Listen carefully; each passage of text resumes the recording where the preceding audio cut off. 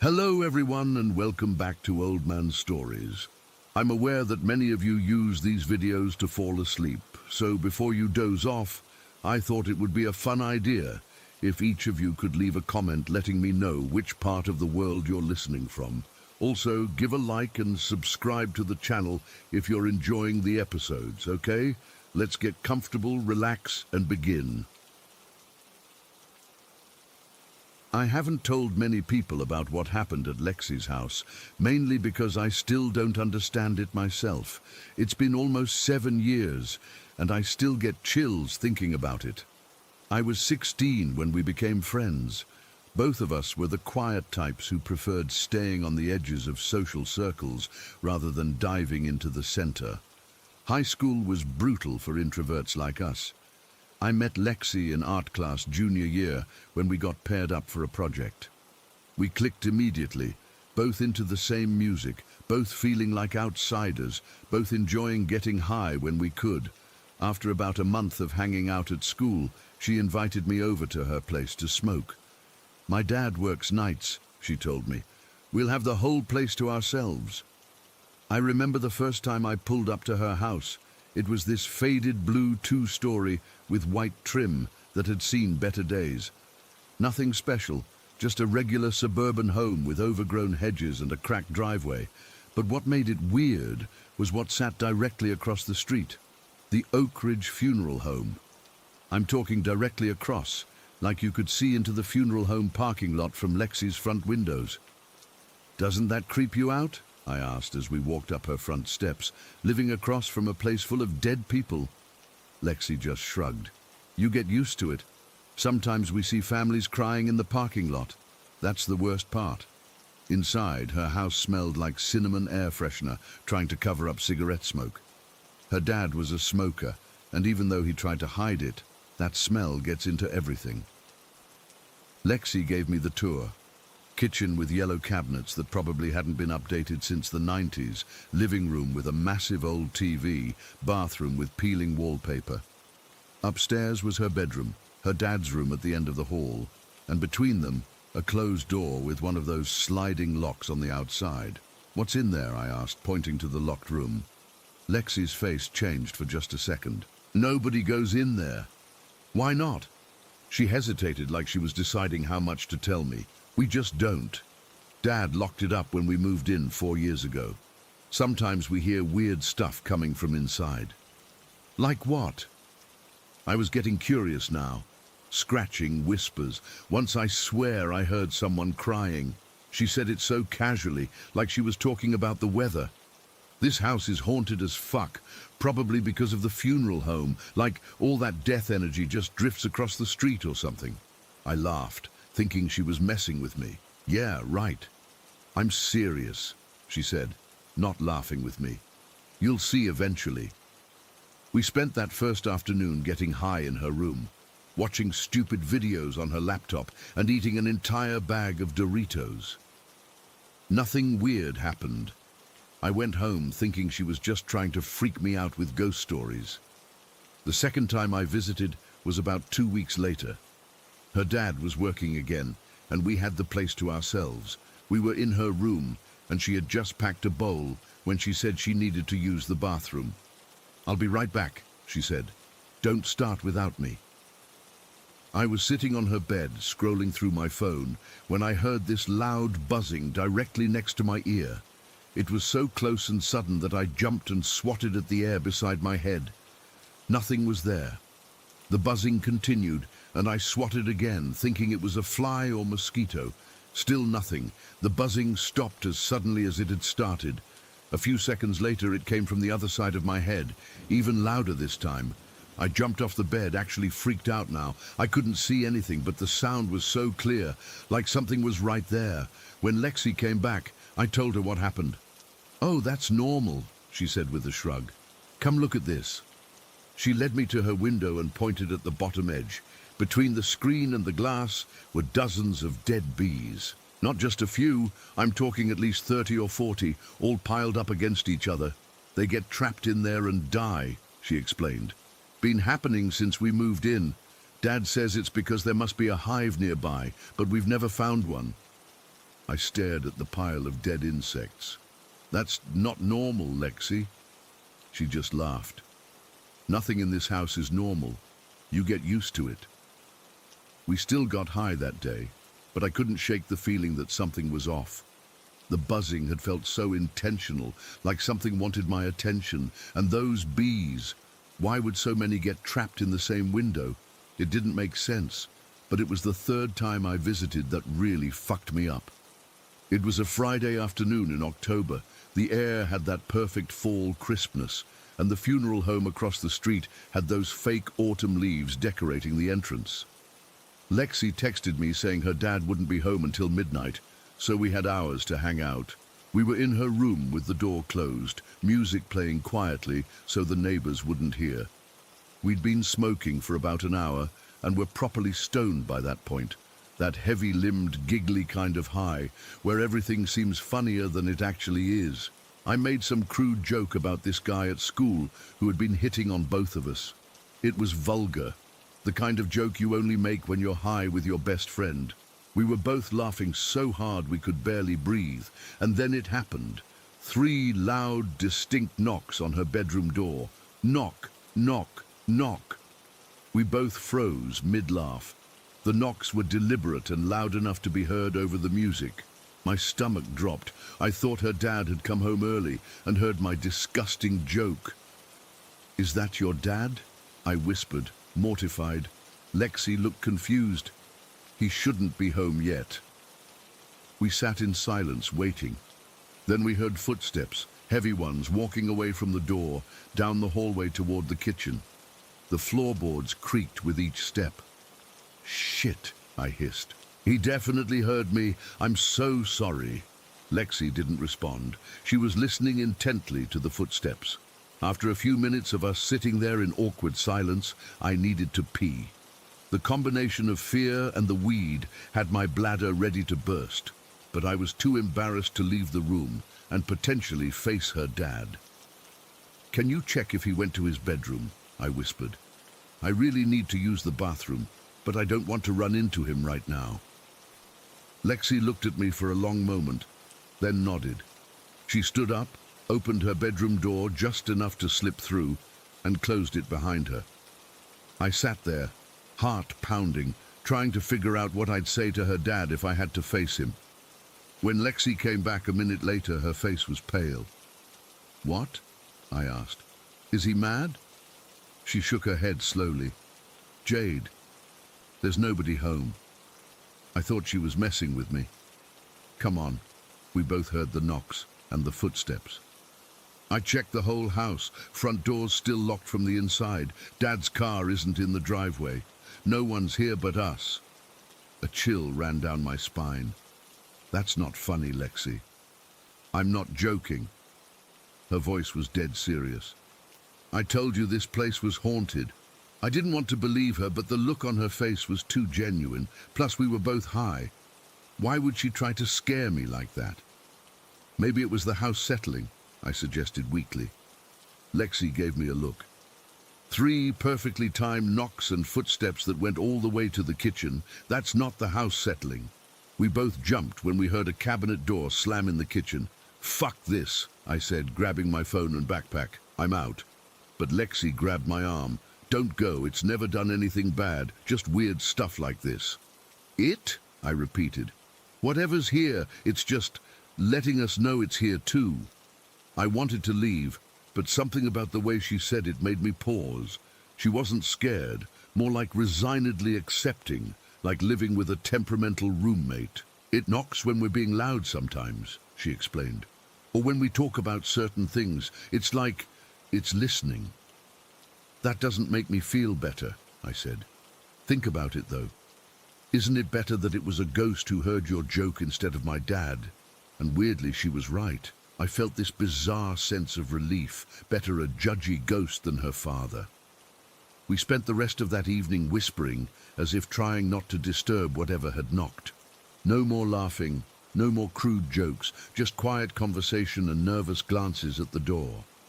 Before I left that night, I needed to use the bathroom for real. The hallway felt colder than it should have, and I couldn't shake the feeling of being watched as I walked past that locked middle room. As I washed my hands, I swear I heard whispers coming from behind the bathroom mirror, too faint to make out words, but definitely voices. I never told Lexi about the whispers. Somehow, admitting I'd heard them would make everything too real. We hung out at her house a few more times after that, but I always made excuses to leave before dark. Each time, something small but inexplicable would happen. A door would close by itself, or we'd hear footsteps when no one was there. Once, all the kitchen cabinet doors were open when we went downstairs, though we'd both been in her room the whole time. The last time I visited was right before Christmas break. We were in her room when the power suddenly went out, just in her house. The funeral home across the street still had its lights on. In the darkness, I heard that buzzing again, circling around my head. Then Lexi's bedside lamp turned on by itself, even though the power was still out everywhere else. That was it for me. I made some excuse about my mom texting me to come home. Lexi knew I was scared, but she didn't try to stop me. We drifted apart after that. I'd still see her at school, but I always came up with reasons why she couldn't come to my house or why I couldn't go to hers. By graduation, we barely spoke. Last I heard, she still lives in that house with her dad. Sometimes I drive by and see her sitting on the porch, smoking, looking across at the funeral home like she's waiting for something. I always keep driving. I still don't know what was in that locked room. I don't know why the bees died in her window, or why whatever was there chose to knock after my joke. All I know is that the feeling of being listened to by something you can't see stays with you. And sometimes, when I'm alone at night, I swear I can still hear that buzzing right next to my ear. Story 2. I don't usually share this stuff online, but I need to get this off my chest. I've been carrying this memory for years, and sometimes I wonder if I imagined the whole thing. But I know what I saw. I was 17, living in Anglinton with my family. It was the summer of 2005, and things weren't great at home. My dad had lost his job at the paper mill a few months earlier, and money was tight. Everyone was on edge. Mom was working double shifts at the diner, and Dad was drinking more than usual. My little sister was the only one who seemed to escape the tension, but even she kept to herself most days. That particular evening, July 15th, we had the worst blowout yet. Dad had found out I'd been skipping school to work at the gas station on Route 16. I wasn't doing it to be rebellious. I was saving up for community college because I knew they couldn't afford to help me. But Dad didn't see it that way. He saw it as me throwing away my education, ending up just like him, as he put it. You think you're so damn smart, Isaac? Think you know better than everyone? He was red-faced, standing in the middle of our tiny living room with an empty beer can crushed in his fist. I tried explaining about the money, about wanting to help, but he wasn't hearing it. Mom just stood in the kitchen doorway, looking exhausted. When Dad started bringing up how I was ungrateful and disrespectful, I'd had enough. I grabbed my jacket and headed for the door. "Where do you think you're going?" Dad shouted.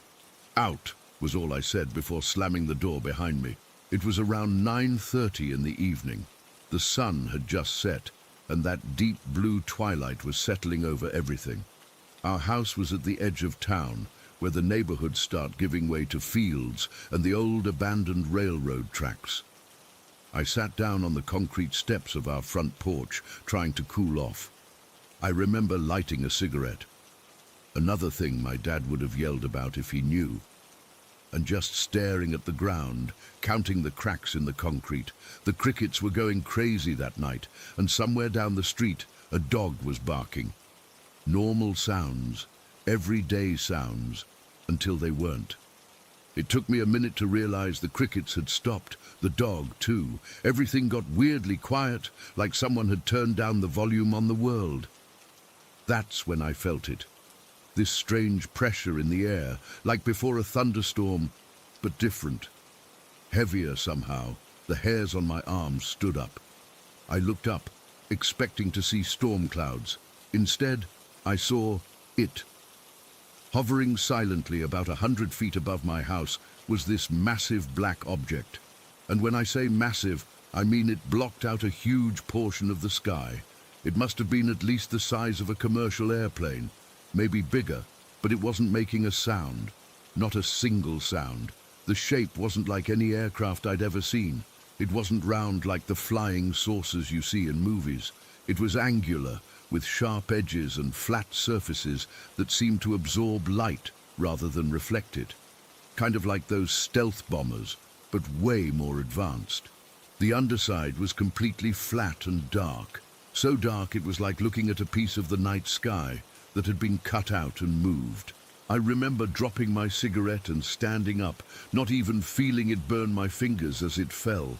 I couldn't move beyond that. I just stood there, mouth open, staring up at this impossible thing hovering over my house. The weirdest part? I wasn't scared. Not at all. I should have been terrified, this massive unknown object silently floating above me, but instead I felt calm, almost curious, like I was observing it as much as it was observing me, and it was observing me. I'm certain of that. Along what I assumed was the front of the craft, there were what looked like windows or viewing ports, darker sections within the dark material. I couldn't see inside, but I had this overwhelming feeling of being watched, studied, not in a threatening way, but with intense interest, like a scientist watching a particularly fascinating specimen. Time did something strange then. I don't know if I stood there for 30 seconds or 30 minutes.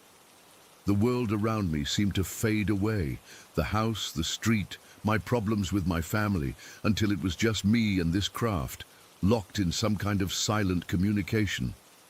I remember wanting to call out to someone, to have a witness, but I couldn't make my voice work. It was like my body wasn't my own anymore.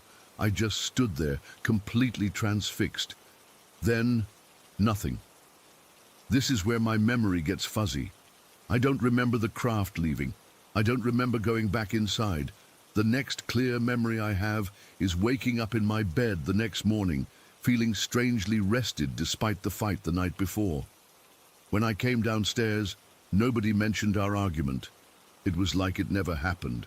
Dad was reading the paper, Mom was making breakfast, everything completely normal. I almost convinced myself I'd dreamed the whole thing, both the fight and the craft. Except for one detail, the burn on my finger from where I dropped the cigarette. That was real. For years I didn't talk about it. Who would believe me? I went to community college as planned, moved to the city, got a job in IT, normal life stuff. I pushed the memory so far down that I almost forgot about it entirely. Until 8 years later, when I was 25, I was dating this girl, Melissa. One night, we were watching some documentary about UFO sightings, and she was laughing about how fake everything looked. Nobody who actually saw something would describe it like that, she said. And just like that, it all came flooding back. Every detail of that night, crystal clear, like it had happened yesterday. I told her everything. I expected her to laugh or think I was making it up. Instead, she got really interested and started doing research. That's how I learned that experiences like mine aren't as uncommon as you might think. There are thousands of reports of similar crafts, angular, black, silent, from all over the world. What really got to me was when Melissa found research suggesting these encounters often happen to younger people or people under emotional stress. That described me perfectly that night. A teenager dealing with family problems, sitting alone after an explosive argument. Was I somehow more visible to whatever was in that craft because of my emotional state? Did they choose me specifically, or was I just in the right place at the right time? I've spent hours scrolling through forums and websites, looking for answers. Some people who've had similar experiences report missing time, which might explain why I don't remember how the encounter ended. Others talk about recurring dreams or strange marks on their bodies afterward. I didn't have any of that, just the burn on my finger from the cigarette, which could be easily explained. What I can't explain is the feeling I had while looking at that craft. The complete lack of fear, the sense of connection. Sometimes I wonder if they did something to my mind to keep me calm, or if there's something about these encounters that naturally suppresses terror. Since that night, I've had this persistent feeling that I'm being watched. Not all the time, but occasionally, like when I'm alone or when I'm thinking about the encounter. It's not threatening, just present. A feeling that whatever or whoever was in that craft is still out there, still interested in me for some reason. I've been back to Anglinton a few times over the years. My parents still live in the same house. Every time I visit, I find myself stepping outside at night, looking up at the sky, waiting maybe, hoping for a second encounter to confirm I'm not crazy. I don't know.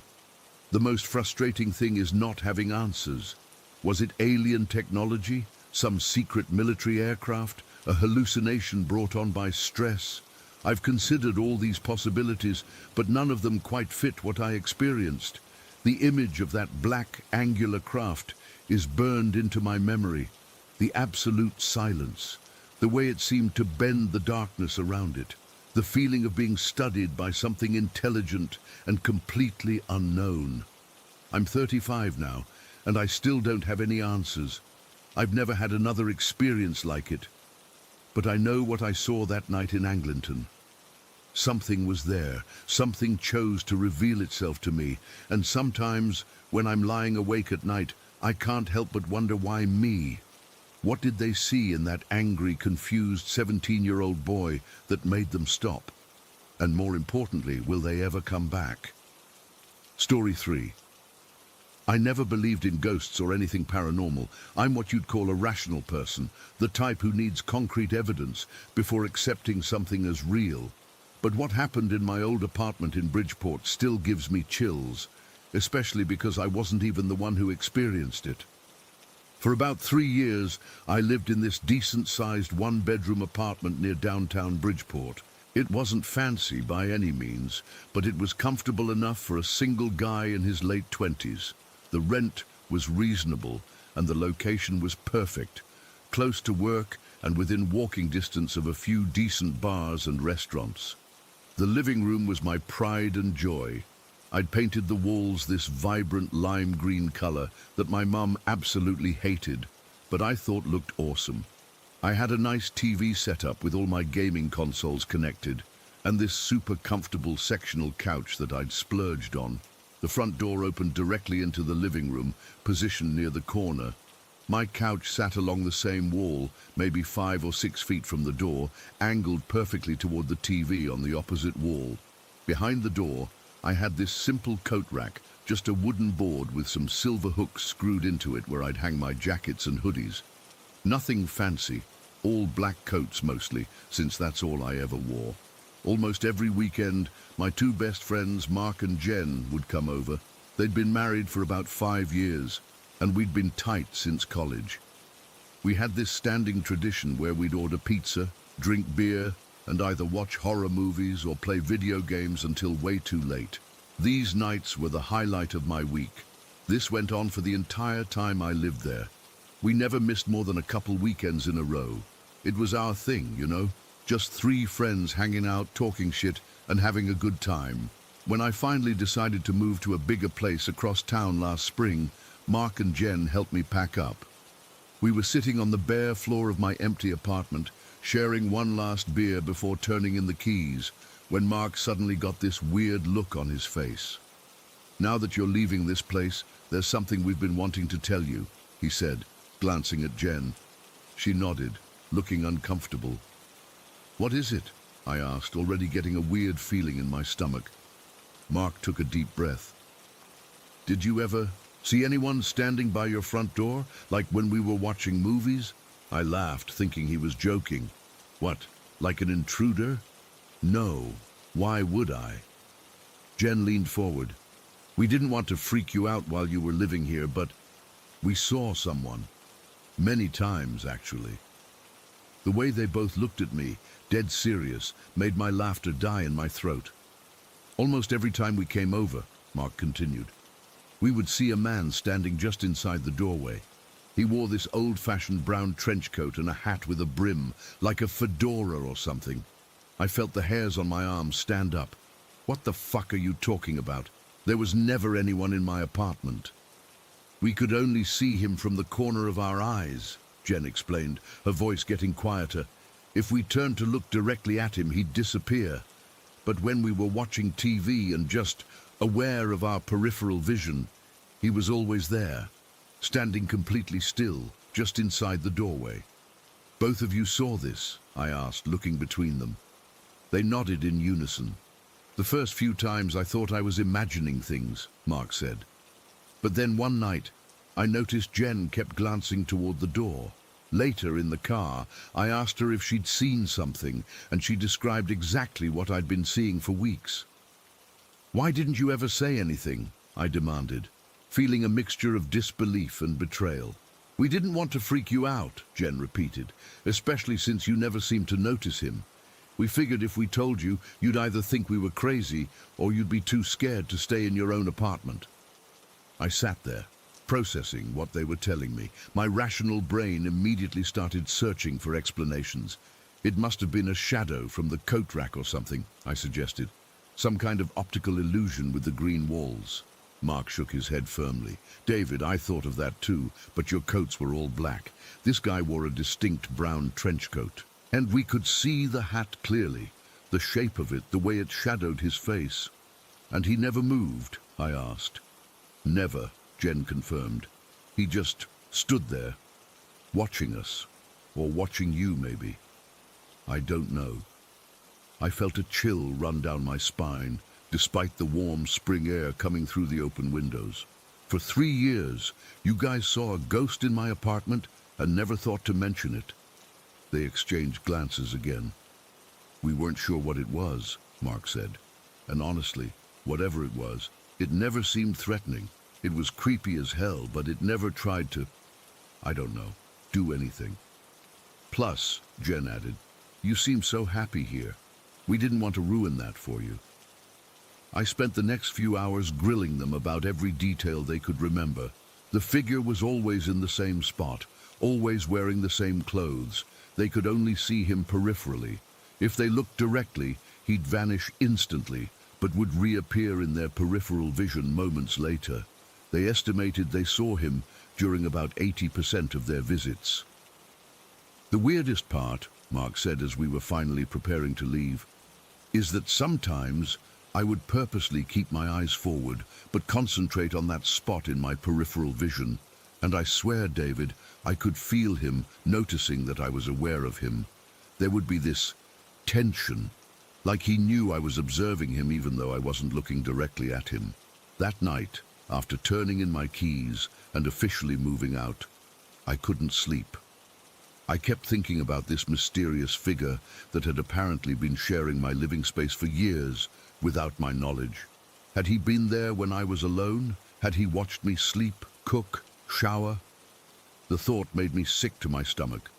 I spent the next few weeks researching the history of the building, looking for any record of deaths or traumatic events that might explain a haunting.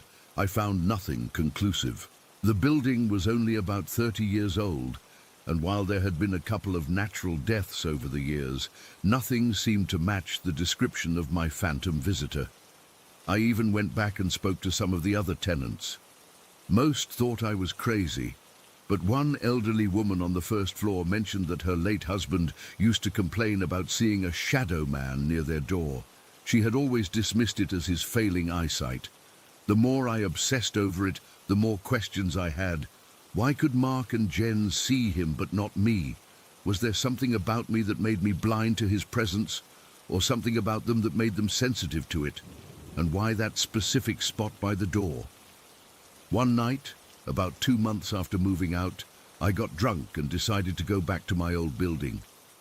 My apartment had been rented to someone new, but I knew the main entrance code hadn't been changed. I sat in my car across the street for nearly an hour, working up the courage to go in. Finally, around 2 in the morning, I walked over and punched in the code.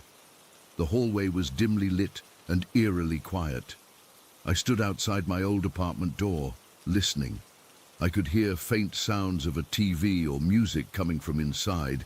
The new tenant was apparently still awake.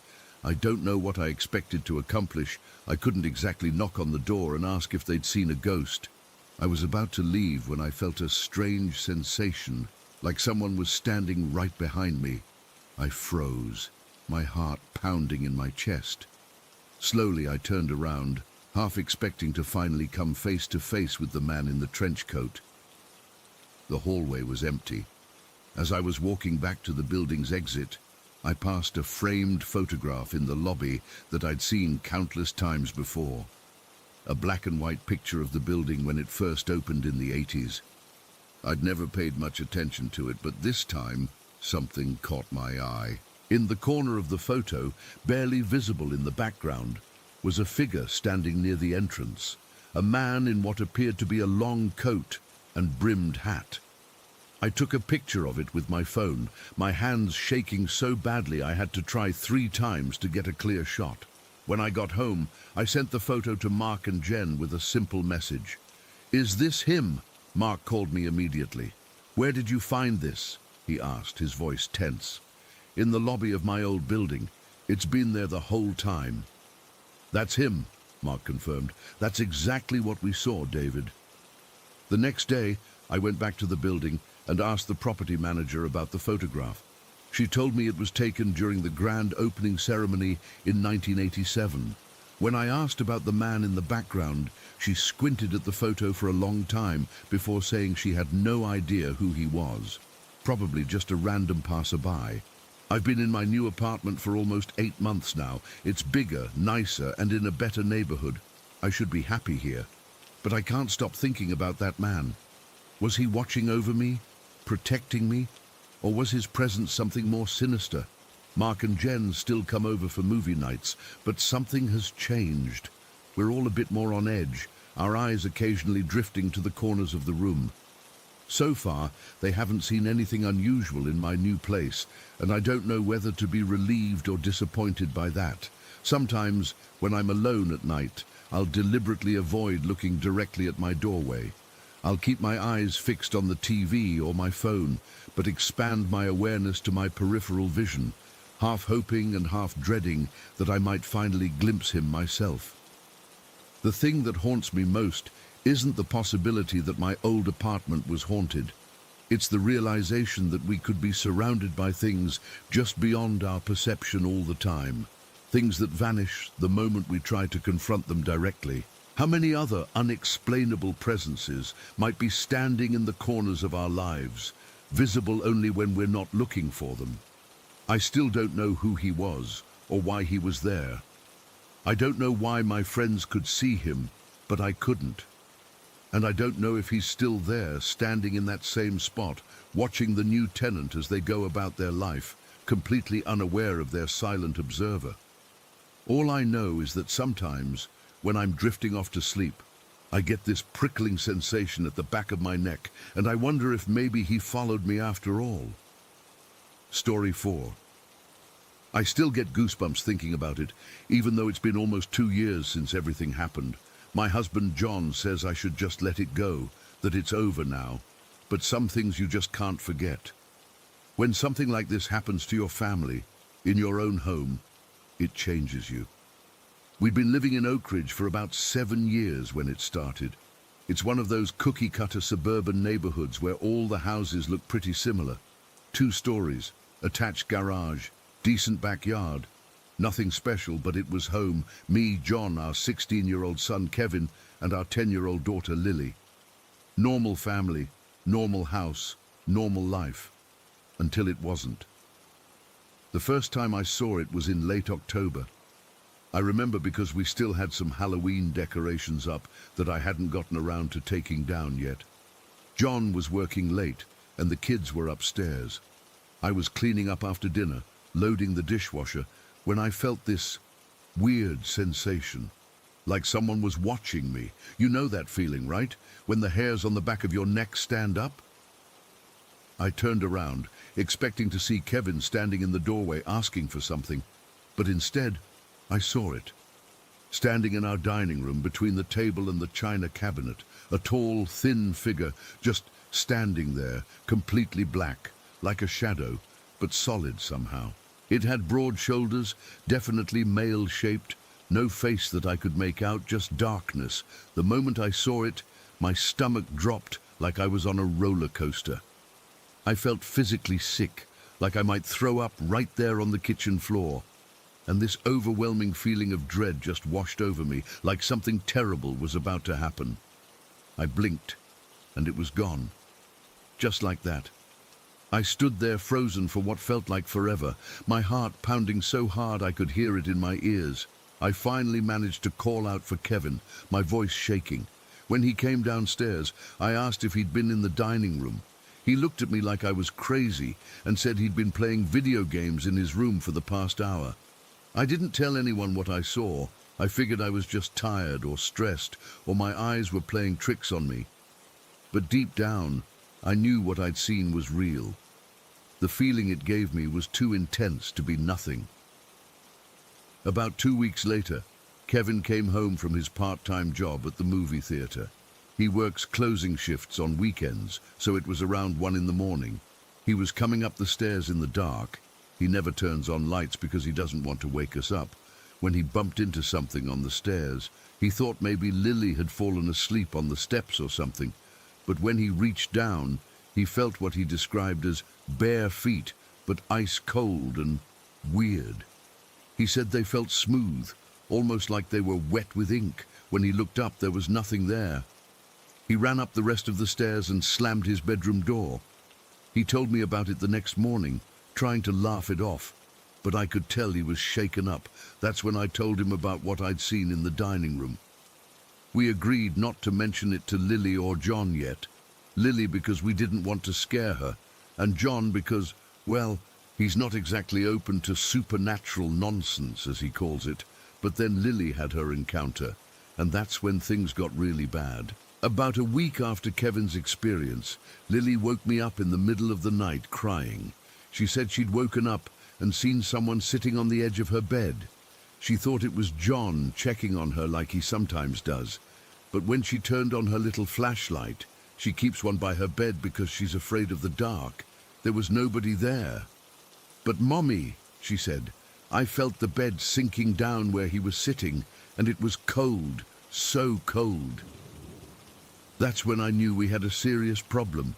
3 of us had seen or felt something now. I still didn't tell John, though. He works so hard, and he was dealing with stress at work. I didn't want to add to it with something he'd probably just dismiss anyway. About a month went by with nothing happening. I started to think maybe whatever it was had moved on. Then one night, I woke up around 3 in the morning needing to use the bathroom. As I walked past our little reading nook on the landing, I saw someone sitting in John's chair. The silhouette was unmistakable, the same broad-shouldered figure I'd seen in the dining room. My blood ran cold. I couldn't move, couldn't breathe. That same feeling of dread and nausea hit me like a truck. I somehow managed to turn my head to look at our bed, and there was John, sound asleep under the covers. When I looked back at the chair, the figure was gone. I woke John up, hysterical. I told him everything.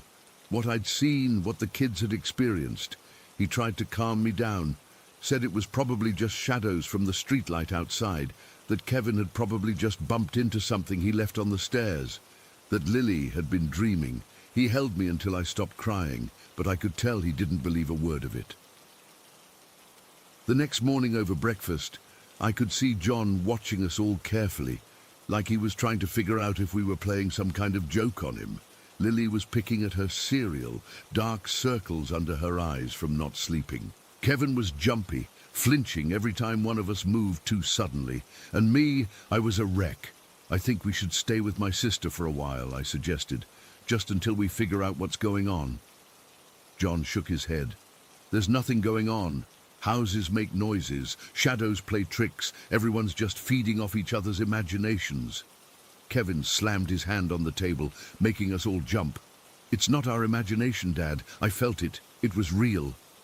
John looked at his son, saw how genuinely scared he was, and something in him softened. "Okay, let's say something is happening. What?" We decided to start keeping track of any strange occurrences. John set up a couple of security cameras, one in the hallway upstairs and one in the dining room where I'd first seen the figure. For a few days, nothing happened. The cameras didn't pick up anything unusual, but the feeling in the house changed. It felt heavier somehow, like the air was thicker. We were all on edge, jumping at every creak and groan of the house. Then John had his experience. It happened at his office, of all places. He's an accountant, works in this big office building downtown. He was working late, alone on his floor except for the cleaning crew. He got up to use the restroom down the hall and saw someone standing at the end of the corridor, a tall, dark figure with broad shoulders. Thinking it was one of the cleaners, he called out. The figure didn't respond, but started moving away. John followed it, curious, turning the corner just in time to see it enter a conference room. When John got to the room and opened the door, it was empty. No other exits, nowhere for anyone to hide. That night he came home white as a sheet. He didn't even have to tell us what happened. We could see it in his face. He'd seen it too. We sat at the kitchen table, all four of us, and compared notes.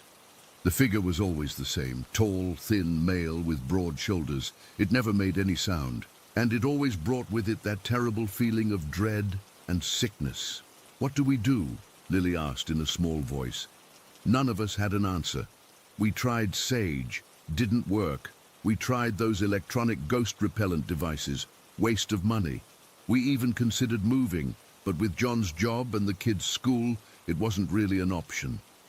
Then one of my friends at work suggested calling a priest. We're not particularly religious, but at that point, we were willing to try anything. Father Mike from St. Catherine's agreed to come do a blessing of the house. The day Father Mike came over was weird. The house felt different, tense, like the air before a thunderstorm. He went through each room, saying prayers and sprinkling holy water. When he got to Lily's room, the temperature dropped so suddenly we could see our breath. Father Mike didn't even flinch, just kept praying, his voice getting louder. There was this moment, just a split second, where I swear I saw it again. Standing in the corner of Lily's room, taller than ever, its shoulders almost touching the ceiling. And for the first time, I thought I could make out features in its darkness. Hollow eyes, a gaping mouth. Then Father Mike said something in Latin, and it was gone. After he finished the blessing, Father Mike sat with us in the living room. He didn't ask if we'd seen anything unusual or if we believed in ghosts. He just said, "Whatever was here should be gone now, but if it comes back, call me immediately." The way he said it, so matter of fact, made my skin crawl, like he knew exactly what it was and how dangerous it could be. That night, we all slept in the living room together, no one wanting to be alone. In the morning, the house felt lighter somehow, brighter. The oppressive feeling that had hung over us for months was gone. Days passed, then weeks, then months. No more sightings, no more cold spots, no more feeling of being watched. Whatever the shadow man was, wherever he came from, he was gone. But sometimes, when I'm home alone or up late at night, I still feel uneasy.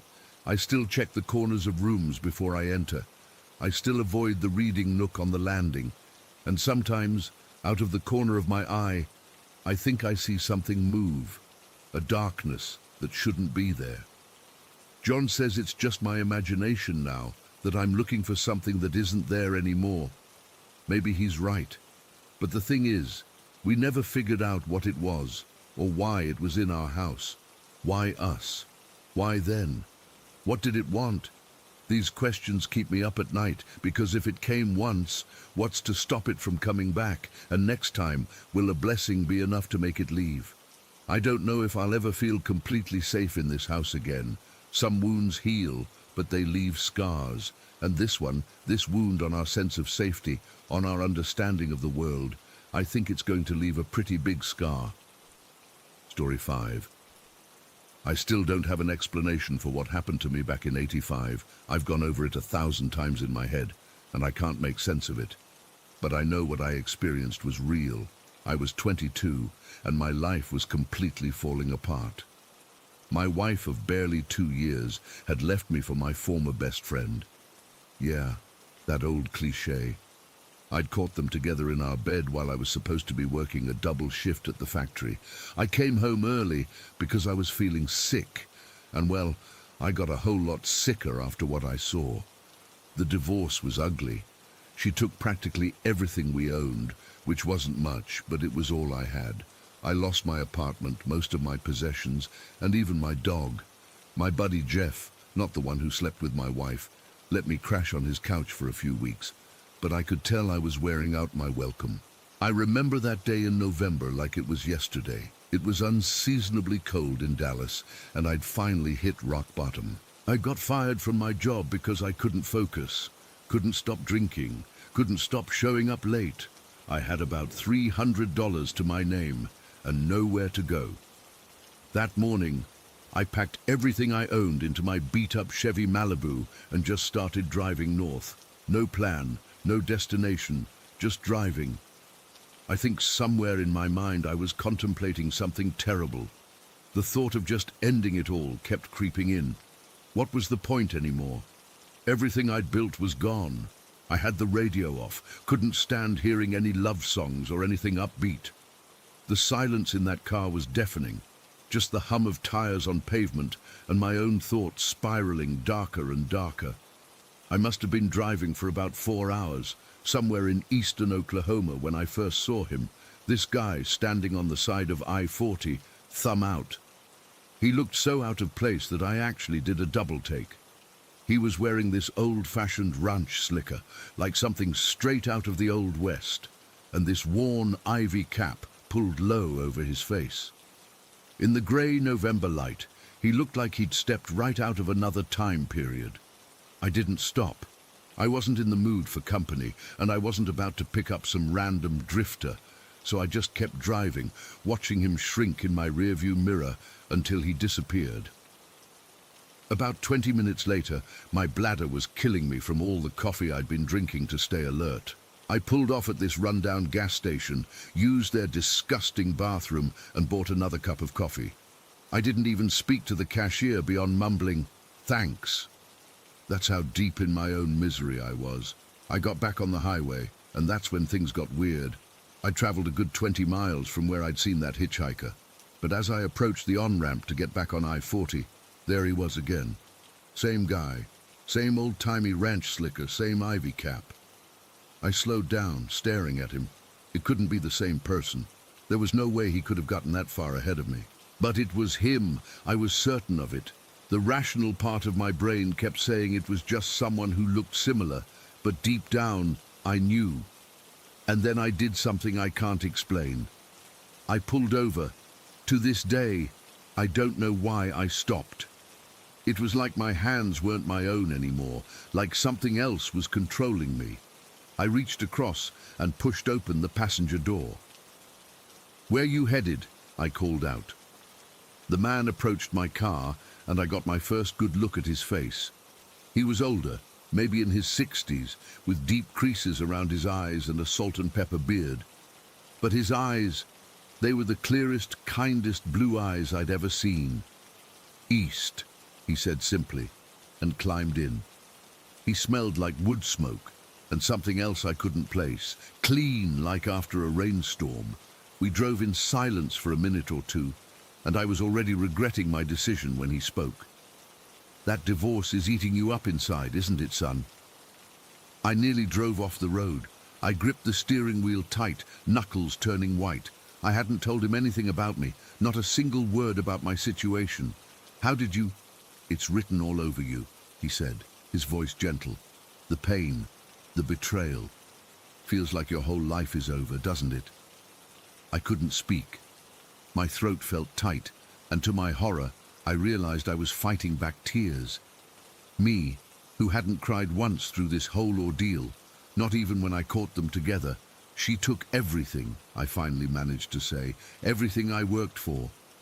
The hitchhiker nodded slowly. "Material things. They come and go, but she didn't take what matters most." "What's that?" I asked, a bitter edge to my voice. "Your future," he said simply. I let out a harsh laugh. "What future? I've got no job, no home, barely any money. I've got nothing left." "You're young, Ethan. Your story's just beginning." That's when I realized I hadn't told him my name either. I shot him a sideways glance. "How do you know who I am?" He smiled, and it was the warmest, most genuine smile I'd seen in months. "I know a lot of things. I know you're hurting. I know you're thinking of doing something foolish, and I know that if you just hold on a little longer, you'll see that this isn't the end for you. It's a new beginning." I should have been freaked out. I should have pulled over and kicked this strange man out of my car. But instead, I felt this wave of calm wash over me. For the first time in months, the crushing weight on my chest seemed to lighten. For the next couple hours, as we drove through Oklahoma and into Arkansas, he talked. He told me stories about people who had faced devastating setbacks and went on to find happiness. He spoke about God and faith in a way that wasn't preachy, but comforting. He never asked where I was going, which was good because I had no answer. "Your grandfather," he said suddenly, breaking a brief silence. "He taught you how to fish, didn't he, down at Lake Ray Hubbard when you were 8. My blood ran cold. How could you possibly know that?" "He was a good man," the hitchhiker continued, ignoring my question. "He always told you that a man's character is built during the hard times, not the easy ones. Remember that?" I did remember. My grandpa had been dead for 6 years, but those fishing trips were some of my fondest memories. No one knew about those conversations. I'd never even told my ex-wife about them. "Who are you?" I whispered. He just smiled again. "Someone who was sent to remind you that this isn't the end of your road, Ethan. There are good things waiting for you, if you just keep going." By the time we reached Little Rock, Arkansas, it was getting dark. I was exhausted, but somehow felt lighter than I had in months. The hitchhiker had talked about things, personal things, that no stranger could know. About my childhood dog Rusty, who died when I was 10. About the time I broke my arm falling out of the treehouse my dad built. About how my mom used to sing, "You Are My Sunshine," when I couldn't sleep. I pulled into a convenience store to get gas and use the bathroom. The hitchhiker asked if I could spare a few dollars for food, and for the first time, I noticed how thin and worn he looked. "I'll do you one better," I said. "Let me buy you something to eat." We went into the store together. He picked out a package of bologna, a loaf of bread, a quart of milk, and a Baby Ruth candy bar. Simple things, but he seemed genuinely grateful as the cashier rang them up. Back outside, I handed him the bag of food. "Thank you," I said, and I meant it for so much more than just being company on the road. "I don't know who you are or how you knew all those things, but thank you." He nodded and patted my shoulder. "Remember what I said, Ethan. Your life isn't over, it's just beginning. Good things are coming your way. You just need to be open to them." I got back in my car, put the key in the ignition, and looked in my rearview mirror to make sure I wouldn't back into him. But he wasn't there. I turned around completely in my seat, scanning the parking lot. Nothing. I got out of the car and looked around.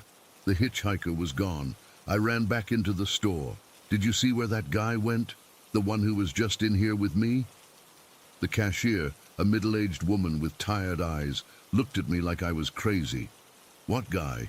You were the only one who came in here, honey." "No, the older man with the beard. He was wearing an old ranch coat. I just bought him some food." She shook her head slowly. "I'm sorry, but you were alone. You only bought a coffee and some gas." I ran back outside, circled the entire building, checked the bathrooms, looked up and down the street. Nothing. The hitchhiker had vanished into thin air, and so had the bag of groceries I'd bought him. I sat in my car for a long time, trying to make sense of what had happened. Had I imagined the whole thing? Was I so exhausted and depressed that I'd hallucinated a companion for my lonely drive? But it had felt so real. The conversations, the insights into my life that no stranger could know, the comfort I'd felt in his presence. That night, I checked into a cheap motel in Little Rock. For the first time in weeks, I slept through the night without nightmares or waking up in a cold sweat. When I woke up the next morning, I felt different. The crushing despair that had been my constant companion was gone, replaced by something I hadn't felt in a long time: hope. I decided to keep driving east. 3 days later, I reached Knoxville, Tennessee, where my cousin lived. He got me a job at the construction company where he worked. 6 months later, I was promoted to crew foreman. A year after that, I met Sarah, who would eventually become my wife. Everything the hitchhiker said would happen, happened. Good things did come my way. My life wasn't over. It was just beginning. I've spent years trying to make sense of what happened that day. Was he an angel, a ghost, a figment of my desperate imagination? I don't know. All I know is that whatever or whoever he was, he saved my life that day on I-40. Sometimes when I'm driving alone at night, I find myself scanning the shoulders of the highway, looking for a figure in an old ranch slicker and ivy cap. I've never seen him again, but I still hope to someday. I have so many questions and so much gratitude to express. I've never told anyone this story before. People would think I'm crazy, but I know what I experienced was real, and wherever that mysterious hitchhiker is, I owe him everything. Story 6. I've never told this story to anyone outside my immediate family. It's been almost 40 years now, but I still get goosebumps thinking about that evening. Sometimes I wonder if I dreamed the whole thing, but I know I didn't. Jolene remembers it too, though she refuses to talk about it anymore. It was October of 1983. I was 23, fresh out of college, and on a road trip with my best friend Jolene. We'd known each other since junior high, and were celebrating her new job before adult life fully took over. We'd spent the day in Chicago and were driving back to Milwaukee, taking the scenic route through small towns in Wisconsin rather than the highway. The sun was setting, and we were both hungry. We'd been driving for about an hour and a half when we reached this tiny town. I think it was called Millfield or Millville, something with mill in it. It was one of those blink and you'll miss it places with a main street that couldn't have been more than 6 blocks long. "I'm starving," Jolene said, turning down the radio. We'd been blasting Madonna's Holiday for the 3rd time in a row. "Can we please find somewhere to eat?" I remember checking the gas gauge. We were running low, but not dangerously so. "Yeah, let's stop. Maybe they'll have a gas station too." The town was almost deserted. It was around 7 in the evening, but most of the shops were already closed. There was this weird fog rolling in from the fields, not thick, but enough to make the streetlights look hazy. The whole place had that eerie, small town after dark feeling. We drove slowly down Main Street, looking for anything open. That's when I spotted it, a McDonald's sign, just the golden arches, much smaller than usual, attached to the side of what looked like an old Victorian brownstone building. If I hadn't been specifically looking for somewhere to eat, I would have missed it completely. "There's a McDonald's," I said, pointing. Jolene squinted. "Where? That fancy building?" "No way." But as we got closer, we could see it was definitely a McDonald's sign, just bizarrely understated. I pulled into the small parking lot beside the building. There were only 3 other cars there. "This is weird," Jolene said, but we were both too hungry to care much. Maybe it's one of those special franchise locations, like how they have those fancy ones in some historic districts. The building was 3 stories tall, built of dark brown brick, with elaborate trim around the windows. It looked like it had been built in the late 1800s. Nothing like the bright, plastic-looking McDonald's we were used to. The entrance was a heavy wooden door with a brass handle, not automatic sliding glass doors. When we walked in, the weirdness just intensified. Instead of the bright fluorescent lighting and plastic tables, we stepped into what looked more like an old-fashioned cafe. The floor was black and white checkered tile. There were small round tables with bentwood chairs. The lighting came from what looked like actual gas lamps on the walls, giving the whole place this flickering golden glow. The strangest part was the smell. Every McDonald's I'd ever been to smelled the same. That distinctive mix of frying oil, salt, and cleaning products. This place smelled different, older somehow. There was a faint scent of beeswax and something else I couldn't identify, something musty and not entirely pleasant. There were a few customers scattered around, but they were oddly quiet. No one was talking. They just sat at their tables, eating silently. I remember thinking they looked too still, almost like mannequins going through the motions of eating. Jolene grabbed my arm. "Rachel, this is really strange," she whispered. I nodded but kept walking toward the counter. "It's just an old building they converted," I said, though I didn't really believe it. Probably cheaper than building a new one from scratch. Behind the counter stood two employees, a man and a woman. They were wearing McDonald's uniforms, but not the typical ones from the 80s. These were more formal, white shirts with black vests and bow ties. They stood completely straight, not moving at all until we approached the counter. Their faces were expressionless, almost waxy looking in the strange light. "Welcome to McDonald's," the woman said. Her voice was flat, with no inflection whatsoever. Her name tag said Mary, but the font was different from standard McDonald's tags. It looked hand-engraved. I glanced at the menu board, expecting to see the familiar colorful displays. Instead, there was just a small chalkboard with two items written in perfect flowing script: hamburger and Coca-Cola. No prices, no pictures, nothing else. Is this the full menu?" I asked, trying to sound casual. Mary stared at me without blinking. "Yes, hamburger and Coca-Cola. What would you like?" Her eyes were wrong somehow.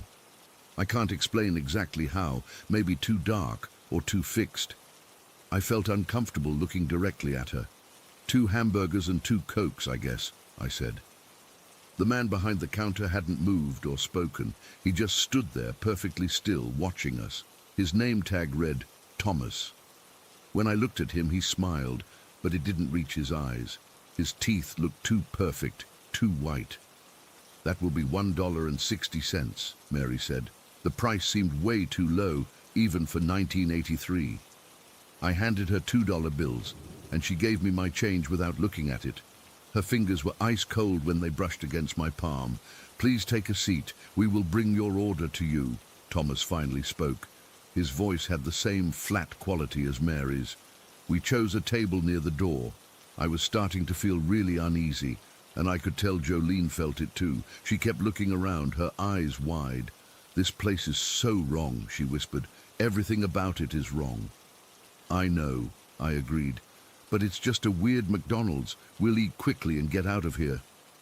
I glanced at the other customers again. A family of 4 sat at one table: Mum, Dad, and 2 kids. They were all eating hamburgers methodically, taking a bite, chewing exactly 15 times, I counted, swallowing, then taking a sip of Coke before repeating the process. They didn't look at each other or speak. At another table, an elderly man sat alone. He wasn't eating, just staring at his empty plate with a slight smile. He must have felt me looking because he slowly turned his head toward me. His eyes were milky, and his smile widened just slightly. I quickly looked away. The lighting seemed to be getting dimmer, and I noticed the gas lamps were flickering more erratically. The room felt colder too. Thomas appeared beside our table with our food on a silver tray. Not paper, actual silver. He set identical hamburgers wrapped in plain white paper in front of us, along with 2 glass bottles of Coca-Cola. Not plastic cups, not fountain drinks, glass bottles that looked vintage, with caps already removed. "Enjoy your meal," he said, still not blinking. Then he just stood there for an uncomfortable moment before walking away with the same mechanical precision I'd noticed before. I unwrapped my hamburger. It looked normal, I guess. A basic hamburger with a beef patty, a slice of cheese, ketchup, and a pickle. But something about it made my stomach turn. The meat was too perfectly round, too uniform in texture. The bun had no sesame seeds and looked dense, almost like it was made of something other than bread. Jolene hadn't touched hers. She was staring past me, her face suddenly drained of all color. I'd never seen her look so terrified. "Rachel," she whispered, her voice shaking, "we need to leave, now." "What's wrong?" I asked, turning to look where she was staring. "Don't look," she hissed, grabbing my wrist. "Please don't look. We need to go right now." The urgency in her voice scared me. I stood up immediately, leaving the food untouched. As we moved toward the door, I noticed that all the other customers had stopped eating and were watching us, all with the same slight smile, all completely silent. Mary and Thomas were standing side by side behind the counter, also watching us. As we reached the door, I heard Mary say very clearly, despite not raising her voice, "You haven't finished your meal." "Sorry, we just remembered we're late for something," I called back, trying to keep my voice steady as Jolene pulled me toward the door. "You should finish your meal," Thomas added. "Everyone finishes their meal here." The family that had been eating turned in unison to look at us. Their movements were perfectly synchronized, like they were controlled by the same force. The elderly man stood up slowly. We pushed through the heavy door and practically ran to my car. My hands were shaking so badly I could barely get the key in the ignition. As I started the car, I glanced back at the restaurant. All the customers were standing at the windows now, watching us. Mary and Thomas stood in the doorway. "Drive," Jolene said through clenched teeth. "Just drive." I peeled out of the parking lot and didn't slow down until we were several miles away. Jolene hadn't said a word, and I could see she was still trembling. "What did you see?" I finally asked. "What scared you so badly?" She shook her head. I don't want to talk about it." "Come on, Joe. You saw something I didn't." She was quiet for so long, I thought she wasn't going to answer. Finally, she said, "When Thomas brought our food, I saw behind him through the kitchen door when it swung open." She swallowed hard. "It wasn't a kitchen, Rachel. What I saw wasn't right. It wasn't possible." "What was it?" I pressed. "I don't know how to describe it. It wasn't our world back there. The proportions were all wrong, and there were things moving. They weren't people." She wrapped her arms around herself, and they saw me looking. They knew I saw. We drove in silence for a while. About 20 minutes later, we passed a gas station and decided to stop. While filling up, I asked the attendant about the McDonald's in the town we'd just left. He looked confused. "There's no McDonald's in Millbrook. Nearest one's about 30 miles west in Delafield." "But we just came from there," I insisted. "Victorian building, small sign. It was definitely a McDonald's." The man shook his head. "Been living here all my life, ma'am. No McDonald's in Millbrook. Never has been." On the drive home, Jolene and I discussed going back in daylight to investigate, but the next morning she was adamant we shouldn't return. Whatever that place was, it wasn't just strange or unusual, she said. It was wrong, fundamentally wrong, like it shouldn't exist, but somehow it does, and I think it's dangerous. We never went back. I've driven through that area a few times over the years, but I've never been able to find Millbrook again, let alone that McDonald's. It's like the whole town disappeared. Jolene and I don't talk about it anymore. The one time I brought it up, about 10 years ago, she just said, "Some things are better left alone, Rachel," and changed the subject. I still wonder what she really saw through that kitchen door. What was so terrifying that after 40 years she still can't bring herself to describe it? And sometimes, when I'm having trouble sleeping, I wonder, if we had eaten those hamburgers, would we have ever left that place at all? Story 7. I don't really talk about this stuff with people anymore.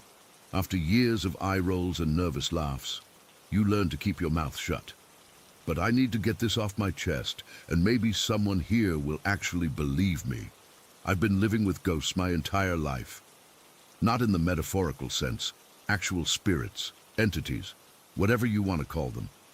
My mom's been a ghost hunter since before I was born. She's 44 now, and I'm 23, so you do the math on how long she's been dragging whatever's attached to us around. It started when I was about 8. Mom was always going to these abandoned buildings, old hospitals, cemeteries, anywhere with a creepy history. She'd come home with these voice recordings and photographs, all excited about some EVP or orb she captured. Dad thought it was harmless, just a weird hobby. But I think she opened something, like a door that never fully closed. The first time I knew something was wrong was at my aunt's trailer. Mom had been investigating an old mental asylum the weekend before. I remember because she wouldn't stop talking about the incredible evidence she'd collected. My sister and I were sleeping over at my aunt's place, me, my sister and my aunt, all in the same bed. It was around 2 in the morning when I woke up needing to pee. That's when I saw him. A man walking down the hallway toward our bedroom, carrying a shovel. He was tall, kinda hunched over, and moving with this weird purpose. The trailer was small. There was no way a stranger could be inside without us knowing. My aunt was a single woman, no boyfriends or male friends staying over. I froze, my heart beating so hard I thought it would wake everyone up. I couldn't even scream. I just pulled the blanket over my head and squeezed my eyes shut, praying he wouldn't come any closer. I stayed that way until morning, too terrified to move. When I finally told my aunt, she searched the entire trailer, doors locked, windows secure. She said I must have had a bad dream, but I know what I saw. After that, things started happening in every house we lived in. Objects would move. We'd hear footsteps when no one was there.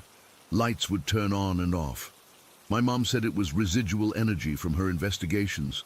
Nothing to worry about, but it only got worse. When I was around 13, we were staying at my uncle's house to babysit my little cousin. My uncle was a single dad who worked night shifts, so we'd often sleep over to watch his kid. One night, I was lying in bed with my cousin, who was already asleep.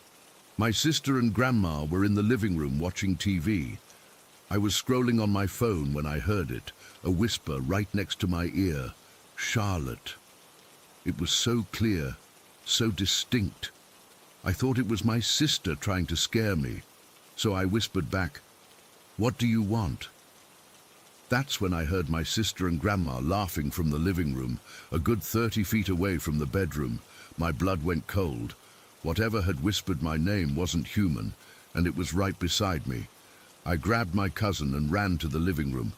I refused to go back to that house for months.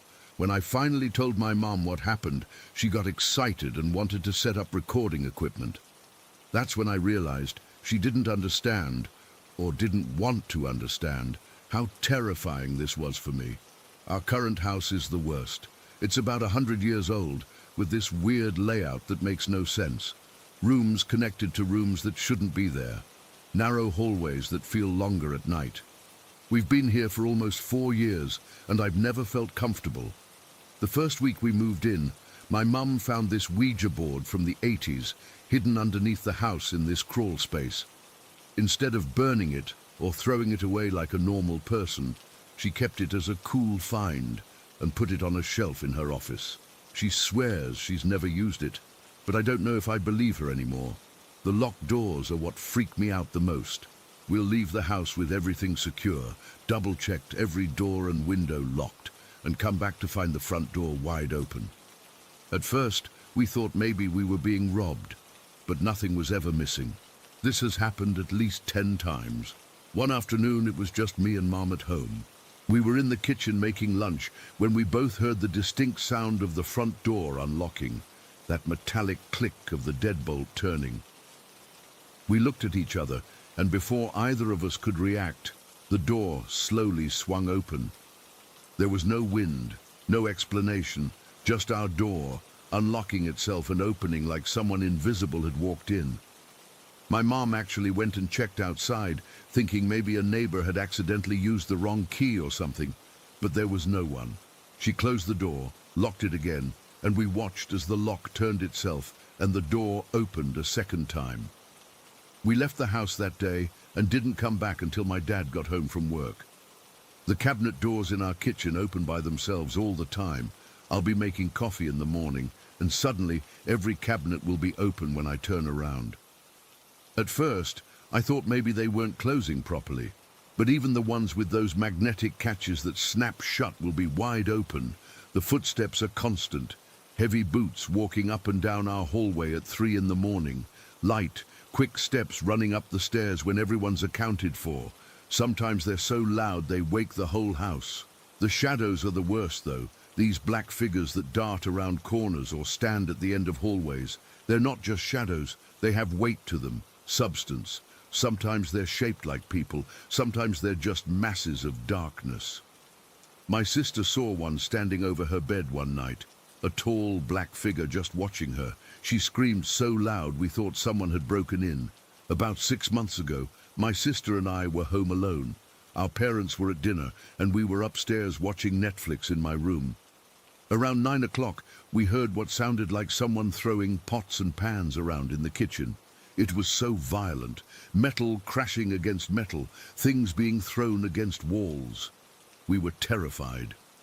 We ran to the bathroom, locked ourselves in, and called our parents. They were only 15 minutes away and said they'd come right home. Those 15 minutes felt like hours.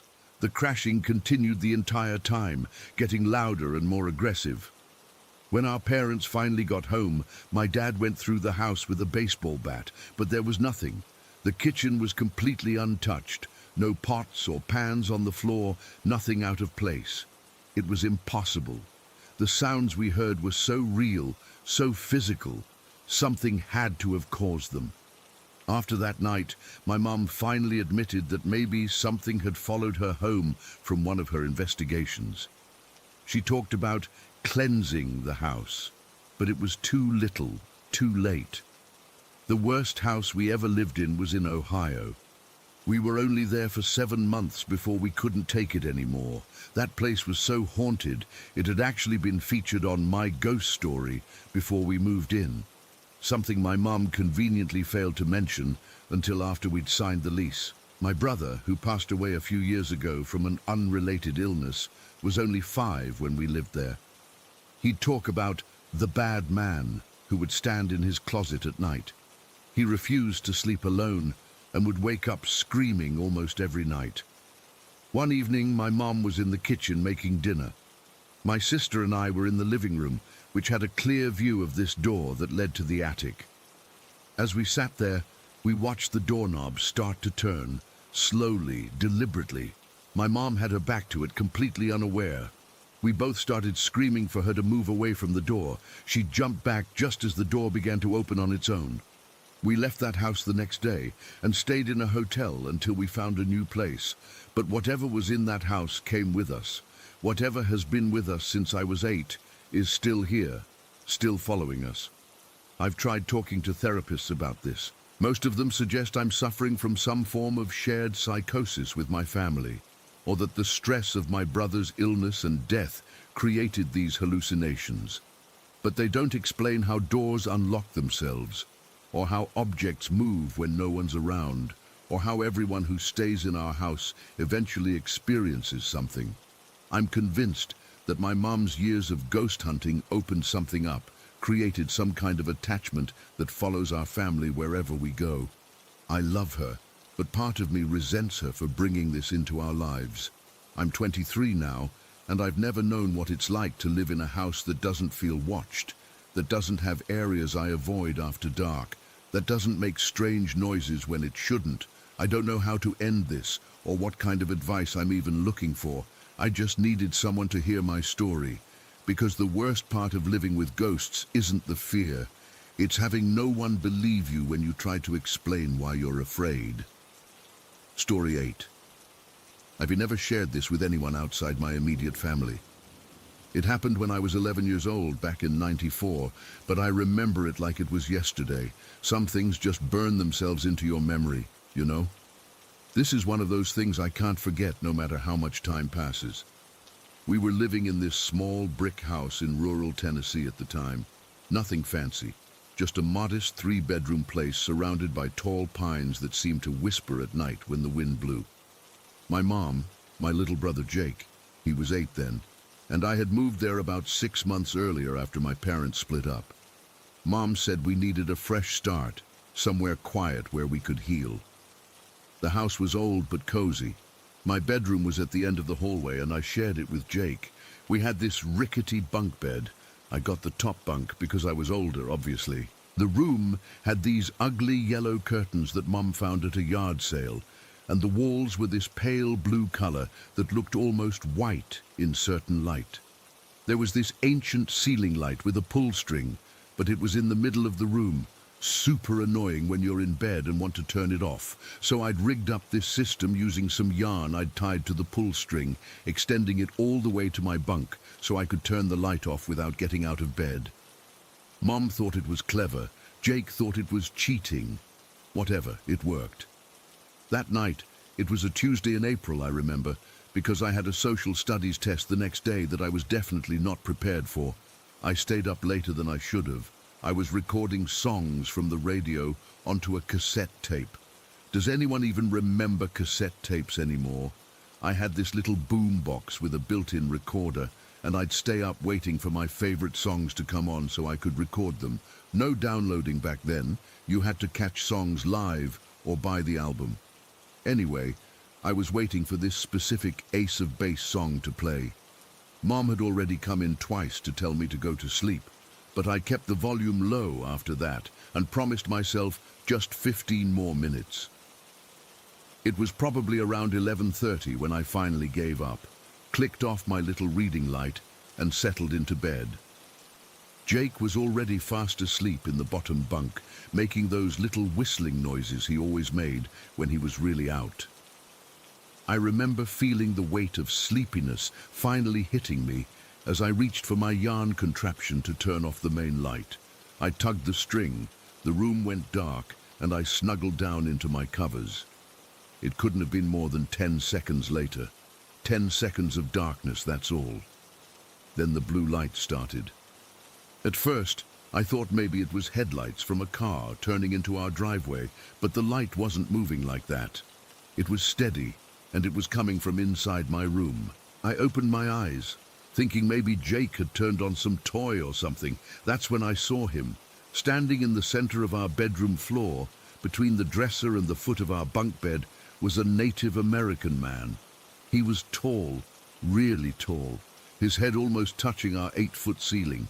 He wore a full traditional outfit, leather pants with intricate beadwork down the sides, some kind of chest covering with more beads, and what looked like small animal bones, and a headdress with feathers that cascaded down his back. But the thing that made me freeze wasn't his clothes or his height. It was the fact that he was glowing bright blue. Not like he was wearing blue clothes or standing in blue light. His entire body was emanating this electric blue glow that lit up our whole room, and he was looking directly at me. Not just in my direction. His eyes were locked with mine. He stood completely still with his arms crossed over his chest, his expression stern but not angry. I couldn't move. I literally could not make a single muscle in my body respond. It was like I was suddenly made of stone. My breath caught in my throat, and I felt this intense pressure on my chest, like someone was sitting on it. The air in the room felt thick and charged, like right before a thunderstorm. There was this low humming sound too, almost below what I could hear, but I could feel it in my teeth and bones. I don't know how long we stared at each other. It could have been seconds or minutes. Time seemed to stop working normally. His eyes were so dark they were almost black, but they reflected the blue light like tiny mirrors. I remember noticing he had 3 horizontal lines painted across his cheeks and forehead, dark red lines that stood out against his copper skin. The fear built up in me like a wave, slowly at first, and then all at once. When it crested, I finally managed to break free from whatever was holding me still. I screamed, a high, thin sound that didn't even sound like my voice, and fumbled frantically for my yarn to turn the light back on.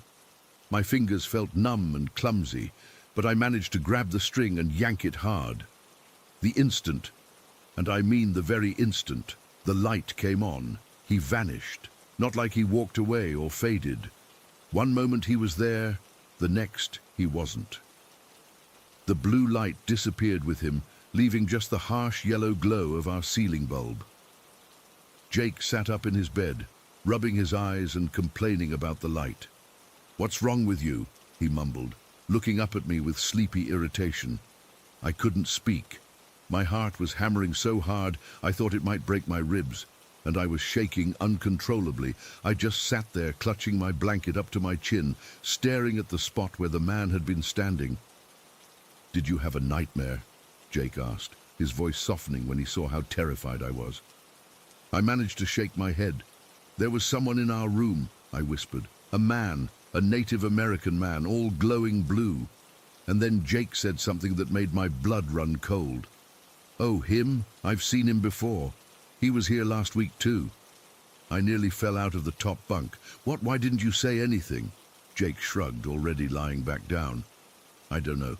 He didn't do anything bad, just stood there watching us. I thought maybe he was keeping us safe or something. I couldn't believe what I was hearing. My little brother had seen the exact same thing and hadn't been scared enough to mention it. Meanwhile, I was sitting there having what felt like a heart attack. "Mom!" I finally called out, my voice cracking. "Mom!" She came rushing in, hair wild from sleep, wearing her old flannel robe. "What is it? What's wrong?" I told her everything. About the blue man, about Jake seeing him before. She checked the whole house, all the doors and windows. Everything was locked tight. She even went outside with a flashlight to look around. But of course, there was nothing there. She ended up sleeping in our room that night, on the little reading chair by the window. I kept the light on until morning, too terrified to face the darkness again. Jake fell back asleep almost immediately, completely unbothered. The next day, Mum called our neighbors to ask if they knew any history about the land our house was built on. Mrs. Thornton, who'd lived in the area her whole life, told Mum that the entire region had once been Cherokee territory before the Trail of Tears. Our little subdivision had been built in the 70s, but before that, it had just been forest for as long as anyone could remember. Mum also called the landlord, thinking maybe someone else who'd lived there had reported something similar. He laughed it off, said the house had good energy, but no ghosts that he knew of.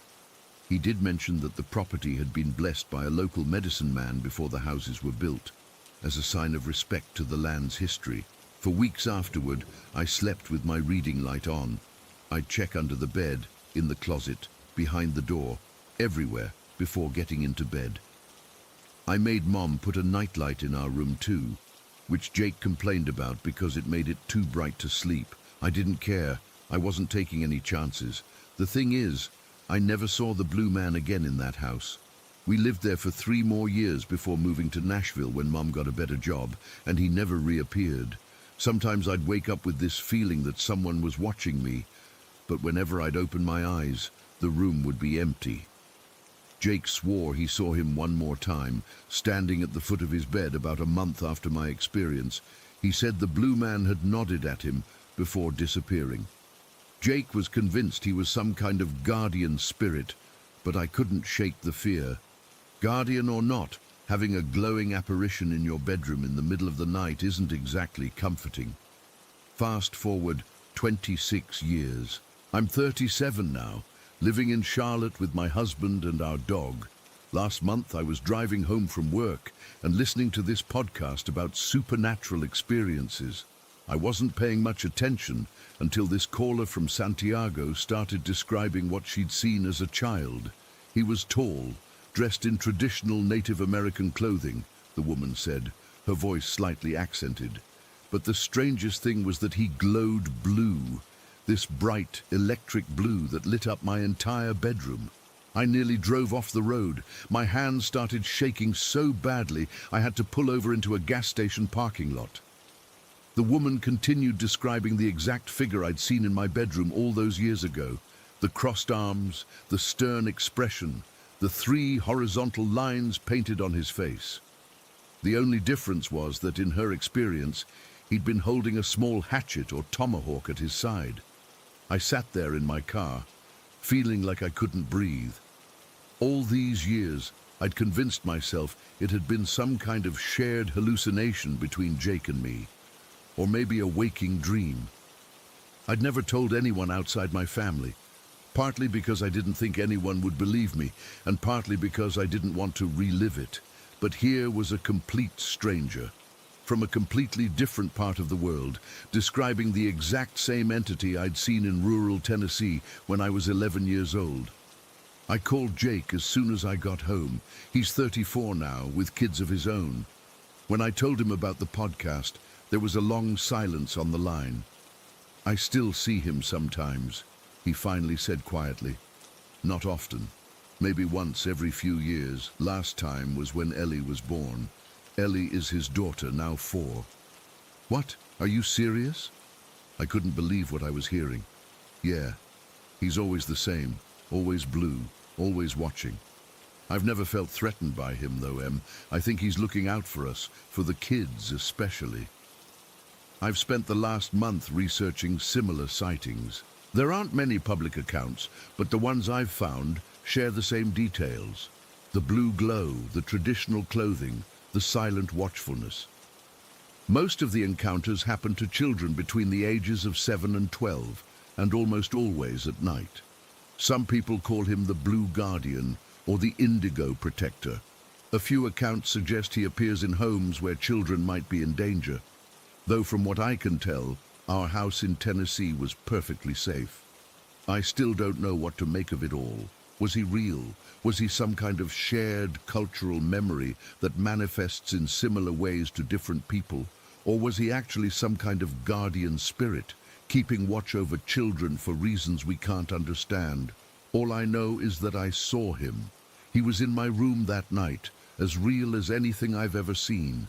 And sometimes, even now, I wake up in the middle of the night with that feeling of being watched. I never see anything when I open my eyes, but I can't shake the sensation that somewhere, somehow, those dark eyes are still watching me. Story 9. I've never been the type to believe in ghosts or the supernatural.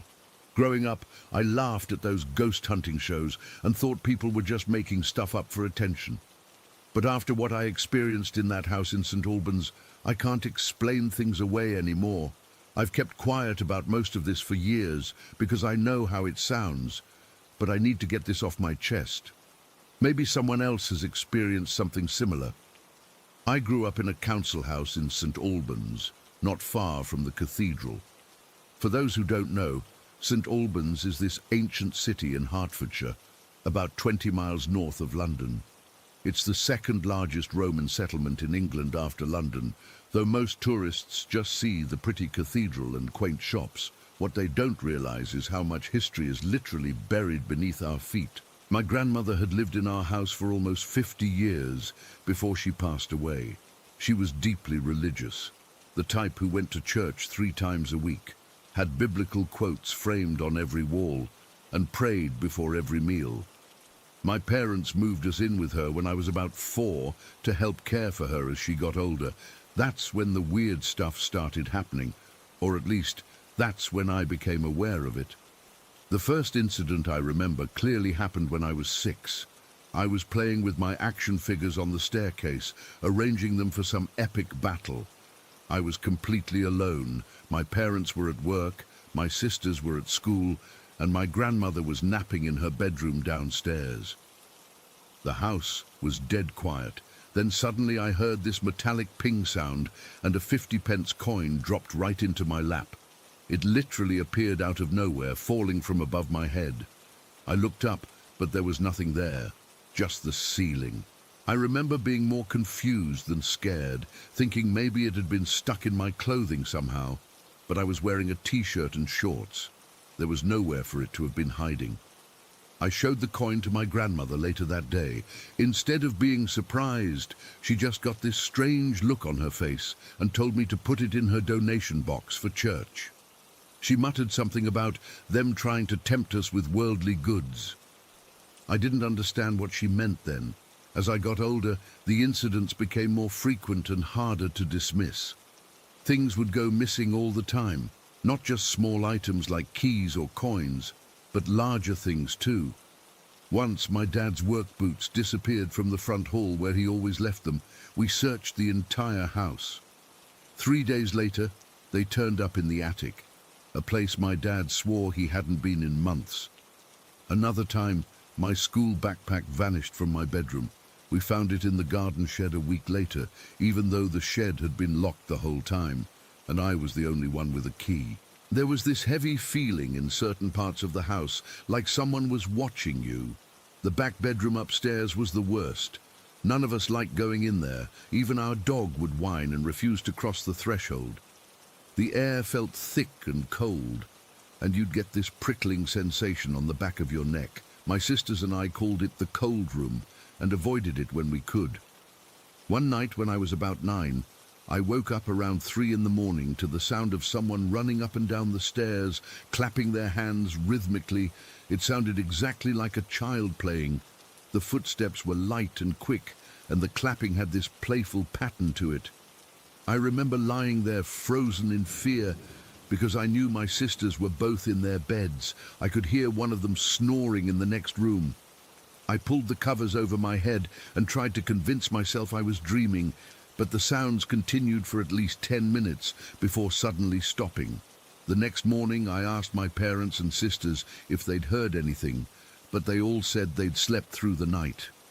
My grandmother, however, had dark circles under her eyes. When I mentioned the running and clapping, she just nodded and said, "They get restless sometimes." She spent the whole day reading her Bible in the living room, louder than usual, almost like she was trying to make sure something could hear her. After that night, my grandmother started blessing the house more frequently. She'd walk through each room with her rosary beads, murmuring prayers. She placed crucifixes above every doorway and kept holy water in little bottles around the house. When I asked her why, she just said, "This land doesn't belong to us, James. It never did. We're just visitors, and some of the old ones don't like us being here." I remember being terrified by that comment, but also intensely curious. I started reading about the history of St. Albans at the local library. I learned that our neighborhood had been built on what was once part of Verulamium, the old Roman city. Archaeological digs had uncovered evidence of Roman cemeteries and burial grounds throughout the area. Our house, according to the maps I found, was potentially sitting right on top of what had once been a burial site. When I was 12, something happened that I still can't explain logically. I was home alone after school. My grandmother was at a church function, and my parents were both working late. My sisters had after-school activities. I was in the kitchen making a sandwich when all the cabinet doors flew open simultaneously. Not just one or two, all of them. It was like a scene from a horror film, except it was happening right in front of me. The force was so strong that some of the doors hit the walls and bounced back. I dropped my knife and backed against the refrigerator, my heart pounding. Then the tap turned on by itself, full blast. Water sprayed everywhere. I couldn't move. I was paralyzed with fear. Then I heard it, a low, angry whisper that seemed to come from everywhere and nowhere at once. "She can't protect you forever." I ran out of the house and didn't come back until my parents returned home. When I told them what happened, they tried to rationalize it. Maybe the cabinet doors weren't properly closed. Maybe I'd bumped the tap without realizing it. Maybe I'd imagined the voice because I was overtired from studying, but I knew what I'd experienced was real. My grandmother believed me, though. She took me aside later that night and explained that there were spirits in the house that had been there long before us. "They resent our faith," she said. "They were here when this was their sacred ground, before Christ came to these shores. They see my devotion as an affront to their old ways." I asked her why they seemed to be getting more aggressive. She sighed and admitted that as she got older, her prayers weren't as strong as they once were. "They sense weakness, James, like wolves circling an aging shepherd." About a year later, my grandmother fell ill. She had a stroke and spent her final weeks in hospital. During that time, the activity in the house reached a fever pitch. Lights would turn on and off by themselves. We'd hear footsteps in empty rooms. One morning we came downstairs to find all the crucifixes she'd hung around the house piled in the center of the living room floor. The night she died, I was alone in my bedroom when I felt something sit on the edge of my bed, the mattress depressed, and I could feel the warmth of someone sitting there. I thought it was one of my sisters coming to tell me the news about Grandma, but when I opened my eyes, no one was there. The bedroom door was closed, but the impression on the bed remained for several seconds before slowly rising back to normal. The strangest thing is that after my grandmother passed away, most of the activity stopped. It was like whatever had been in the house had been focused on her, and with her gone, it lost interest in tormenting the rest of us. There were still occasional incidents, items moving, unexplained noises, but nothing as intense as before. We moved out of that house about 2 years after my grandmother died.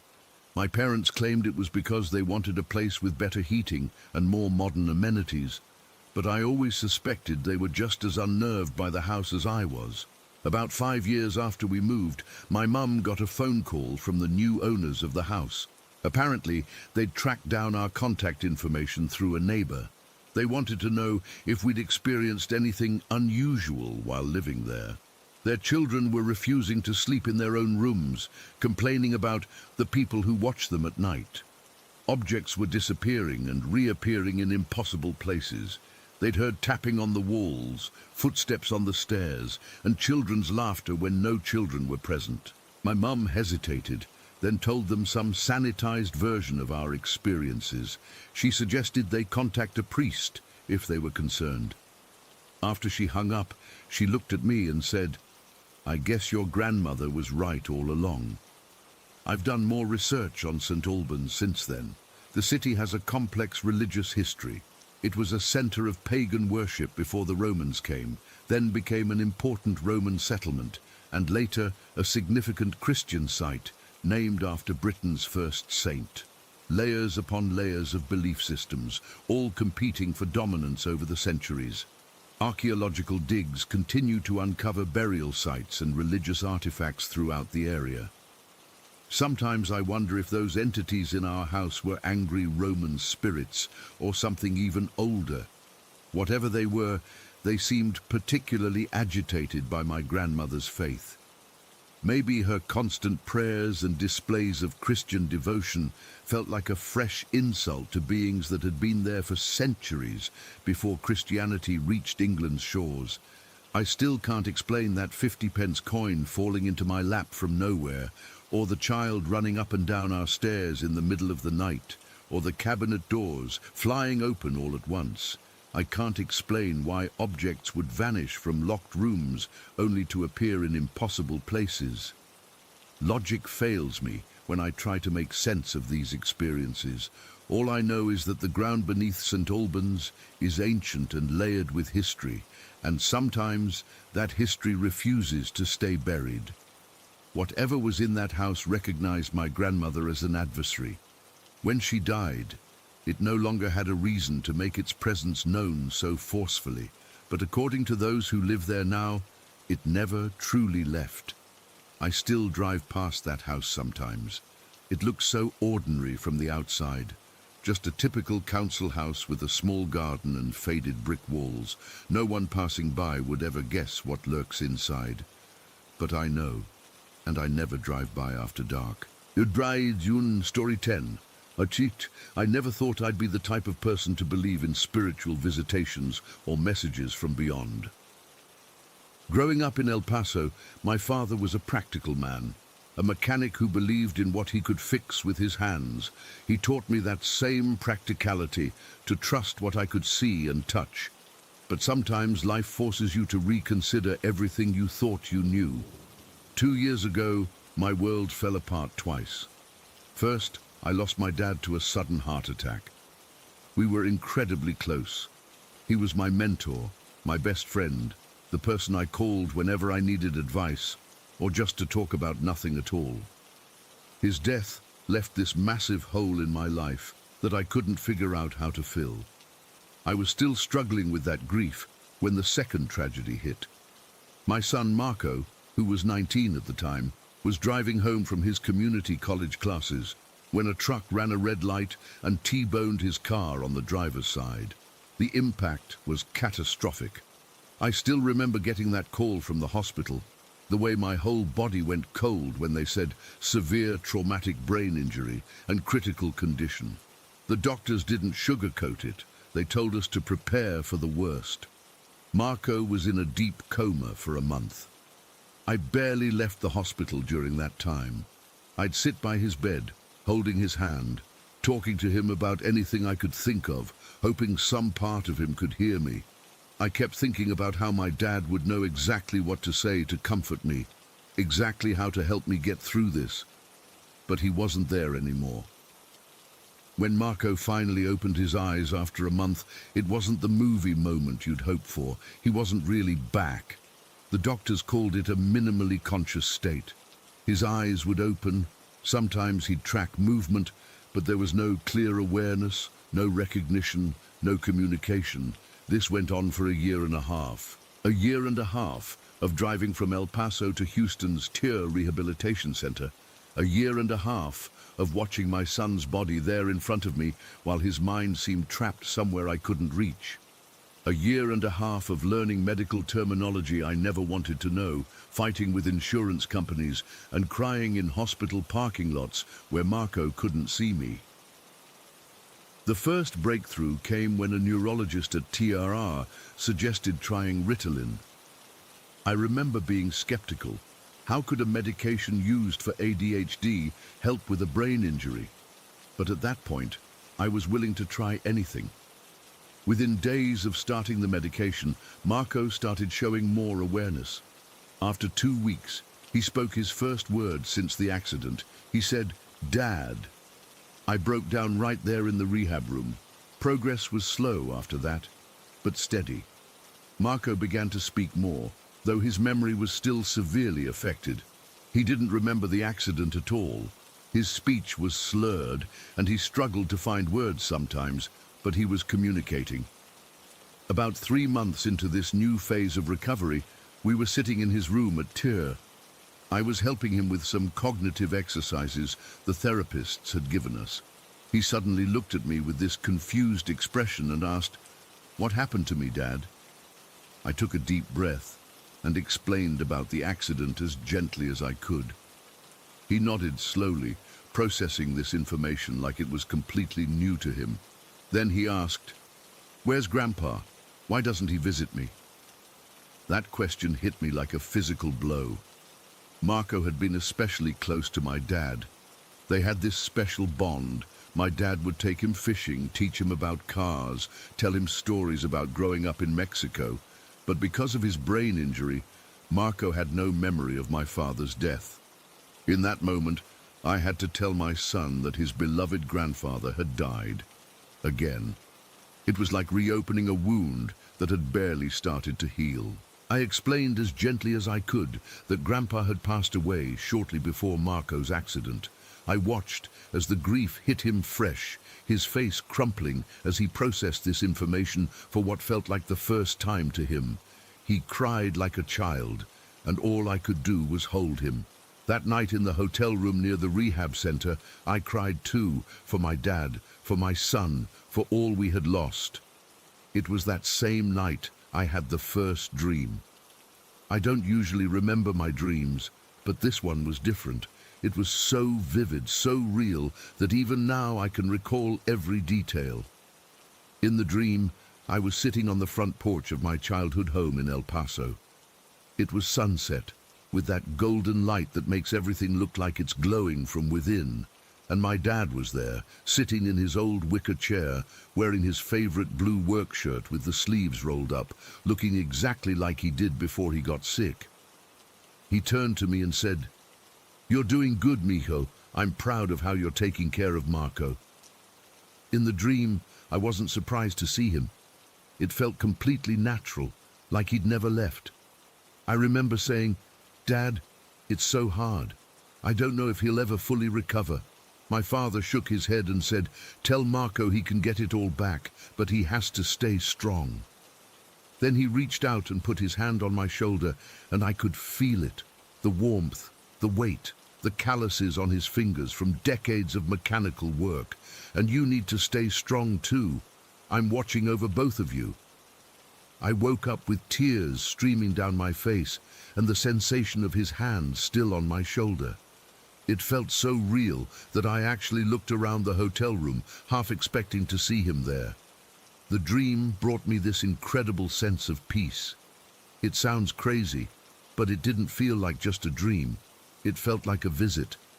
The next morning, I told Marco what his grandfather had said in my dream. I expected him to dismiss it.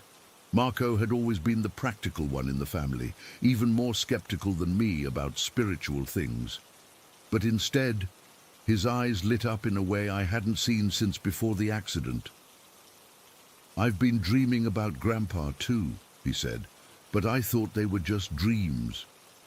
The doctors explained that Marco's memory might continue to be spotty, that he might ask the same questions repeatedly, that we should be patient, and they were right. Over the next few months, he would sometimes forget that my dad had passed and ask about him again. Each time, I had to gently remind him, watching him process the grief anew.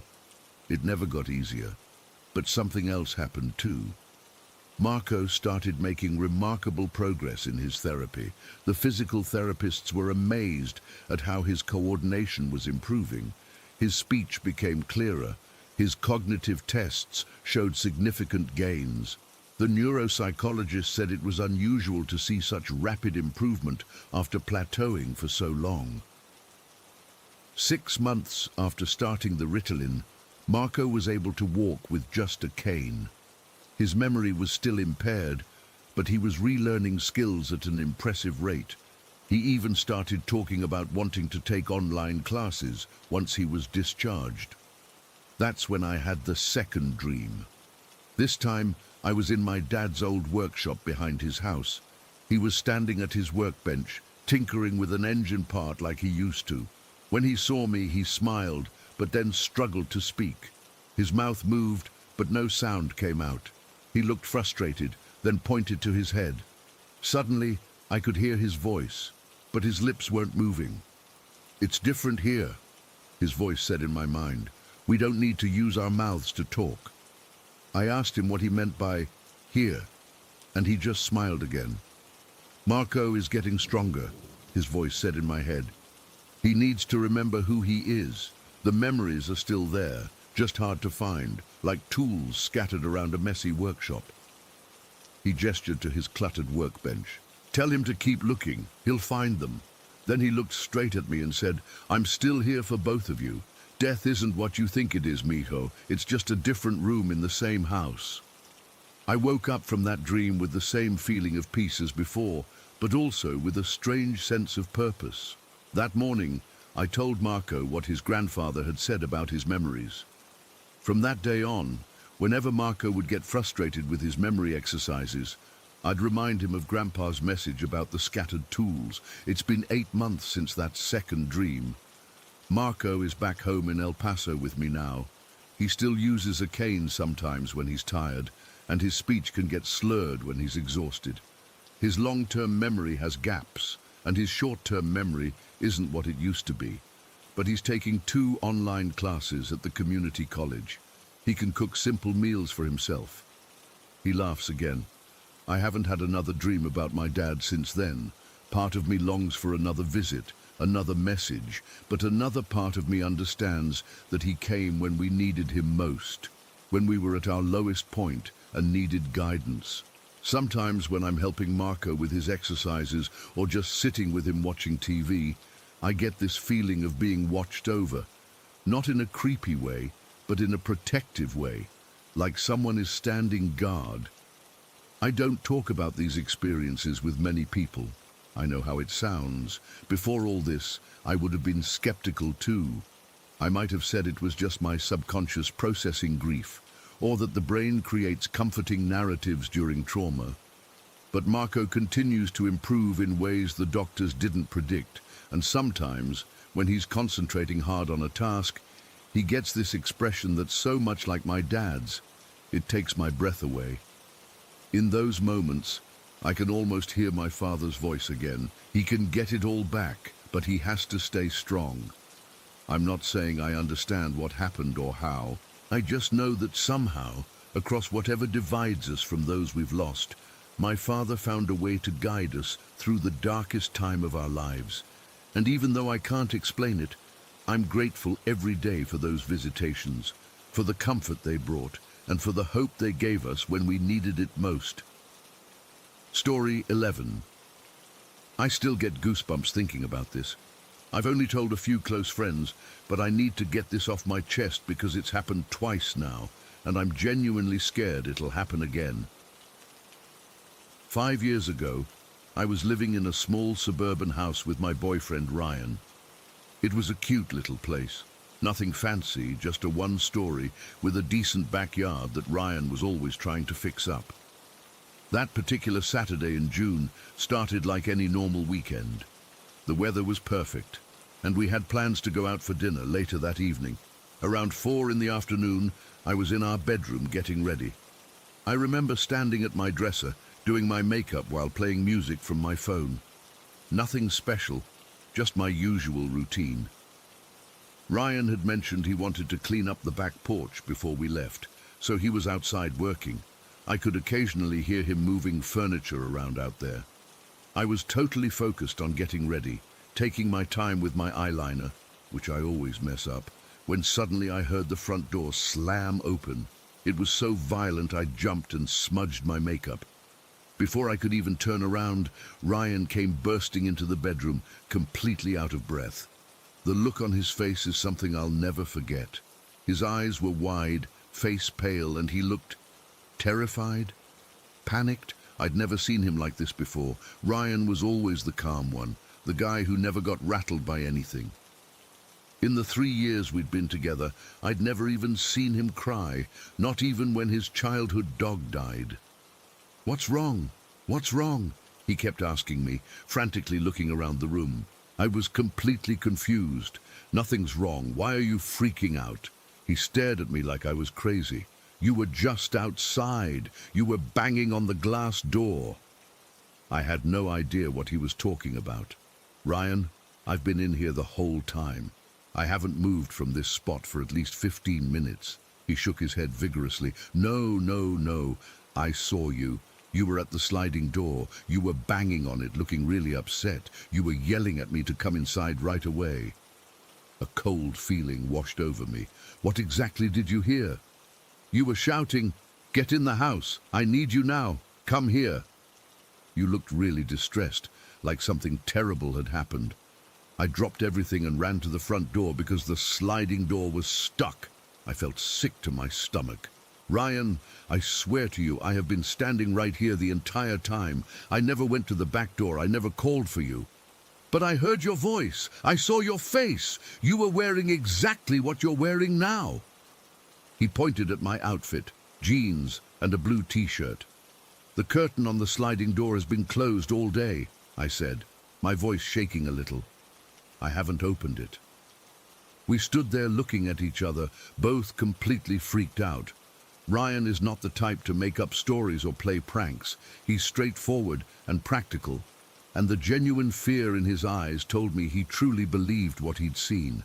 "Are you messing with me?" he asked, his voice quieter now. "No, why would I do that? Are you messing with me?" "Of course not." We went to the back of the house together to check the sliding glass door. Just as I'd said, the curtain was drawn closed. Ryan went outside to look at it from the other side, and I watched him through the kitchen window. He stood there for a long time, just staring at the door with a confused expression. When he came back in, he seemed calmer but still shaken. "I don't understand. It was so real. I would swear on anything that I saw you at that door." We eventually went to dinner as planned, but the mood was completely off. Ryan kept looking at me strangely all night, like he was trying to figure something out. He barely touched his food. On the drive home, he finally spoke up. "Do you think maybe it was a reflection or something, or maybe the neighbor's kid playing a prank?" I knew he was trying to rationalize it, but our neighbors didn't have kids, and the sliding door faced our private backyard with a tall fence.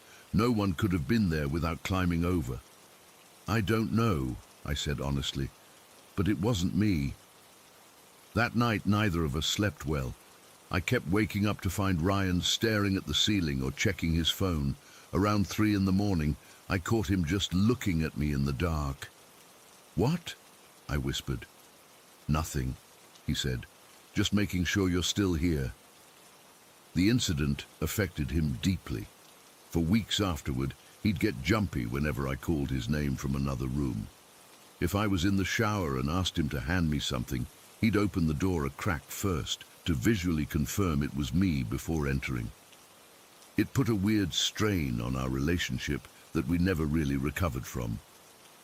6 months later, we broke up for other reasons, but I always wondered if that day changed how he saw me. I tried to put the whole thing behind me.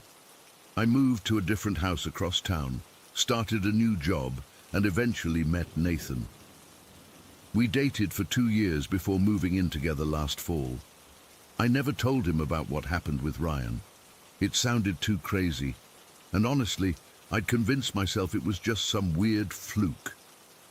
Then, just 4 months ago, it happened again. Nathan and I had spent the day running errands. We'd taken separate cars because he needed to pick up a package from his office after the stores closed. I got home first and told him I was going to get comfortable and find something to watch on TV. It had been a long day and my feet were killing me. I changed into sweatpants and a t-shirt, crawled into bed and started browsing Netflix. I remember checking the time. It was 6:43 and wondering why Nathan wasn't home yet since his office was only 10 minutes away. At 7:01, I remember because I just started an episode of a show, I heard his key in the front door. He came in looking confused and a little concerned. "Hey, everything okay?" he asked, standing in the bedroom doorway. "Yeah, just watching TV. Why?" "Didn't you just come outside?" My blood ran cold. "What do you mean?" "I was sitting in the car taking a work call before coming in. I saw you come out the front door and say something to me. You sounded upset." I slowly sat up. "Nathan, I've been in bed since I got home. I never went outside." He frowned. "But I heard your voice clearly. You said, 'What is that?' like something was wrong. I ended my call right away to see what you needed." "That wasn't me," I said, my voice barely a whisper. "What do you mean that wasn't you? I saw you. You were wearing that red hoodie you always wear." My red hoodie was hanging in the closet. I hadn't worn it in days. "Nathan, I swear to you, I have been in this bed watching TV. I never went outside. I never called to you." He looked at me for a long moment, then walked into the closet. He came back holding my red hoodie. "You weren't wearing this?" "No. I changed into this when I got home." I gestured to my current outfit. Nathan sat down heavily on the edge of the bed. "This is weird. I would swear I saw you. It was your voice, your face. You looked right at me." I felt sick as memories of that day with Ryan came flooding back. Did I look upset?" "Yeah, kinda concerned, like you'd seen something that worried you." We spent the rest of the evening trying to rationalize what had happened. Maybe it was a neighbor who looked like me, but how would they know to wear my distinctive red hoodie? Maybe he'd dozed off briefly in the car and dreamed it. But he'd been on an active work call. Could someone be playing an elaborate prank? But why? And how would they mimic my voice so perfectly? I finally told him about what had happened with Ryan. Nathan's not a superstitious person at all, but even he couldn't deny the similarities between the two incidents.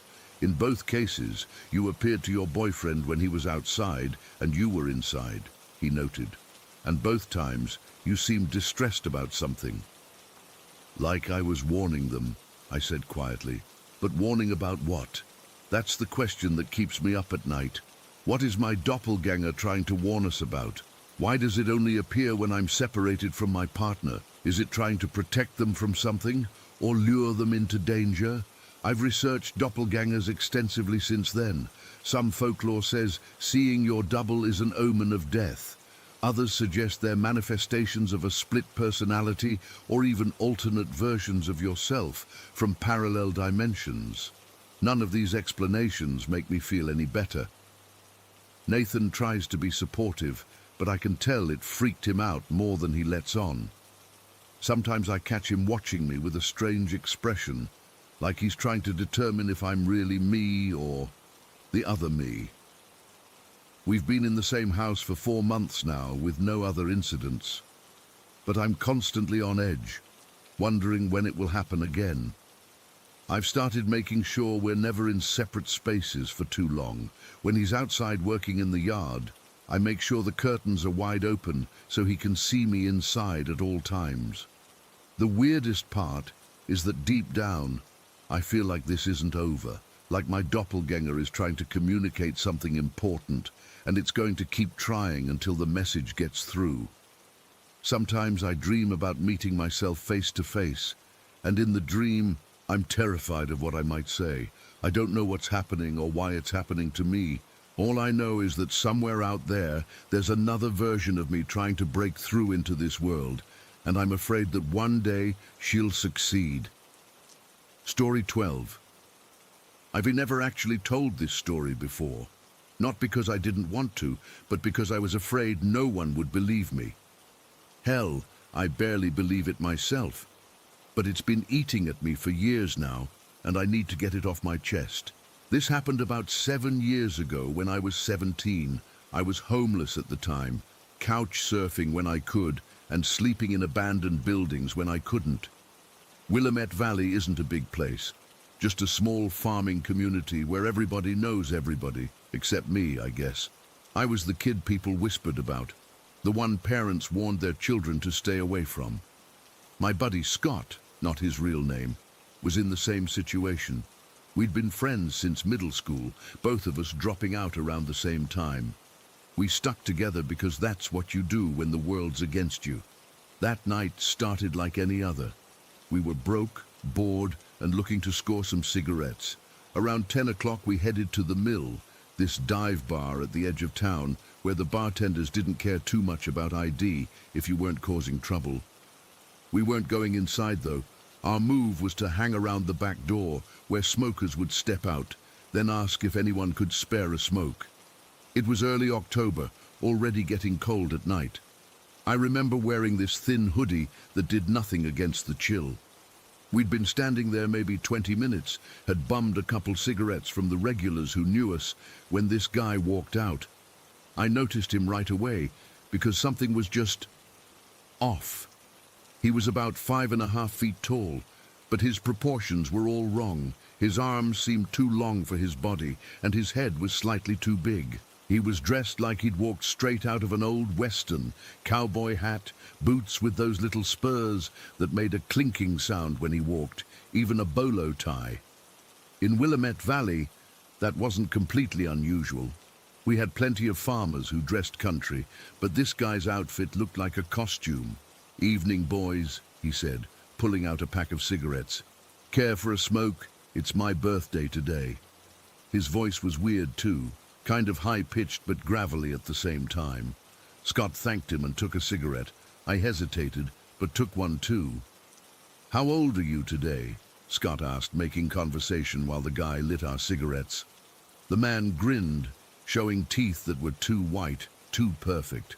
"Oh, I'm the birthday boy," he said, not answering the question. "The birthday boy gets whatever he wants on his special day." I remember exchanging a look with Scott.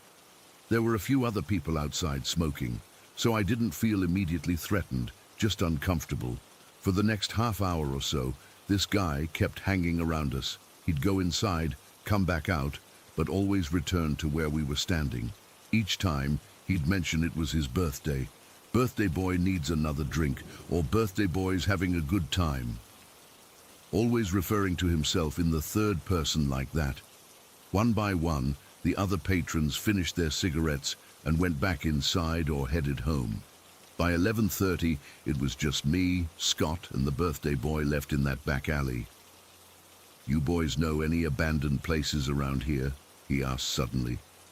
He was leaning against the wall, spinning one of those spurs on his boot with his finger.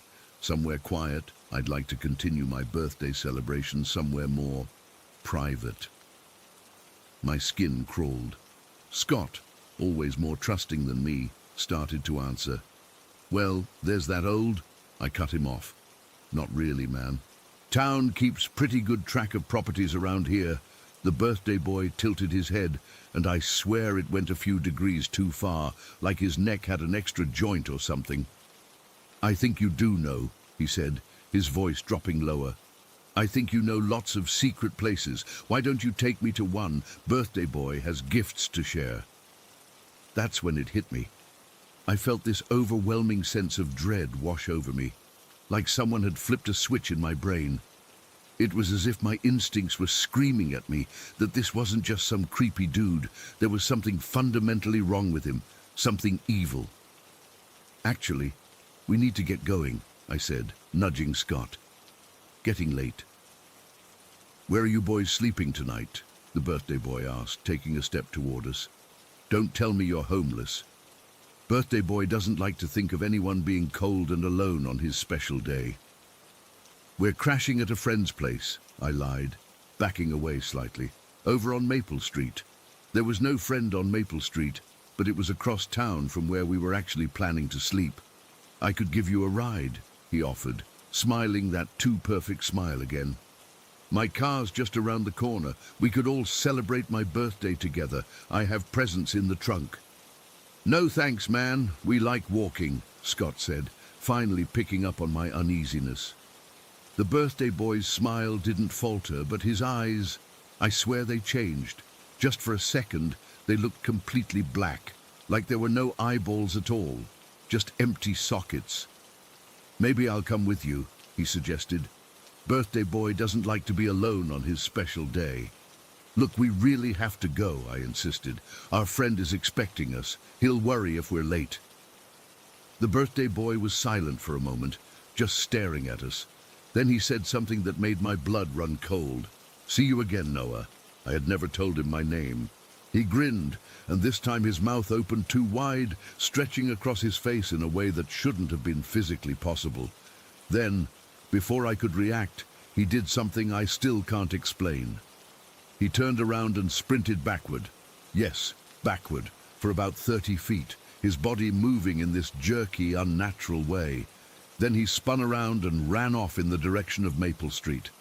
Scott and I stood there in shock for maybe 5 seconds before we bolted. We ran in the opposite direction, cutting through alleys and side streets, jumping over fences, and taking every shortcut we knew. We didn't stop until we reached his cousin's house, where we were planning to crash that night. Scott's cousin Mike was cool. He let us sleep on his floor whenever his parents were out of town, which they were that weekend. He lived in this little one-story house on the other side of town, probably a good 2 miles from the mill. We burst through Mike's door, out of breath and freaking out. Mike was playing video games and looked at us like we were crazy when we told him to lock all the doors and windows. We didn't tell him exactly what happened, just said some creep was following us. About 20 minutes later, we were sitting in Mike's living room, smoking a joint to calm our nerves, when I heard it. Someone singing "Happy Birthday" outside, in that same high-pitched, gravelly voice. "Do you hear that?" I whispered, feeling my heart rate spike again. Scott nodded, his face pale. Mike looked confused, then got up and peeked through the blinds. "There's some dude in a cowboy hat walking up and down the street," he said. "You know him?" I got up and looked out. Sure enough, there he was, the birthday boy, pacing back and forth in front of Mike's house, singing to himself. There was no way he could have known where we went. Absolutely no way. We'd run through yards, hopped fences, taken routes only local kids would know. And yet, there he was. "We need to call the cops," Scott suggested. Mike shook his head. "And tell them what? Some guy in a cowboy hat is walking on a public street. Plus, my parents would kill me if they found out I had people over." So we turned off all the lights and sat in the dark, watching through a crack in the blinds as this thing continued to pace outside. The singing stopped after a while, but he stayed out there, sometimes standing completely still for minutes at a time, staring directly at the house. This went on for what felt like forever. Mike eventually went to bed, thinking we were overreacting, but Scott and I stayed awake, watching.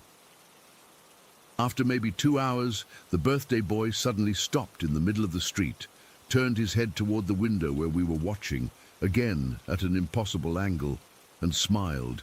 Then he sprinted away, moving faster than any human should be able to. I didn't sleep at all that night. Every sound had me jumping, convinced he'd somehow gotten into the house. By morning, I'd almost convinced myself that the whole thing had been some kind of shared hallucination, maybe from something laced in those cigarettes he gave us.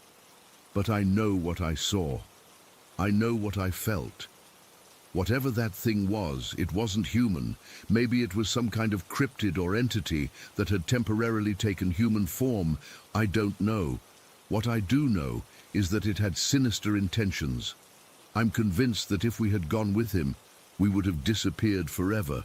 I never saw the birthday boy again after that night, though for years afterward, I'd break into a cold sweat whenever I heard someone singing "Happy Birthday." I left Willamette Valley a few months later, hitchhiking my way to Portland, where I eventually got my GED and a job. Scott stayed behind. We lost touch after a while, the way you do when you're trying to leave your past behind. Last I heard, he was doing okay, working at one of the farms outside town. I'm 24 now, with a small apartment and a steady job. Most days, I can convince myself that what happened that night was just some creep trying to take advantage of two homeless kids. But then I remember the way he moved, the way his mouth stretched, the way he found us across town with no possible way of knowing where we'd gone. And sometimes, on my birthday, I find myself checking the locks twice, drawing the curtains tight, and lying awake until dawn, just in case the birthday boy decides it's time for a reunion. Story 13. My family had moved into Ravenwood Manor about 6 months before the incident. It was this massive old house from the early 1900s that my parents got for a steal because the previous owners were desperate to sell. My dad was so proud of the deal he'd made. Looking back, maybe there was a reason they wanted out so badly. The house itself was beautiful in that creepy, old-fashioned way. 3 stories, dark wood everywhere, high ceilings, and these weird little alcoves and nooks that made no architectural sense. My bedroom was on the 2nd floor, at the end of a long hallway. I'd had a few instances of sleepwalking since we moved in, nothing major. My mum would find me in the hallway or at the top of the stairs and guide me back to bed. But this night was different. It was the middle of October, probably around 2 or 3 in the morning. I suddenly became aware that I was downstairs, lying on the living room sofa. That moment of waking up somewhere different than where you fell asleep is so disorienting. That panicky feeling when your brain can't place where you are or how you got there. The house was completely dark, except for this faint bluish light coming from somewhere I couldn't identify. It wasn't moonlight, it wasn't electronics, it was just there, allowing me to make out the vague shapes of furniture around me. I remember feeling the leather sofa beneath my fingers, cool and smooth, which is part of why I'm certain I wasn't dreaming. The physical sensations were too real. As my eyes adjusted further, I realized I wasn't alone. There was movement in the dining room, which was connected to the living room by a wide archway about 15 feet from where I was lying. I could make out shapes, dark silhouettes, seated around our oval dining table. At first, I thought maybe my parents were having some late-night gathering that I didn't know about, but something felt wrong. The shapes were too still, too uniform. I should have been terrified. I should have run straight back upstairs. But instead, I felt this weird compulsion to get closer, like when you're standing at the edge of a high place and feel that bizarre urge to step forward, even though you know it's dangerous. It wasn't my choice. My feet were moving before I could even process what I was doing. As I got closer to the archway, I could see them more clearly. There were 7 of them seated around our dining table in a perfect circle. They wore these long black cloaks or robes that pooled around the base of their chairs and onto the floor. The hoods were pulled up, casting their faces in shadow, but that's not quite right. It wasn't shadow. Where their faces should have been were just voids. Not darkness, not shadow, but nothingness. The closest thing I can compare it to is those ring wraith things from Lord of the Rings, but this was years before I ever saw those movies. These weren't people in costumes. These were something else. They weren't moving. They weren't speaking. There was no sound at all, not even the usual creaks and settling noises the old house normally made. It was like everything had been muted. The air felt heavy and thick, almost hard to breathe, like the atmosphere itself had changed. I stood there at the edge of the dining room, unable to move any closer, but also unable to run away. I was terrified, but also mesmerized. The figures were arranged in this perfect circle, and though they had no visible eyes, I somehow knew they were looking at each other, communicating in some way I couldn't understand. It felt like I was witnessing something ancient and secret, something humans weren't supposed to see.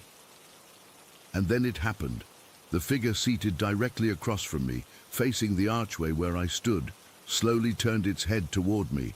I say head, but it was just the hood swiveling in my direction.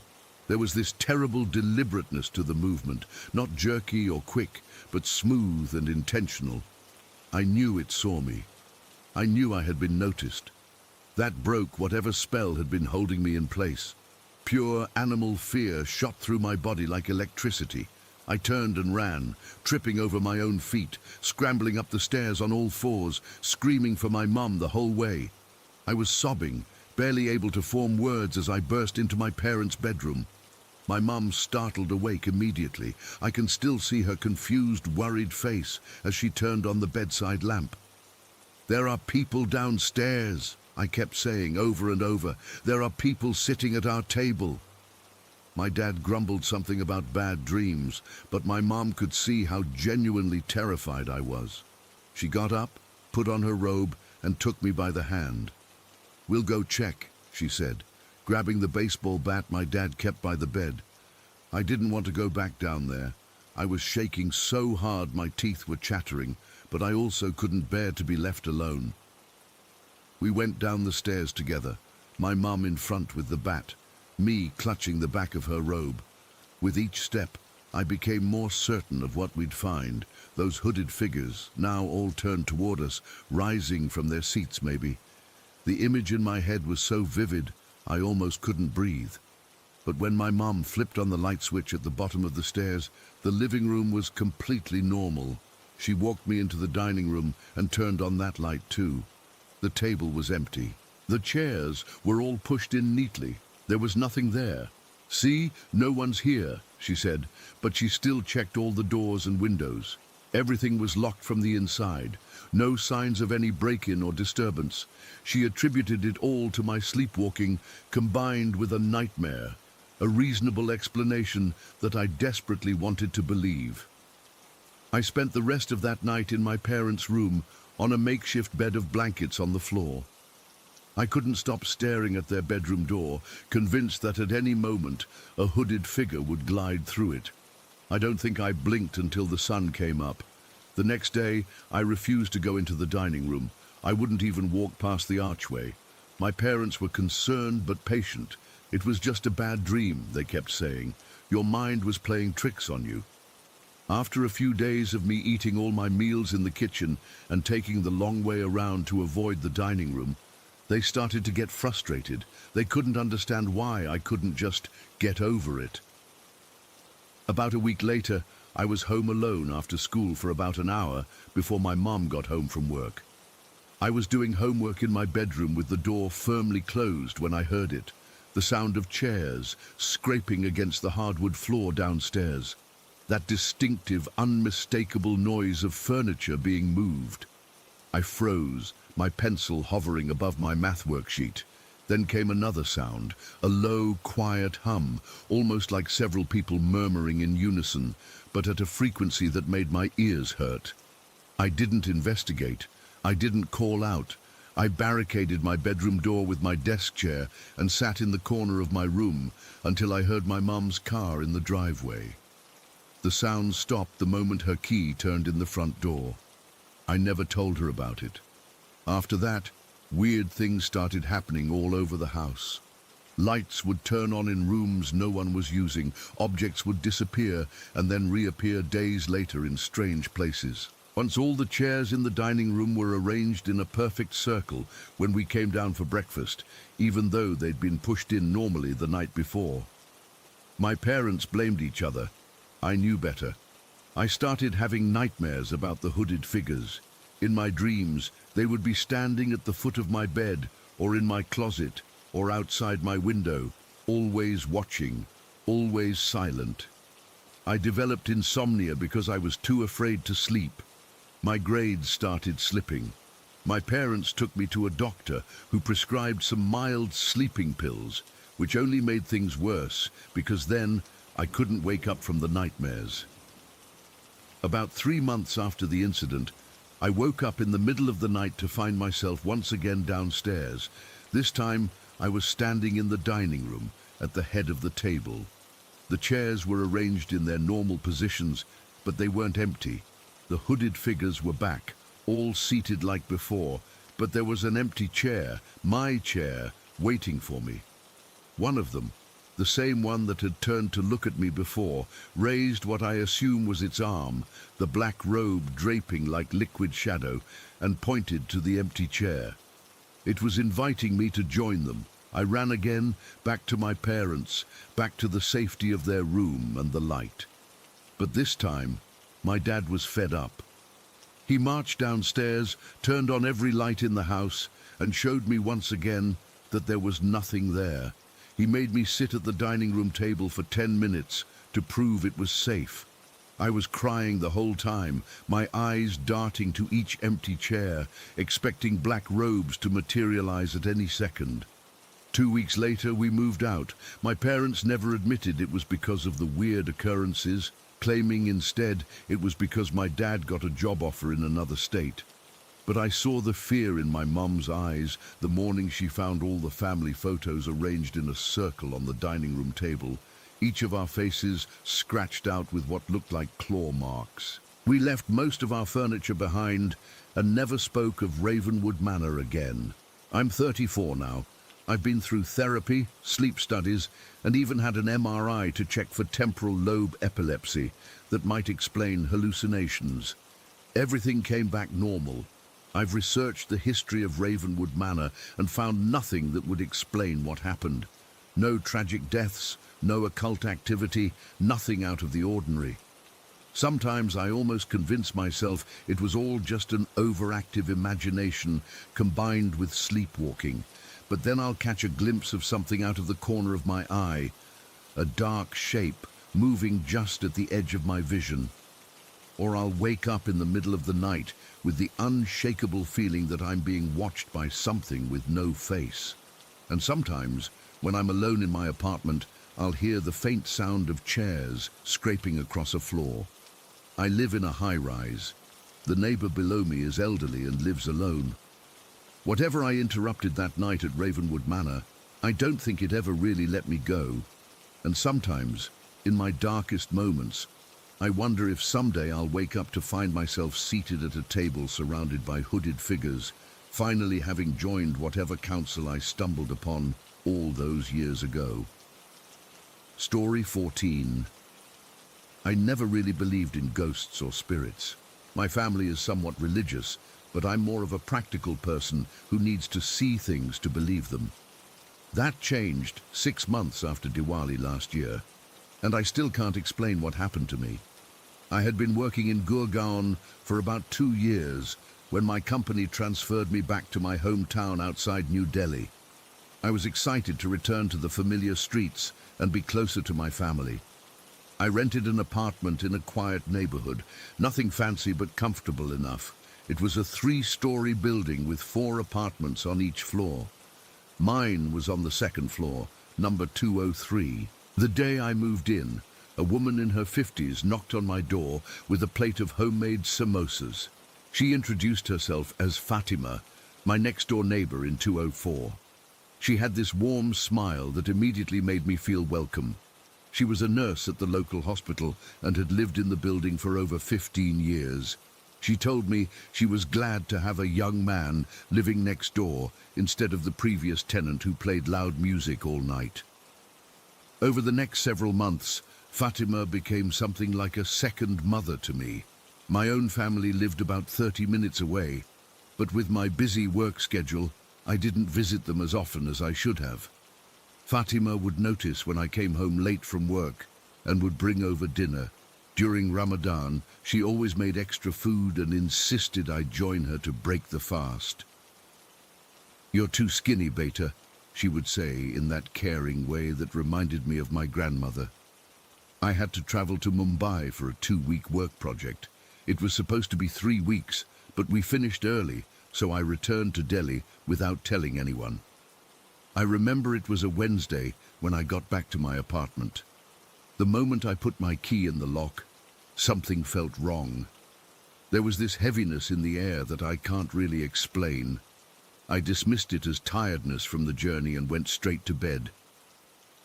That night, around 2:30 in the morning, I woke up suddenly. The room was dark except for the faint streetlight filtering through my curtains. I was lying on my side, facing the wall, when I felt someone standing behind me. Not just a vague presence, but the distinct feeling of a person standing very close to my bed. I could almost feel their breath on my neck. My heart started racing, and I was frozen with fear. After what felt like an eternity, but was probably only seconds, I gathered the courage to turn around. There was nobody there. I jumped out of bed and switched on all the lights. I checked under the bed, in the closet, behind the curtains, even though I knew it was ridiculous. I live alone, and my door was locked from the inside. Nobody could have entered. I convinced myself it was just a vivid dream and went back to bed, but I couldn't shake the feeling that I wasn't alone. Eventually, I fell into an uneasy sleep with the lights on. The next morning, I called my sister to let her know I was back in town. During our conversation, I casually asked, "By the way, how's Fatima auntie doing? I should probably let her know I'm back." There was a pause on the line, too long of a pause. "Nisha, you there?" I asked. "Yeah, I'm here," she said, her voice suddenly subdued. "Arjun, when did you get back?" "Yesterday afternoon. Why?" Another pause. "Nothing. I'll come over this evening. We need to talk." Something in her tone made my stomach tighten. "Is everything okay? Is Fatima auntie all right?" "We'll talk when I come over. I have to go now." I spent the day unpacking and catching up on work emails, but my mind kept drifting to that strange phone call and the unsettling feeling from the night before. Around 6 in the evening, Nisha arrived with a grim expression that confirmed my fears. We sat at my small dining table, and she held my hand as she told me the news. Fatima had passed away 10 days ago. She had suffered a heart attack in her apartment.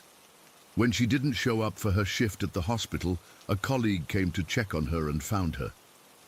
"The funeral was last week," Nisha said. "I tried calling you, but your phone was going straight to voicemail. I left messages." I remembered that my phone had been stolen in Mumbai, and I hadn't gotten around to checking my messages on the new one. I felt a wave of guilt and sadness wash over me. Fatima had been so kind to me, and I wasn't even there to say goodbye. Then I remembered the feeling from the night before, the presence behind me. A chill ran down my spine. "Arjun, are you okay?" Nisha was looking at me with concern. I almost told her about what I'd experienced, but I stopped myself. My logical mind was already trying to explain it away as coincidence, a dream brought on by jet lag and stress. Nisha is much more superstitious than I am, and I didn't want to feed into that. "Yeah, I'm just processing. I can't believe she's gone." After Nisha left, I stood in my hallway staring at Fatima's door. The management had placed a small seal on it until her relatives could come clear out her belongings. I felt a deep ache thinking about her dying alone in there, perhaps calling for help that never came. That night, I couldn't sleep. Every creak of the building, every distant sound made me tense up. Around the same time as the previous night, 2:30 in the morning, the feeling returned. This time I was sitting up in bed, reading, trying to distract myself. The air in the room suddenly felt different, heavier, charged somehow. The hairs on my arms stood up, and I knew without a doubt that I wasn't alone. "Fatima, auntie," I whispered, feeling both foolish and terrified. No response, of course. But the presence didn't feel threatening. It felt familiar. like when someone you know well enters a room and you can sense who it is without looking up. After about 15 minutes, the feeling gradually faded, and I could breathe normally again. This continued for the next few nights. Always around the same time, always the same sensation of someone standing near me. I never saw anything, never heard anything, but the feeling was undeniable. I started leaving a small lamp on at night, not out of fear exactly, but more out of respect, like acknowledging another person in the room. One night, about a week after I'd returned, I woke up to the smell of cardamom and cinnamon, the exact spices Fatima used in her chai.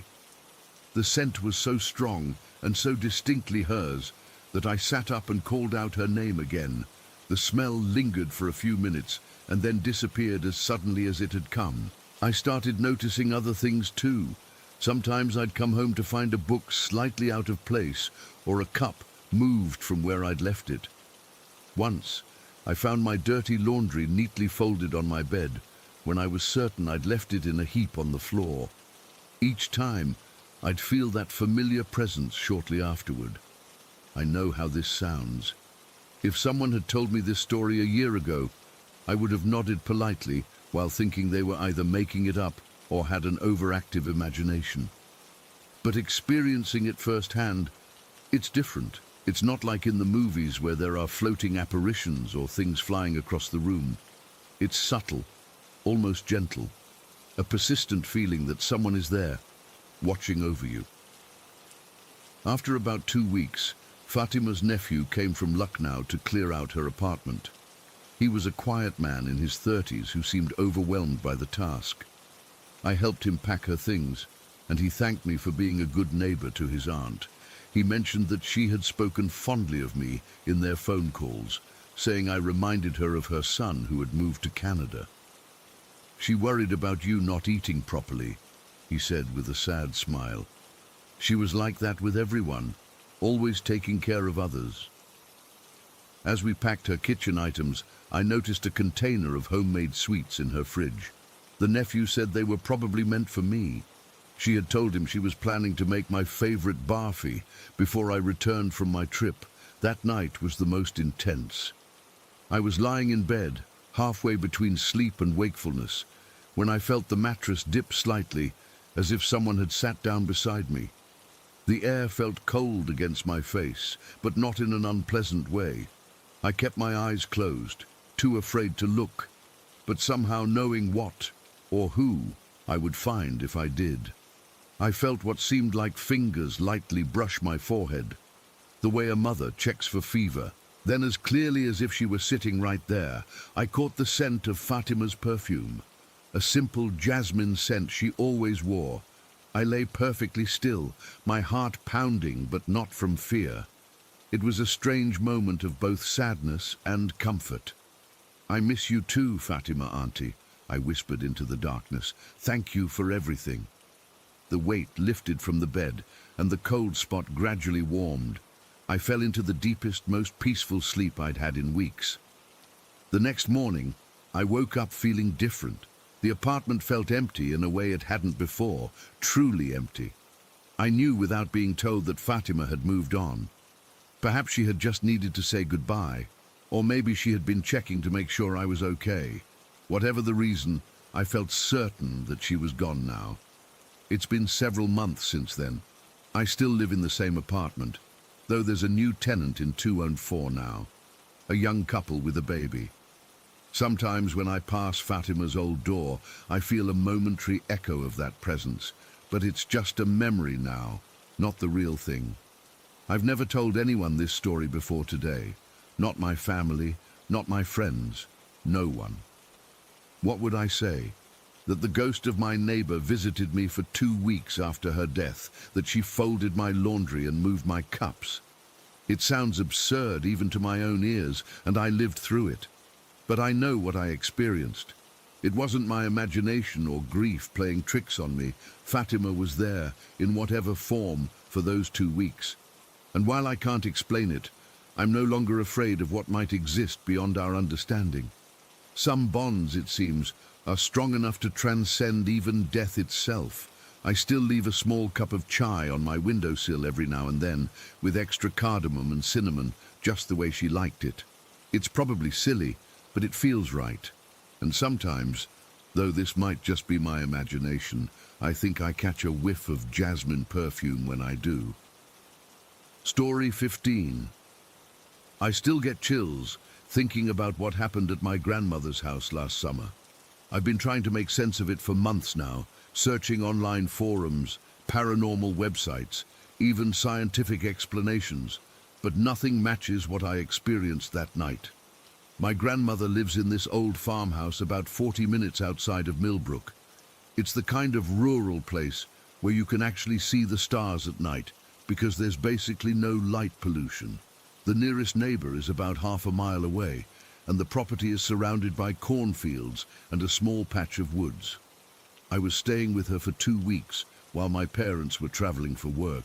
I've always been close with my grandma, but I'm not gonna lie, staying there gets boring fast.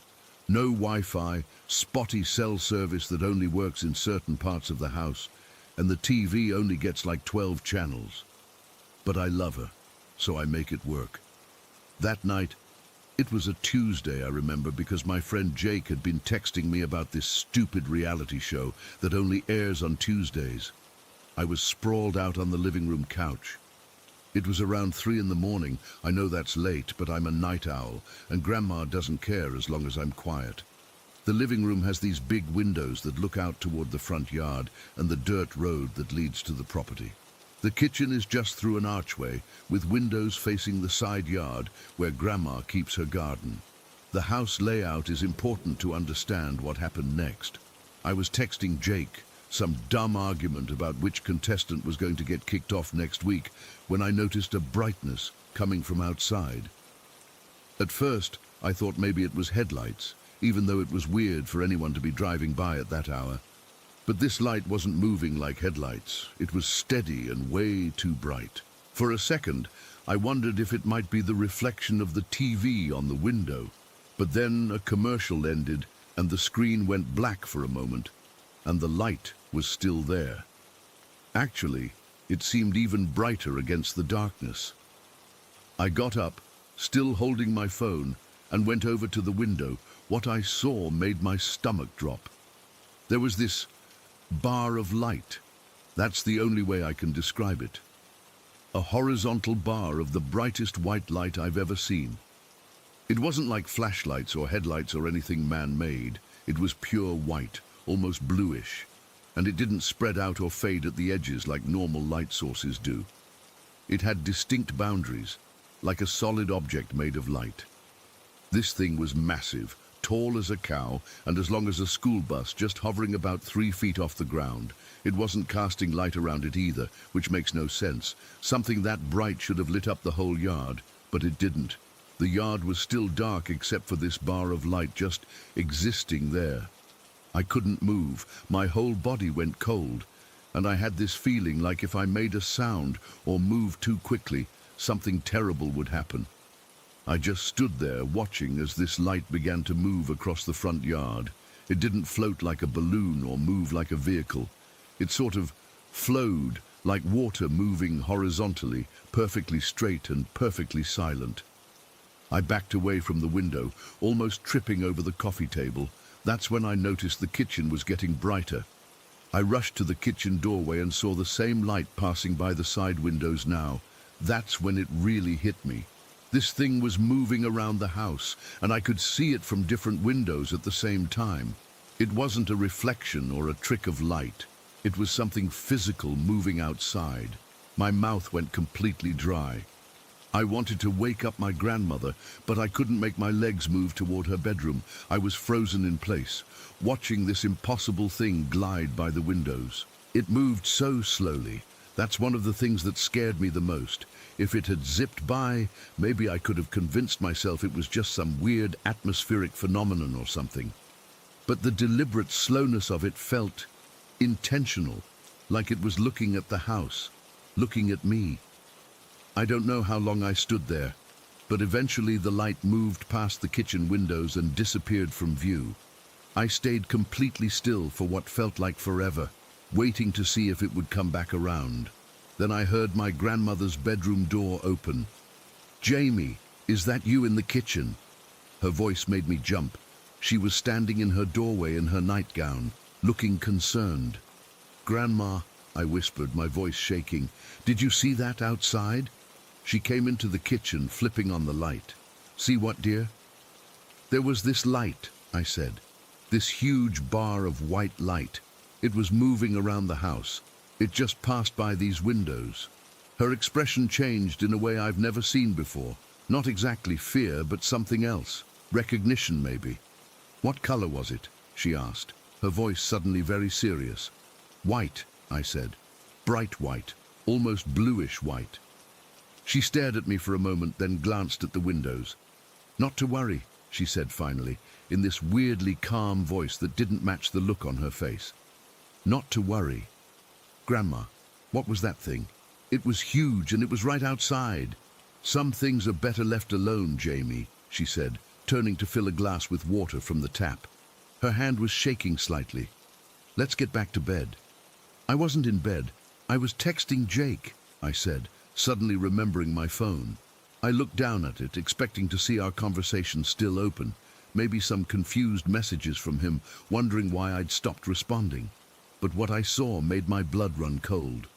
It was 4:08 a.m. An entire hour had passed since I first noticed the light, an hour that I had no memory of. The last text I remembered sending was time-stamped at 3:11 a.m. Now there were 8 unread messages from Jake, starting with confusion, then concern, then a final, "Guess you fell asleep" night. "Grandma," I said, my voice barely a whisper. "What time did you wake up?" "Just now," she said, not looking at me, "a few minutes ago." But an hour passed. I lost an hour. I showed her my phone. "Jake sent all these messages and I never heard them come in. You didn't hear them either, and you're such a light sleeper. My grandmother is the kind of person who wakes up if a mouse sneezes in the basement. There's no way my phone could have been pinging with messages for an hour without her hearing it." She stared at my phone for a long moment, then put her water glass down.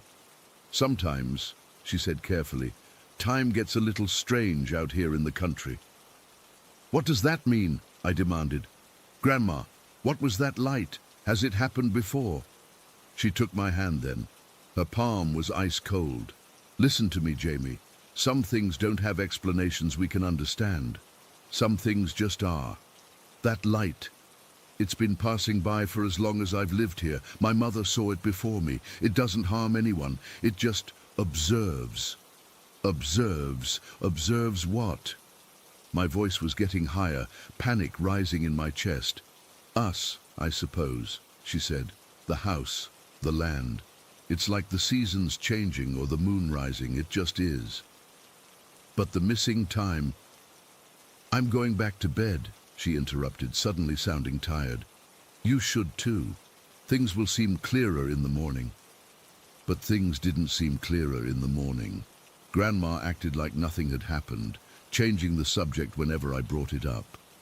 When I asked if other people in the area had seen the light, she just said, "We don't talk about such things around here."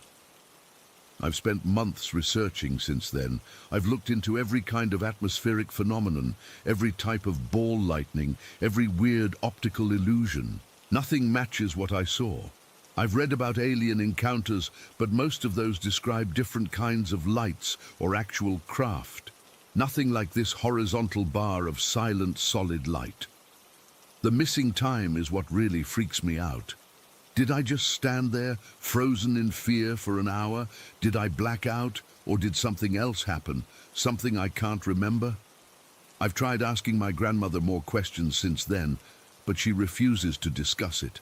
The one time I really pushed her on it, she got this sad, worried look and said, "Some knowledge is a burden, Jamie. I've carried it all my life.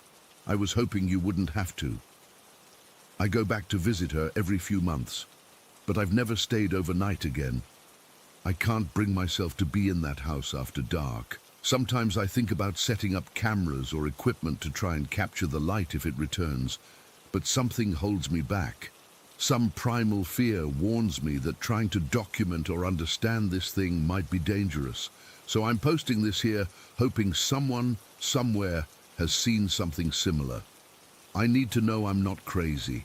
I need to know what that light was, what it wanted, and what happened during that missing hour. Because until I understand, I can't shake the feeling that whatever was in that light is still watching me, waiting for something I can't comprehend. Story 16. I've always been somewhat of a skeptic when it comes to the paranormal. Growing up, I'd roll my eyes at ghost stories and chalk up unexplainable phenomena to people's overactive imaginations. That all changed when my mom and I moved into that trailer 3 years ago. We got it for dirt cheap. Should have been my first clue. Something was off. It was nothing fancy, just a double wide on the outskirts of town. But it was what we could afford after Dad left. The previous owners were vague about why they were selling it so quickly. They mumbled something about downsizing and needing a change of scenery. Now I understand why they couldn't get out of there fast enough. The weird stuff started happening almost immediately. I'd put my phone down on the kitchen counter, go to the bathroom and come back to find it in my bedroom. My mum would set her keys in the designated bowl by the door, only to find them in the refrigerator an hour later. We'd close doors before going to bed and wake up to find them wide open. At first, we blamed each other. Did you move my wallet? Why'd you open my bedroom door? It caused some arguments until we both realized neither of us was doing it. That's when we had to face the uncomfortable truth. We weren't alone in that trailer. The activity was most intense during those first couple months. I remember one night waking up to the sound of cabinets opening and closing in the kitchen. I figured it was Mom getting a midnight snack, but when I went to check, the kitchen was empty, yet the cabinet doors were all hanging open. I closed them, and as I walked back to my room, I heard them all opening again behind me. I didn't turn around. I just ran back to my bedroom and pulled the covers over my head like a scared little kid. My dog Diesel, a German Shepherd mix, would stare at empty corners and growl at nothing. Sometimes he'd follow something with his eyes that I couldn't see, tracking it across the room. It was unsettling as hell. The weirdest part was that the activity would ramp up whenever friends came over. It's like whatever was there wanted to show off or something. My buddy Jake came over to hang out one afternoon, and while we were playing video games, a picture frame on my dresser suddenly flew off and smashed against the wall on the opposite side of the room. Jake refused to come back after that. But here's the thing. Despite all this creepy stuff, we never felt threatened. It was more like living with a mischievous roommate than anything malevolent. After those first few months, the activity died down considerably. We'd still occasionally have something go missing, only to turn up in a weird spot. But we kind of got used to it. My mom even started talking to it sometimes, saying things like, "Very funny, now give me back my reading glasses." And oddly enough, they'd usually turn up soon after. We settled into this weird coexistence with whatever shared our space. We didn't talk about it much with others, who wants to be known as the crazy people who think their trailer is haunted. But between us, we acknowledged it. We'd say things like, "The ghost hid the remote again," or "Looks like our friend doesn't want us to watch that show," when the TV would suddenly change channels. Then came that night. It's been over a year, but I still get chills thinking about it. My friend Chris was staying over. He knew about the weird stuff that happened at our place, but was curious rather than scared. We'd stayed up late playing video games and watching YouTube videos about urban exploration. Mom was working a night shift at the hospital, so it was just us and Diesel. We finally crashed around 2 in the morning. Chris took the couch in the living room, and I went to my bedroom with Diesel curled up at the foot of my bed as usual. I must have fallen asleep pretty quickly, because the next thing I remember is suddenly being wide awake.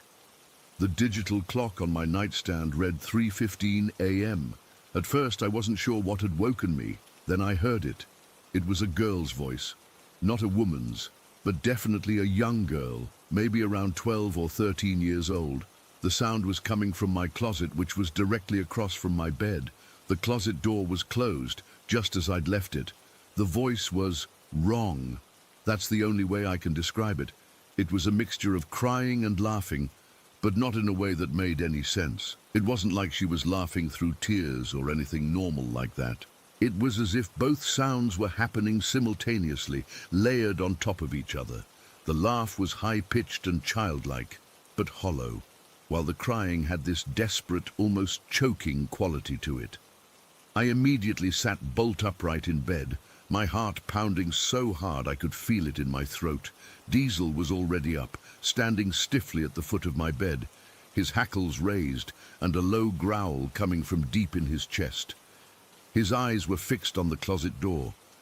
Then my bedroom door pushed open, and Chris was standing there, his face drained of color. He'd heard it too. The fact that he could hear it from the living room made it even more terrifying. We just stared at each other for what felt like forever, but was probably only a few seconds. Neither of us moved or spoke. The sound continued, that awful mixture of laughing and crying, sometimes one overpowering the other, but always both present.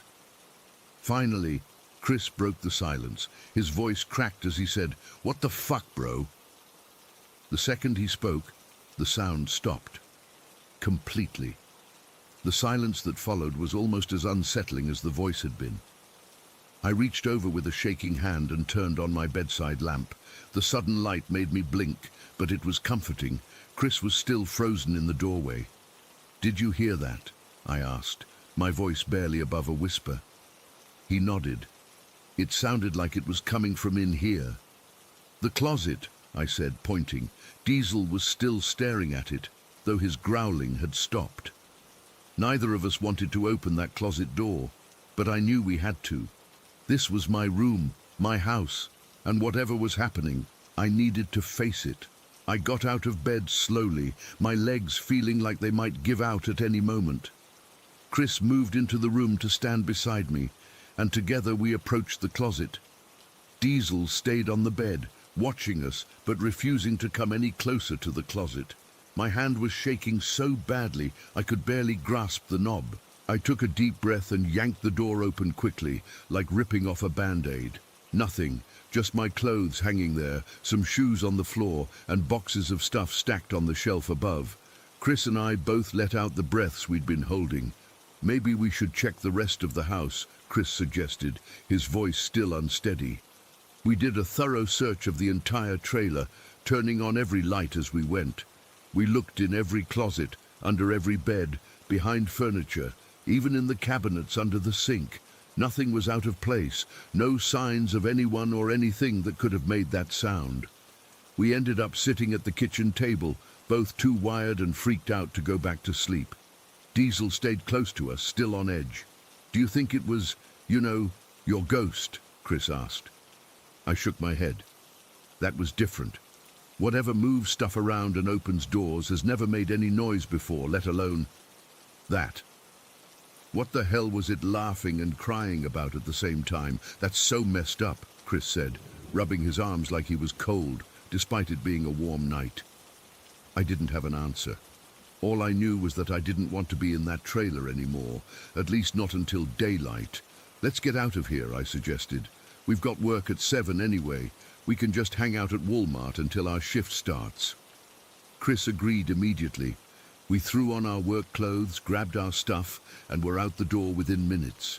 I've never been so relieved to sit in the fluorescent-lit break room of a Walmart at 4 in the morning. I told my mum about it when she got home from her shift. She believed us. She'd experienced enough weird stuff in that trailer not to doubt our story. But she pointed out that whatever it was hadn't actually done anything threatening.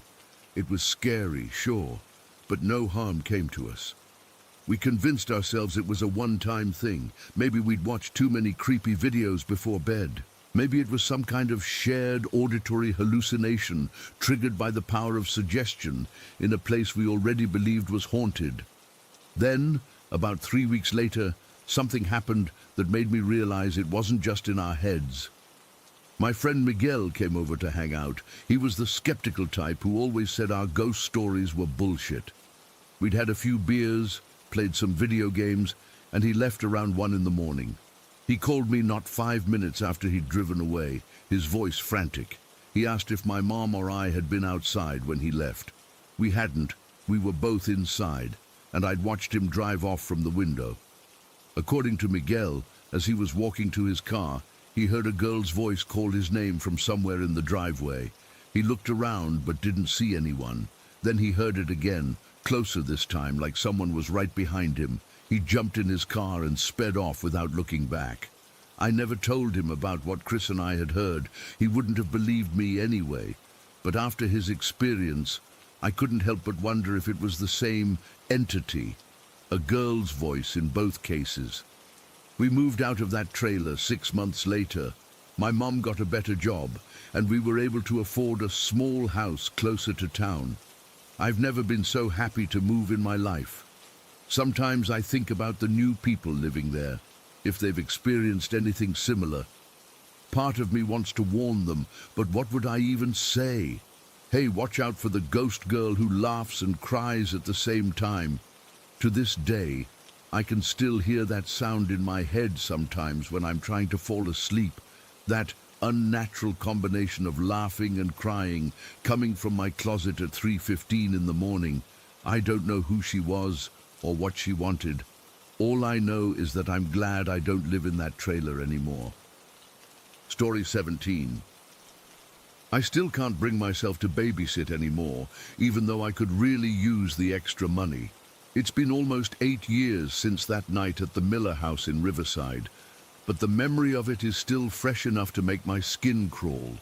I've tried explaining what happened to friends, but they usually laugh it off or suggest I watched too many horror movies as a kid. But I know what I felt that night was real. My mum felt it too. I was 16 when the Millers moved to our neighborhood. They seemed like a normal family, Mr. and Mrs. Miller, their 4-year-old son Ethan, and their 2 golden retrievers, Max and Bailey. Our families became friendly pretty quickly, and when they asked if I could babysit Ethan a few nights a month while they went out, I jumped at the chance. $15 an hour was good money back then, especially since Ethan was usually asleep by 8, giving me plenty of time to study or watch TV. The first time I walked into their house, something felt off. I couldn't put my finger on it exactly. It was like walking into a room where people had just been arguing, that lingering tension in the air. I remember standing in their entryway and feeling this sudden wave of uneasiness wash over me. My first thought was that maybe the Millers had been fighting before I arrived, but when they came downstairs, they were smiling and seemed completely normal. Mrs. Miller gave me a tour of the house. It was a pretty typical suburban home, living room and kitchen downstairs, 3 bedrooms and 2 bathrooms upstairs. But as we climbed the stairs to see Ethan's room, the feeling of wrongness intensified. It was like walking through invisible cobwebs that stuck to my skin and wouldn't brush off. By the time we reached the landing, I felt like I couldn't breathe properly. The air seemed thicker somehow, heavier. I remember Mrs. Miller chatting away about Ethan's bedtime routine while I was fighting the urge to turn around and run back downstairs. There was nothing visibly wrong with the upstairs hallway or the bedrooms. Everything was nicely decorated, clean, normal. But something about the space felt corrupted. That's the only word I can think of to describe it. Like something had taken root there and poisoned the atmosphere. Mrs. Miller must have noticed something on my face because she paused and asked if I was feeling okay. I blamed it on a headache and she seemed to buy it. What was I supposed to say? Your upstairs feels evil, so I smiled and nodded as she explained where the clean towels were kept and which stuffed animal was Ethan's favorite. When the Millers left that first night, I tried to shake off the weird feeling. I told myself I was being dramatic. Ethan was a sweet kid, and we had fun playing board games and watching cartoons in the living room. But I noticed that he kept glancing toward the stairs, and whenever I suggested we go up to his room to get a toy or book, he'd find reasons to stay downstairs. The dogs were even stranger. Max and Bailey were beautiful golden retrievers, but they didn't act like any dogs I'd ever met. They paced constantly, following the same path through the living room, into the kitchen, then back again. Their nails clicked against the hardwood floors in an endless rhythm. Sometimes they'd stop suddenly and stare at nothing, their ears perked up as if listening to something I couldn't hear. They never relaxed, never settled down. They just paced and panted, and occasionally whined for no apparent reason. Mrs. Miller had mentioned they were both on Prozac. For anxiety, she'd explained with a little laugh. The vet says they're the most nervous Goldens he's ever treated. At the time, I didn't think much of it. Some dogs are just high-strung, right? When 8 o'clock rolled around, I told Ethan it was bedtime. His reaction was immediate and intense. His little face crumpled, and he started pleading with me to let him stay up. When I insisted, he began to cry, not the manipulative crocodile tears some kids use, but genuine, terrified sobbing. "I don't want to go upstairs," he kept saying. "Please, Jessie, please don't make me go up there." I tried to reason with him, to soothe him, but nothing worked. Eventually, I picked him up and carried him upstairs, while he clung to me like a lifeline. The moment we hit the top step, I felt it again, that thick, oppressive feeling. The air seemed to press down on us, and the hallway looked longer than I remembered, the shadows deeper. The dogs had followed us part way up, but they stopped at the middle landing. Both of them were whining now, their tails tucked between their legs. They wouldn't come any further. Ethan's room was at the end of the hall. With each step we took, I felt more and more like we were being watched. Not just watched, studied, like a bug under a microscope. The feeling of malice was overwhelming. Whatever was observing us didn't just dislike our presence, it loathed us, resented our intrusion into its space. I rushed through Ethan's bedtime routine, trying to act normal for his sake. I helped him brush his teeth, got him into pajamas, and tucked him into bed with his favorite stuffed dinosaur. The whole time, I could feel something hovering at the edges of my awareness, something that didn't belong in a normal suburban house. "Can you check for monsters?" Ethan whispered as I was about to turn off his light. I forced a smile. "There's no such thing as monsters, buddy." But even as I said it, I knew I was lying. There was something in that house, something that didn't have a physical form but was no less real for it. I checked his closet and under his bed anyway, trying to ignore the crawling sensation on the back of my neck, the feeling of invisible eyes boring into me. "All clear," I told him, my voice sounding unnaturally bright. "No monsters anywhere." Ethan didn't look convinced, but he was exhausted from crying. As I turned off his light, leaving just his dinosaur nightlight glowing green in the corner, he whispered, "It comes when I'm sleeping." A chill ran through me. "What does, Ethan?" But he'd already closed his eyes, clutching his stuffed dinosaur to his chest. I stood there for a moment, frozen, before backing out of the room. I left his door cracked open, the way Mrs. Miller had instructed. The moment I stepped into the hallway, the feeling of being watched intensified. The hallway seemed darker than before, the shadows deeper and more absolute. I had the distinct impression that something was waiting for me to leave, waiting for Ethan to fall asleep. I started walking toward the stairs, fighting the urge to run. Halfway there, I heard a sound from behind me, a soft thud, like something heavy shifting its weight.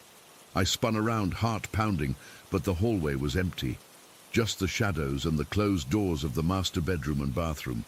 But I knew with absolute certainty that I wasn't alone up there. I abandoned all pretense of calm and bolted for the stairs, taking them two at a time. I felt something reaching for me, a coldness that brushed the back of my neck, my hair. I nearly fell in my rush to get away from it, catching myself on the banister at the last second. The dogs were waiting at the bottom of the stairs, both of them alert and anxious. As soon as I reached the main floor, they pressed against my legs, trembling. I patted them absently, trying to calm my racing heart. I could still feel the presence upstairs, a malevolent awareness that seemed to press down through the ceiling. I spent the rest of the evening on the couch, with both dogs huddled against me, the TV on but muted, so I could hear any sounds from upstairs. The dogs never relaxed, their eyes constantly moving, tracking something invisible around the room. Occasionally one would growl softly, staring at an empty corner or the foot of the stairs. When the Millers came home around 11, I practically threw the money back at them in my haste to leave. Mrs. Miller asked if everything went okay, and I lied, saying Ethan had been perfect and the night was uneventful. What else could I do? Tell them their house felt like it was infested with something evil, that their son was terrified of his own bedroom, that their dogs were clearly traumatized by whatever shared their home? I drove home that night with all my windows down despite the cold, trying to shake off the feeling of contamination that clung to me. I took the longest shower of my life when I got home, scrubbing my skin until it was red and raw. I didn't want to go back to the Miller house, but I needed the money, and I kept telling myself I was overreacting. Maybe I was just tired that night, maybe I'd watched too many horror movies, maybe it was all in my head. But the next time was worse, and the time after that. Each visit, the presence seemed stronger, more aware of me. The feeling of hatred, of ancient malice, grew more intense. The dogs became more agitated, Ethan more resistant to bedtime, and I became more certain that something inhuman had taken residence in that house, something that didn't want us there. The last time I babysat for the Millers was about a month after the first time. Everything followed the same pattern. The games downstairs, Ethan's tears at bedtime, the oppressive feeling upstairs. But this time, after I put Ethan to bed, something changed. I was halfway down the stairs when all the lights in the house went out at once. Not a power outage. I could see the neighbors' houses were still lit through the windows. Just the Miller house plunged into absolute darkness. The dogs started barking frantically, a high-pitched, terrified sound I'd never heard from them before. I froze on the stairs, gripping the banister, unable to see anything. And then I felt it, a cold spot on the stairs just behind me, a presence so solid it might as well have been physical. I heard breathing, not my own, not the dog's, something else, something that shouldn't have lungs to breathe with at all. A slow, deliberate inhalation and exhalation, right against the back of my neck. I don't remember running down the rest of the stairs.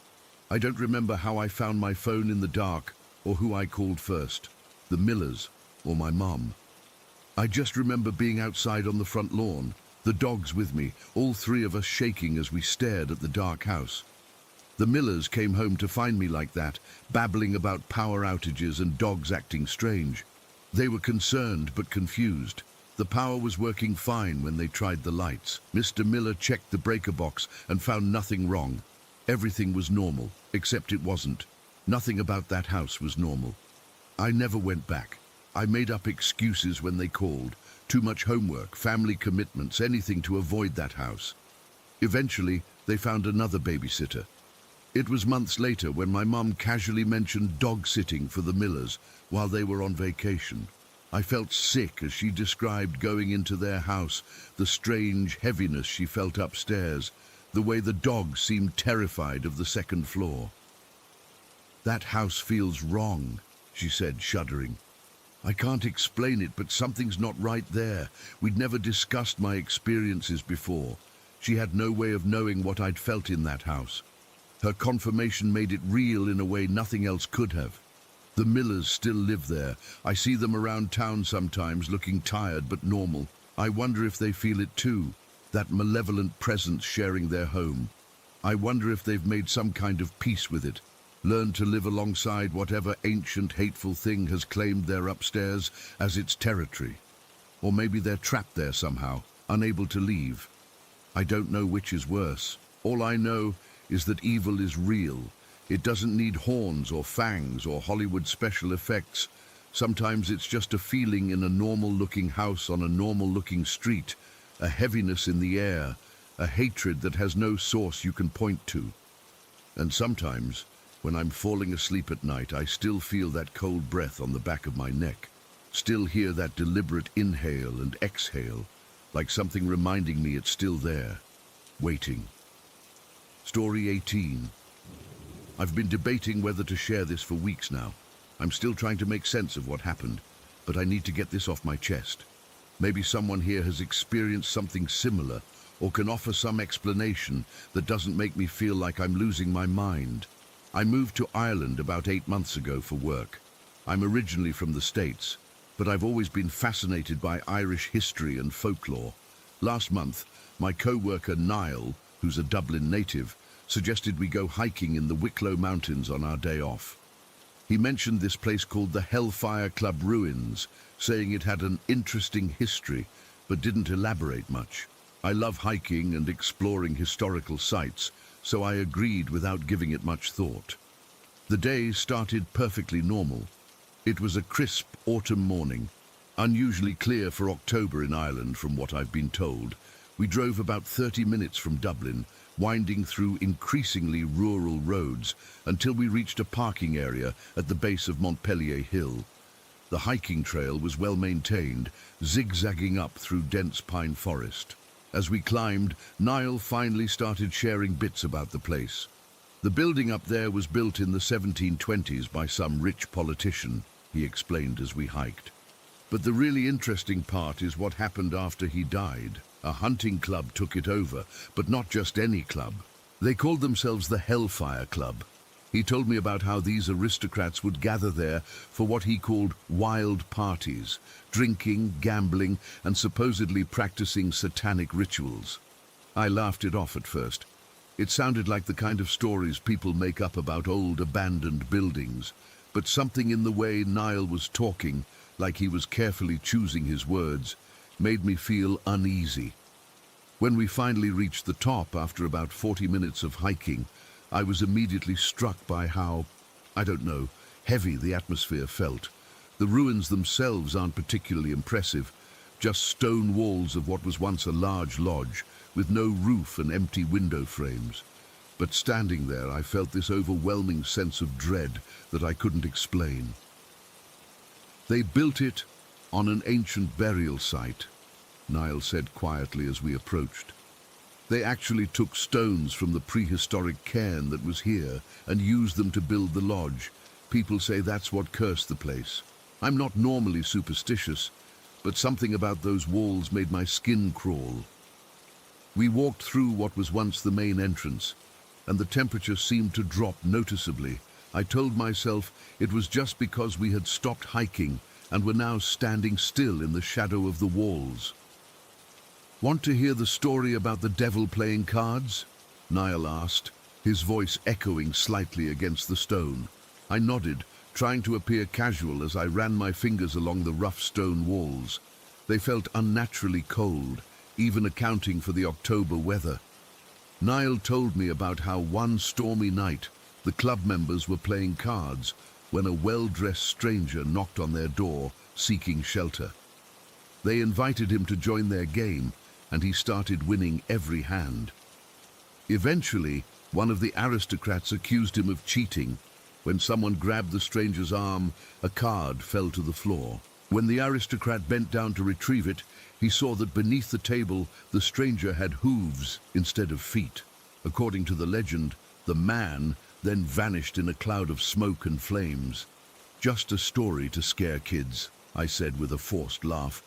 But Niall didn't smile back. "There's more," he said. "In the 1800s, they brought a young woman up here, a prostitute from Dublin. They murdered her right where we're standing, put her in a barrel, set it on fire, and rolled it down the hill." I felt suddenly nauseous. "Jesus, Niall, why would you bring me to a place like this?" "Everyone visits the Hellfire Club," he shrugged. "It's a popular hiking spot." But the ruins were completely deserted that day. Not another soul in sight, which struck me as odd for such a popular spot on a beautiful day. We continued exploring the ruins, with Niall pointing out different rooms and telling me what they might have been used for. In one corner room, he lowered his voice. "This is where they supposedly sacrificed a dwarf boy with black cats as part of their rituals." I told him I'd had enough of his stories and wanted to enjoy the view instead. From the hill, You can see all of Dublin Bay stretched out before you. It's truly breathtaking. I walked away from Niall, trying to shake off the uneasiness his stories had planted in me. That's when I first heard it. A soft, almost inaudible sound coming from the forest edge nearby. It sounded like someone crying. I assumed it was hikers on another trail and tried to ignore it, but it grew gradually louder. It wasn't crying exactly, more like wailing. A woman's voice, filled with such anguish that it made my chest tighten. "Do you hear that?" I asked Niall, who had walked up beside me.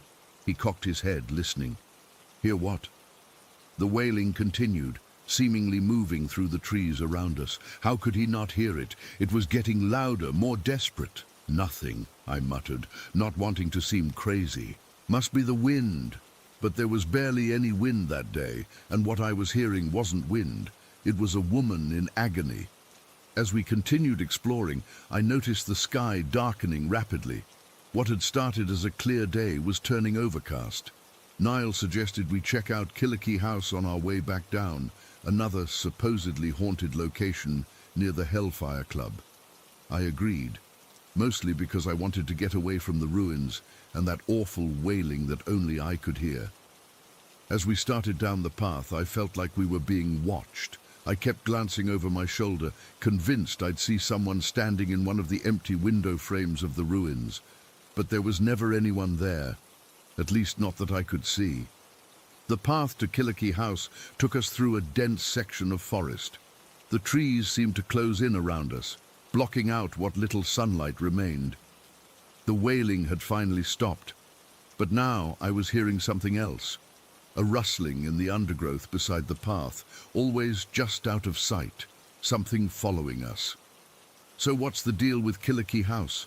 I asked, trying to distract myself.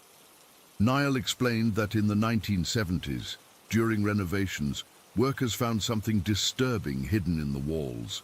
The bones of a small person, possibly a dwarf, alongside some kind of horned statue or effigy. The workers also reported seeing a large black cat with red eyes, about the size of a dog, prowling around the property. Doors would open by themselves. Tools would go missing only to reappear in different locations. One painter refused to ever go back, Niall continued. Said he saw a dark figure in one of the rooms that transformed into a massive black cat with eyes like the devil himself. I was about to tell Niall to stop with the stories when I saw it. Just a flash of movement among the trees. Something large and dark, moving parallel to the path. I stopped walking. "Did you see that?" I whispered. Niall stopped too. "See what?" "There's something in the trees. Something big." He peered into the forest but shook his head. "Probably just a deer. There are lots around here." But it wasn't a deer. It was too low to the ground, too wrong. And it was keeping pace with us.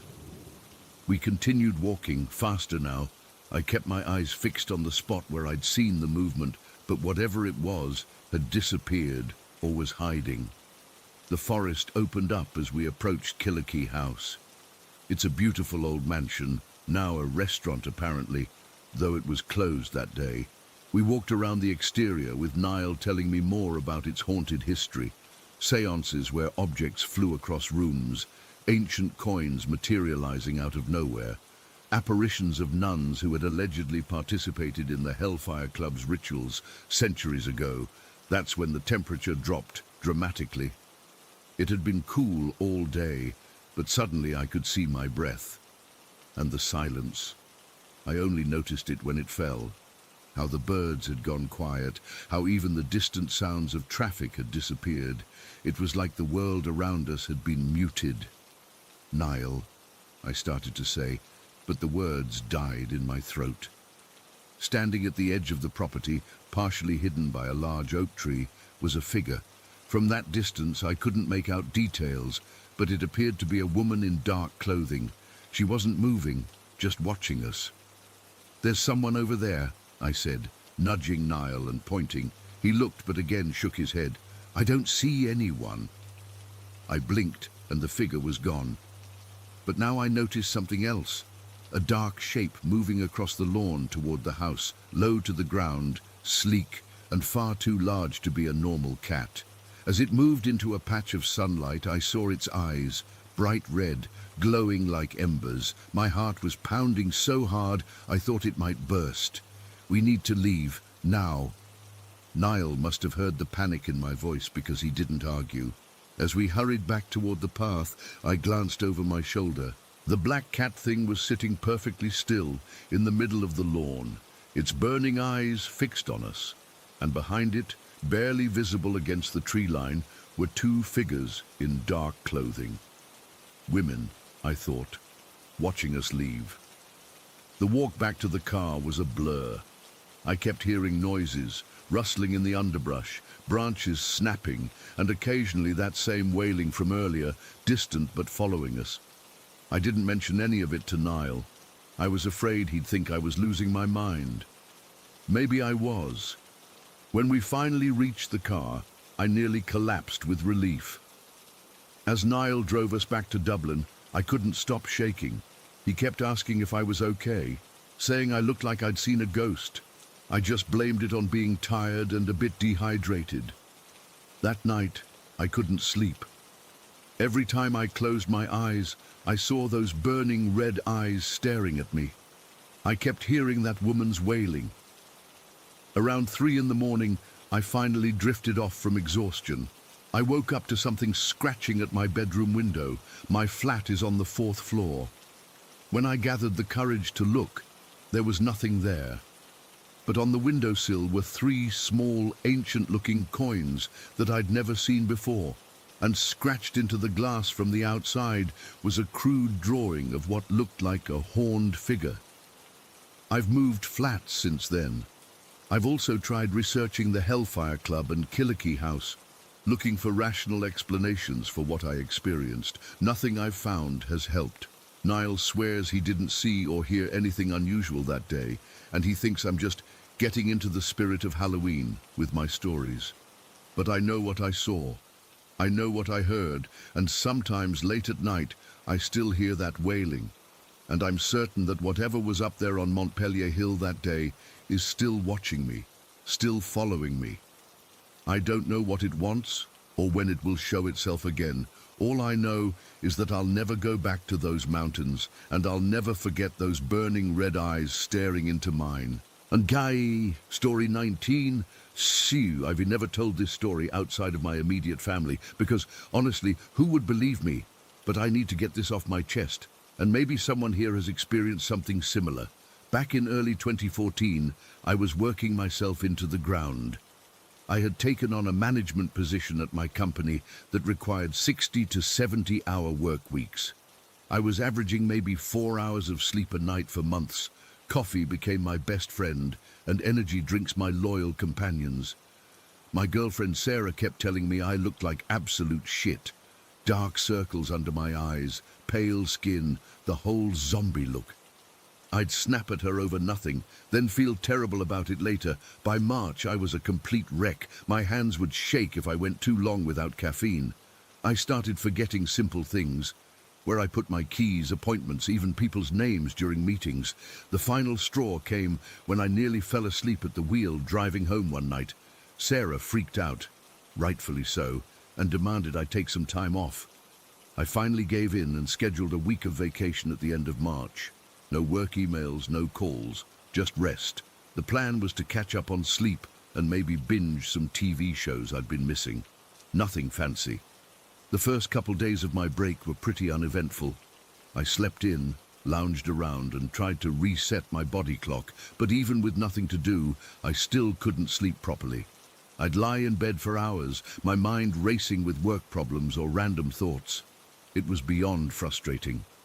Then came March 31st, 2014. I'll never forget that date as long as I live. I had gone to bed around 11 that night. Sarah was already asleep beside me, breathing softly. I was lying on my back, staring at the ceiling, counting the damn popcorn bumps for what felt like the 1,000th time. Our bedroom had this weird bluish glow from the digital alarm clock and the streetlight filtering through the curtains. The house was completely silent, except for the occasional creaking of the floorboards as they settled. I must have been lying there for about an hour when I noticed something off. At first, I thought my eyes were playing tricks on me. You know how when you're super tired, sometimes you see shadows move or shapes form in the darkness? That's what I initially thought was happening. There was a small dark spot on the wall near the window that seemed to be expanding, like a stain spreading, but it was moving with purpose. I blinked hard a few times, trying to clear my vision, but when I looked again, the spot had definitely gotten bigger. Then I saw it wasn't just spreading, something was coming through the wall. I froze completely, unable to move or even breathe. A tiny figure, no bigger than my hand, squeezed through what now looked like a small hole in the wall. It was followed by another, and then another. These weren't insects or rodents. They were humanoid, tiny people with disproportionately large heads and skinny limbs. Their skin was dark, almost like it was painted or tattooed, with intricate patterns that seemed to shift in the dim light. They wore what looked like primitive clothing, made of tiny scraps of material, or maybe leaves. I thought I must be hallucinating from the sleep deprivation. I actually whispered, "What the fuck?" under my breath, but none of them reacted to my voice. They just kept coming through the wall, moving with deliberate purpose. Then I noticed more of them. They were coming in from everywhere, small cracks in the floorboards, the windowsill, even from beneath the bedroom door. They moved silently, their tiny bare feet making no sound on the wooden floor. Some carried what looked like miniature spears, made of splinters or toothpicks. Others had tiny pitchforks fashioned from what might have been paper clips or staples. I wanted to wake Sarah, but I was literally paralyzed with fear. I couldn't move a muscle except for my eyes, which darted around the room tracking these creatures. My heart was pounding so hard I could feel it in my throat. The tiny beings began climbing up the bed frame with surprising agility. I counted maybe 10, 20, then lost track as more and more appeared. They didn't seem hostile exactly, but they moved with such determination that it terrified me. What did they want? Why were they here? Soon there were dozens of them on the bed. I'd estimate 50 to 60 in total. They surrounded me, but didn't touch Sarah at all. Some stood on my chest, while others positioned themselves around my head. They were so light I could barely feel their weight, just the faintest pressure like coins resting on my skin. The ones near my face began gesturing and making noises, high-pitched sounds that were almost beyond my hearing range. It wasn't English or any language I recognized. It was like listening to chipmunks having an intense debate. They seemed agitated, urgent about something. Then it got weirder. Several of the creatures approached my face, carrying their tiny tools. To my absolute horror, they used the flat ends of their spears to pry at my eyelids, keeping them open. I wanted to scream, but couldn't make a sound. 4 of them held my right eyelid, while another 4 worked on the left. They weren't hurting me, but the sensation was indescribable, like having eyelashes stuck in your eye that you can't blink away. I realized they were actively trying to keep me from closing my eyes. Every time my eyelids would start to droop, they'd use their tools to prop them open again. The chattering among them would intensify whenever this happened, like they were warning each other. I laid there for what felt like hours, these tiny tribal beings swarming over me, keeping me awake. I wasn't in pain, but the utter strangeness of it all had me in a state of pure terror. My mind raced through explanations, a hallucination, a waking dream, a psychotic break from lack of sleep. None seemed adequate. At some point, I managed to regain control of my body.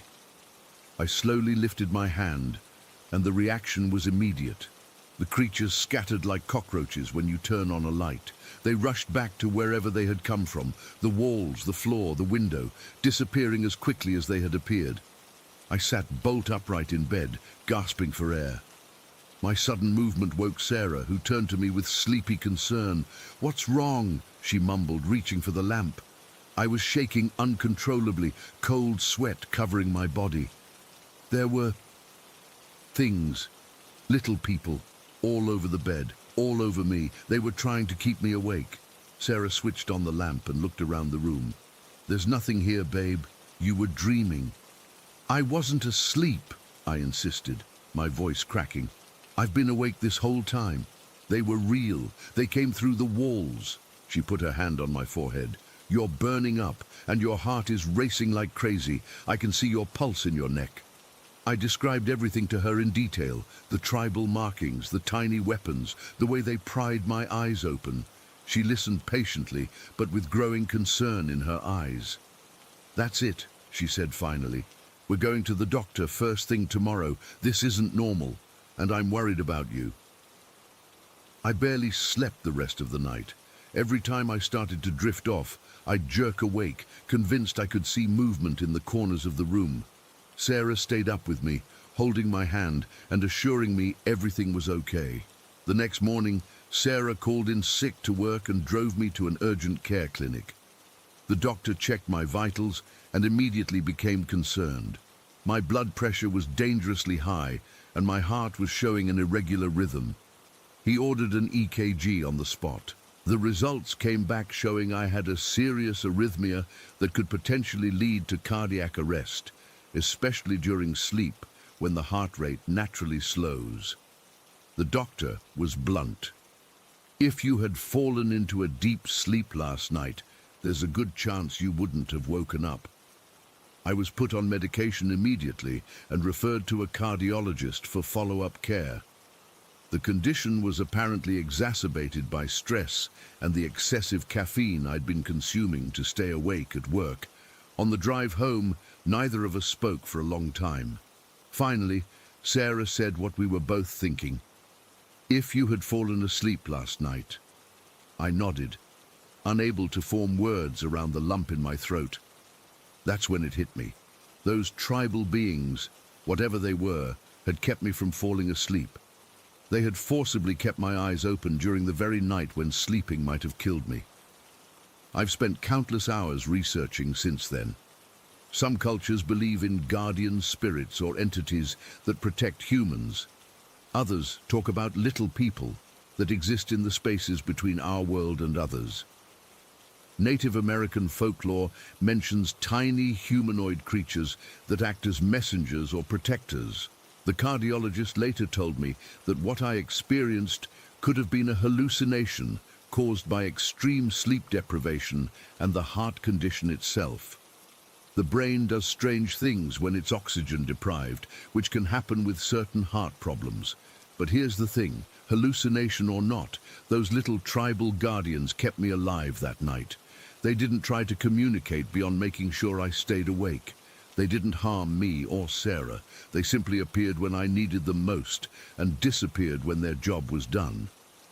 Sarah still thinks it was just a vivid hallucination, and maybe she's right. The medication has controlled my arrhythmia, and I've never seen the little people again. I've also made major lifestyle changes. New job, less stress, regular sleep schedule. But sometimes, when I'm alone in the house and it's very quiet, I swear I can hear that faint, high-pitched chattering coming from inside the walls. And instead of being afraid, I feel strangely comforted.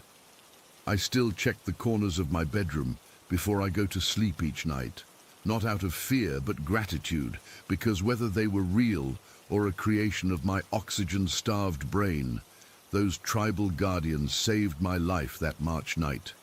And maybe, just maybe, they're still watching over me. Story 20. I never believed in ghosts growing up. That sounds ironic now considering what I'm about to share, but it's the truth. My dad tried to warn me when I was younger, but I brushed it off as some weird family superstition. I figured he was just trying to freak me out, you know? I mean, what kid wouldn't think that? A ghost that haunts only the men in our family? Come on. But then it happened to me, and now I know better. I'm 25 now, and I've seen the entity twice. The men in my family, my father, grandfather, and great-grandfather, they've all seen it too. Always the same figure, about 5'9", completely dark like a silhouette except for these eyes. Grey eyes that reflect light like a cat's. They're the most unsettling part. When light hits them, they glow, and it's like they're staring right through you. My most recent encounter happened last month, and I still haven't fully processed it. I've been staying with my parents temporarily while saving up for a down payment on a house. That night, I was alone. Mom and Dad were visiting my aunt a few hours away and wouldn't be back until the next day. I'd fallen asleep on the couch watching TV. Nothing unusual about the evening. Had some pizza, a couple beers, dozed off around 11. I woke up sometime after 2 in the morning. The TV was still on, casting this blue glow across the living room. That weird, disorienting feeling you get when you wake up somewhere other than your bed had me confused for a second. Then I realized what had woken me. There was a sound coming from the kitchen, like someone slowly opening cabinet doors. Just the faintest creaking of hinges. My first thought was burglar, so I grabbed my phone, ready to call 911. I sat up as quietly as possible, straining to hear more. The sound stopped. For about 30 seconds there was nothing. Then I heard footsteps, slow, deliberate steps on the tile floor. I froze. The footsteps weren't coming toward the living room. They were moving around the kitchen like someone searching for something. Part of me wanted to run out the front door, but I was paralyzed. Then the footsteps stopped. Complete silence. I thought maybe I'd imagined it, that I was still half asleep and hearing things. I stood up slowly, thinking I should check it out. Stupid, I know, but in that moment I convinced myself it was probably just the house settling or something. I took a few steps toward the kitchen doorway. The light was off in there, but the glow from the TV let me see the outline of the entrance. I was about 10 feet away when I saw it. It stepped into the doorway, just stood there watching me, a completely black silhouette of a man, exactly like my dad had described. No features visible except those eyes, those goddamn gray eyes, catching the light from the TV and reflecting it back at me. My heart nearly stopped. I couldn't move, couldn't breathe. It was just staring at me, completely motionless. Time seemed to stretch forever as we stood there, locked in this bizarre standoff. Then something in me snapped. Maybe it was fear, maybe anger. I don't know. But I grabbed a couch pillow and hurled it at the figure. "Get out!" I shouted. The pillow went straight through it and hit the doorframe. That's when it moved. It took a step back, then another. I don't know what possessed me, but I charged at it. I was terrified, but also furious. This thing had haunted my family for generations, and now it was in my parents' house, in my space. As I got closer, it backed away faster, moving deeper into the kitchen. I flipped on the light switch as I entered, and for a split second, I saw it clearly against the white cabinets. A dark figure with those reflective eyes now almost blinding in the sudden brightness. Then it backed into the wall next to the refrigerator and disappeared.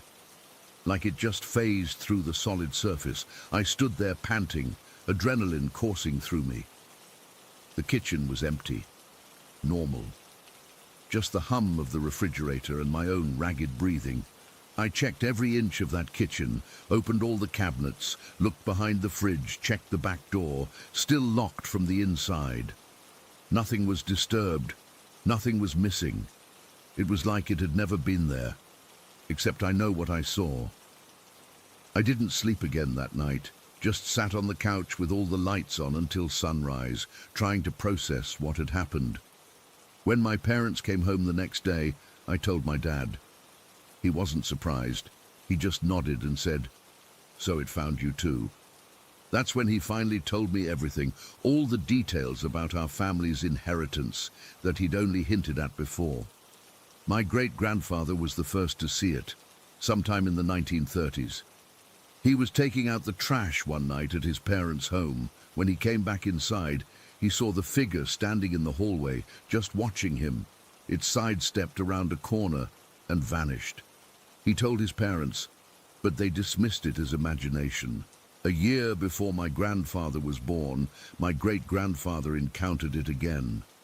He was building a cabinet in his garage when he sensed someone behind him. He thought it was his wife, but when he turned, there was the silhouette with the reflective eyes standing between him and the door. He blinked, and it was gone. My grandfather was different from the rest of us. Practical, No nonsense. He had just one experience with the entity. He was up in the attic looking for Christmas decorations when he spotted it standing in the corner, arms folded across its chest. My grandfather, being the hard ass he was, actually cursed at it. "What the hell do you want?" he demanded. The entity unfolded its arms, walked straight into the wall, and disappeared up through the ceiling. Dad's first experience was similar to mine. He saw it at the end of a hallway in the middle of the night. But the story that always gave me chills involved his friend, Rick. This happened back in the 90s when Dad and Mum went on vacation and asked Rick to house sit. Rick wasn't related to us by blood, had no connection to our family history. 3 days into their trip, my parents got a call from the police. When they returned home, they found Rick sitting on the front porch, visibly shaken. He told them he'd been watching TV when he saw a creature standing in the living room, watching him. He described it exactly, the silhouette, the reflective grey eyes. He'd been so terrified he ran outside and called the police. The officers searched the house and found nothing, of course. Rick actually drew what he'd seen on a piece of paper. Dad still has that drawing somewhere. Rick refused to talk about it after that day, and eventually they lost touch. That's what scares me the most, that someone outside our family could see it too. After my dad finished telling me all this, he showed me some family research he'd been doing. He believes the entity might be connected to a man who murdered his wife in the late 1800s. This man was somehow related to our family, not a direct ancestor, but connected enough that there might be some supernatural link. Dad thinks this spirit has attached itself to the Morris male bloodline, appearing to each new generation. But here's what I don't understand. Why us? What does it want? It never speaks, never threatens. It just watches, always watching with those reflective eyes. Since that night in the kitchen, I've been researching similar hauntings, trying to find some explanation. I've come across theories about spirits attaching themselves to bloodlines, about generational hauntings, but nothing quite matches our situation. This isn't a typical haunting tied to a place. It follows us wherever we go. I'm living in my own apartment now. I haven't seen the entity since that night, but I know it's not over. Sometimes I'll wake up with this feeling of being watched. I'll open my eyes to a dark room and half expect to see those grey, reflective eyes staring back at me. What freaks me out the most is thinking about the future. I don't have kids yet, but if I ever have a son, will he inherit this too? Will I have to sit him down someday and explain our family's supernatural burden? I've tried to be rational about this. I've considered every explanation. Shared hallucination, family suggestion, even carbon monoxide, had my place tested, all clear. But deep down, I know what this is. 4 generations of men in my family have seen the exact same entity, described the same details independently. The grey eyes, always the grey eyes. I'm writing this because I need to tell someone, anyone who might understand or have experienced something similar. I don't expect answers, but there's some relief in sharing this burden. Maybe someone out there knows what this entity wants, why it's attached to my family. All I know is that I'm the 4th generation of Morris men to inherit this watcher, and probably not the last. It's waiting, always waiting, and sometimes, in the silence of night, I swear I can hear those slow, deliberate footsteps again, moving around my apartment, coming closer to wherever I am. Story 21. I've been putting off writing about this for months now. It's not easy to revisit, but I need to get it out of my system. Maybe someone here has experienced something similar and can help me make sense of it all.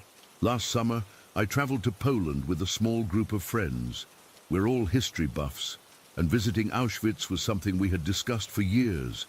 I'd read countless books about the Holocaust, seen documentaries, even had family members who fought in the war, but nothing could have prepared me for what happened to me there. The day started normally enough. We woke up in our Krakow hotel, had breakfast, and caught the shuttle to Auschwitz. I remember feeling a growing sense of unease as we approached, but I chalked it up to the gravity of visiting such a place. Everyone feels that way at Auschwitz, right? It was a cool, overcast day in June. Not rainy, but the sky had this strange, washed-out quality to it. The weather seemed fitting for where we were going. We lined up with other tourists, got our tickets, and waited for our English-speaking tour guide. I was fine during all of this, nervous but fine. Then everything changed the moment I walked under that infamous Arbeit macht frei gate. It was like walking through an invisible wall. The pressure in my head changed instantly, similar to when a plane descends for landing, except it didn't equalize. My ears started ringing, not loudly, but persistently, like someone had turned on a high-frequency tone just at the edge of my hearing. I tried swallowing, yawning, even pinching my nose and blowing gently like you do on airplanes, but nothing helped. "You okay?" my friend Tom asked, noticing me rubbing my ears. "Yeah, just weird pressure in my ears," I said. I didn't want to make a big deal of it. Our guide, a middle-aged Polish woman with a somber demeanor, began distributing headsets so we could hear her commentary throughout the tour. The headsets were supposed to help in crowded areas where hearing would be difficult, but that was the strange thing. Despite being a popular tourist site, Auschwitz felt unnaturally quiet. Even with hundreds of visitors walking around, the place had this thick silence hanging over it. People spoke in whispers, if at all, but it wasn't just respectful quiet. It was like the place itself was muffling sounds. Birds didn't sing. The wind didn't rustle leaves. It was as if the air itself was dense and heavy. As we moved through the first few buildings, viewing the displays of confiscated belongings, the mountains of shoes, eyeglasses, suitcases with names still written on them, the pressure in my head intensified. The ringing in my ears continued, creating this bubble of isolation around me. I could hear our guide through the headphones, but she sounded distant, underwater. About 20 minutes into the tour, while walking through a corridor displaying prisoner photographs, I first noticed it. A faint sound of someone crying coming through my headphones. At first, I thought it was feedback or interference, or maybe someone in our group was emotional. I adjusted my headphones, but the crying continued, soft, muffled, like someone trying not to be heard. I took the headphones off completely, thinking they were malfunctioning. The crying didn't stop. If anything, it became clearer, a woman's voice, then what sounded like a child, not loud, but unmistakable, coming from somewhere behind me. I turned around, expecting to see someone in tears, but the nearest people were a good distance away, and they were just listening quietly to their guide. A chill ran down my spine. I put the headphones back on quickly, hoping the guide's voice would drown out whatever I was hearing. It didn't. Throughout the next building, I kept hearing it, soft weeping, sometimes a single voice, sometimes multiple voices layered on top of each other. Women, children, occasionally men, sometimes just breathing or whimpering. I didn't say anything to my friends. What would I say? "Hey, I'm hearing dead people crying." They'd think I was being dramatic or trying to get attention. But I couldn't focus on the tour anymore. My head was pounding, the pressure increasing with every exhibit we visited.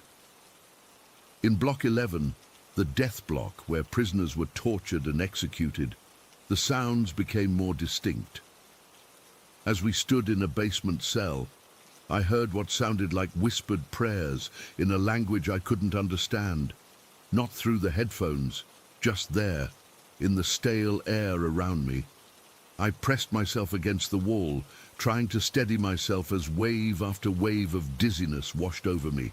"Alex, you look really pale," my friend Sarah whispered. "Do you need to step outside?" I shook my head. I couldn't explain what was happening, and I didn't want to leave.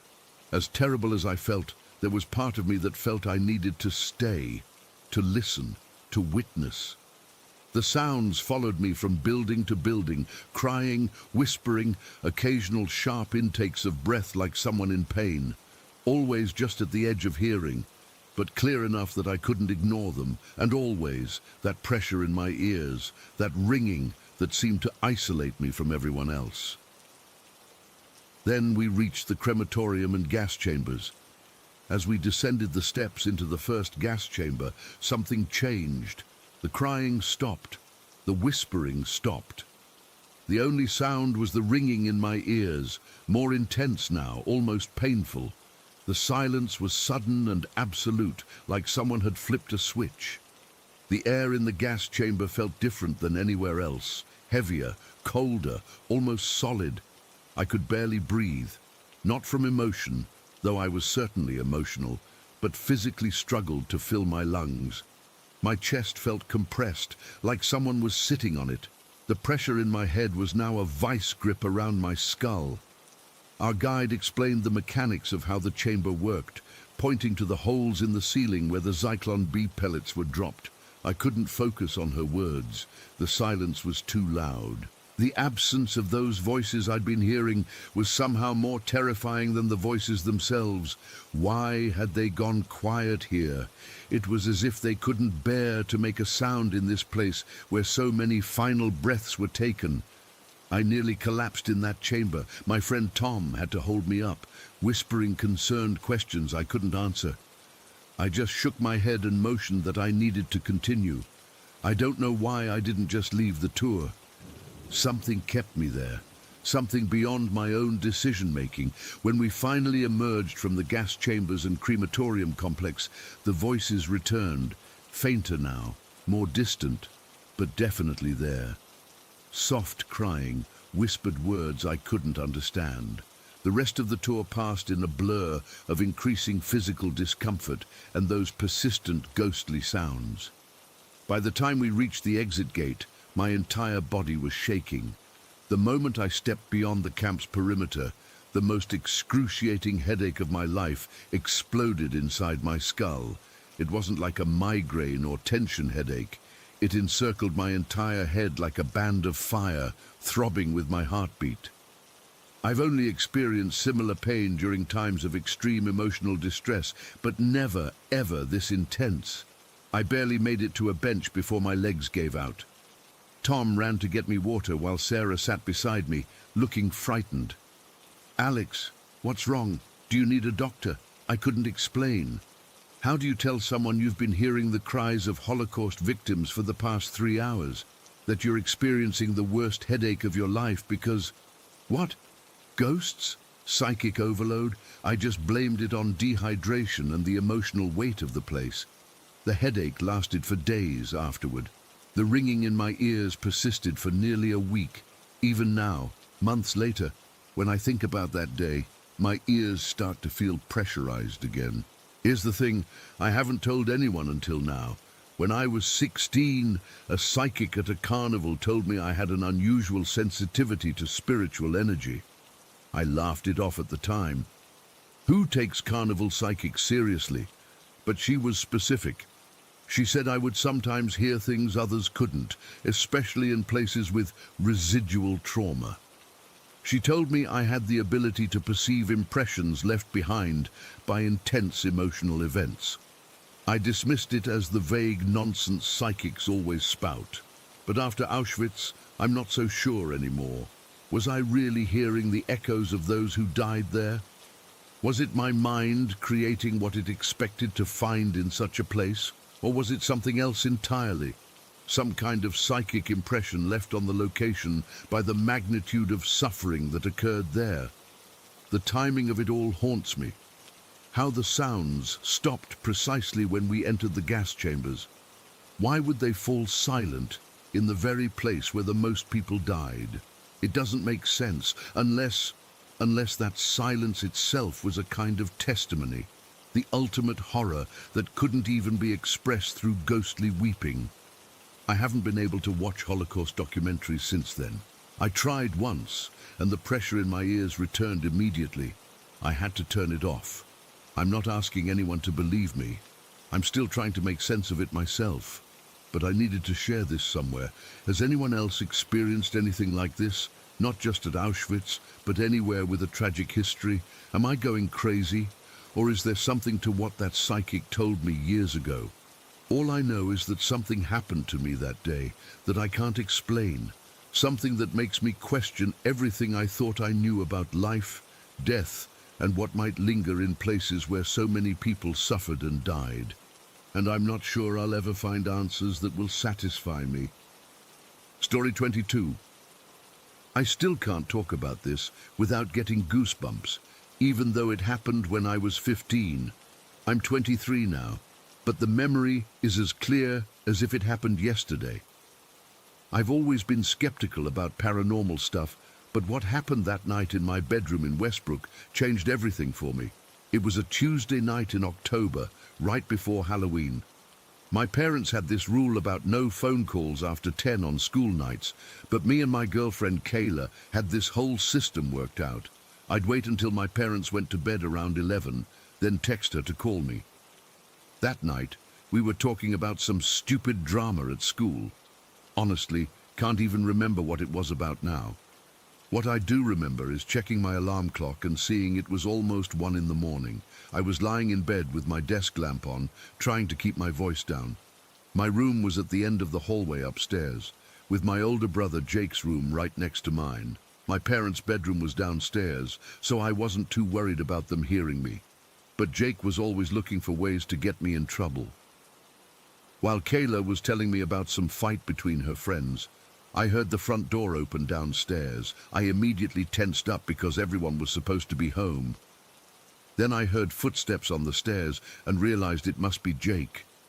He was 17 then and had this agreement with my parents that he could stay out until 1 on weekends, but it was definitely not the weekend. Shit, Jake's home, I whispered to Kayla. I gotta go. The footsteps reached the top of the stairs and started coming down the hallway. I quickly ended the call, tossed my phone under my pillow and turned off my lamp. I pulled the covers up to my chin and closed my eyes, pretending to be asleep. If Jake caught me awake, he'd either tell our parents or blackmail me for something. My bedroom door creaked open. I kept my breathing slow and steady, like I was really asleep. I heard the door close, but something felt off. There were no footsteps leaving, just complete silence.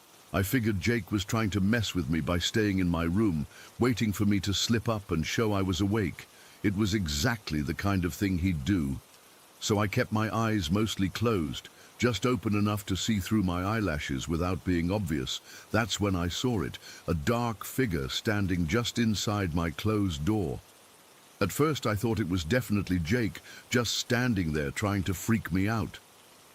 The silhouette looked about his height and build, but as my eyes adjusted more to the darkness, I realized something wasn't right. The figure was too dark, like unnaturally dark. Not just a person in shadows, but almost like a hole in reality shaped like a person. I told myself it was just Jake wearing dark clothes trying to scare me. I decided to wait him out. He'd get bored eventually. But then the figure started moving toward my bed, inch by inch, in this weird gliding motion. It didn't move like a normal person walking.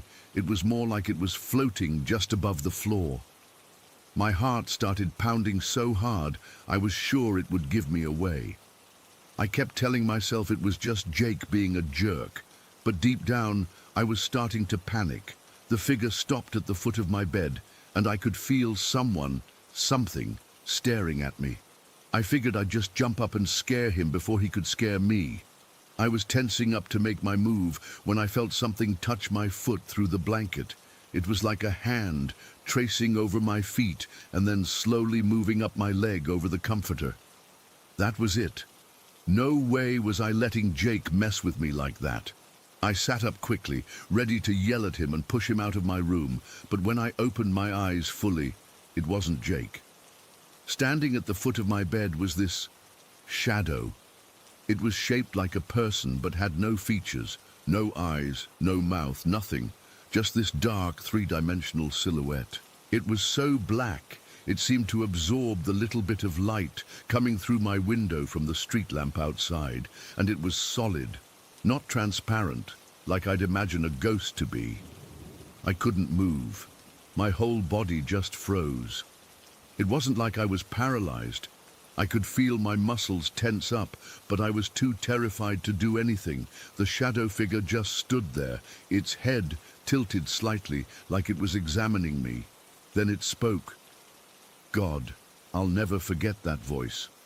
It wasn't out loud exactly. It was more like the words formed directly in my head, but I heard them clear as day, a raspy, dry whisper that said, "Not your brother." That's when I lost it. I opened my mouth to scream, but nothing came out. My vision started going dark around the edges. The last thing I remember is the shadow figure leaning over me, its featureless face inches from mine. Next thing I knew, I was waking up to my alarm the next morning. My blankets were all twisted up and I was drenched in sweat. For a few seconds, I convinced myself it had just been a nightmare, a super vivid, terrifying nightmare. But then I noticed something that made my blood run cold. There were these faint, dusty footprints on my carpet, leading from the door to my bed. They weren't shoe prints, more like someone with really dirty bare feet had walked across my floor. But they weren't my footprints, and they definitely weren't Jake's. I ran to Jake's room and burst in without knocking. He was still asleep and cursed at me for waking him up. When I asked what time he got home last night, he looked at me like I was crazy and said he'd been home all night. He had a chemistry test he was studying for and hadn't gone anywhere. I checked with my parents at breakfast, and they confirmed nobody had come home late last night. They'd all been in bed by 11. I even checked the front door and all the windows. Everything was locked from the inside. At school that day, I was a complete mess. I couldn't focus on anything. Kayla asked me what happened after I hung up, and I just made up some excuse about Jake busting me. I couldn't bring myself to tell her what I'd seen. She'd think I was crazy. That night, I was terrified to go to bed. I kept all the lights on and tried to stay awake as long as possible.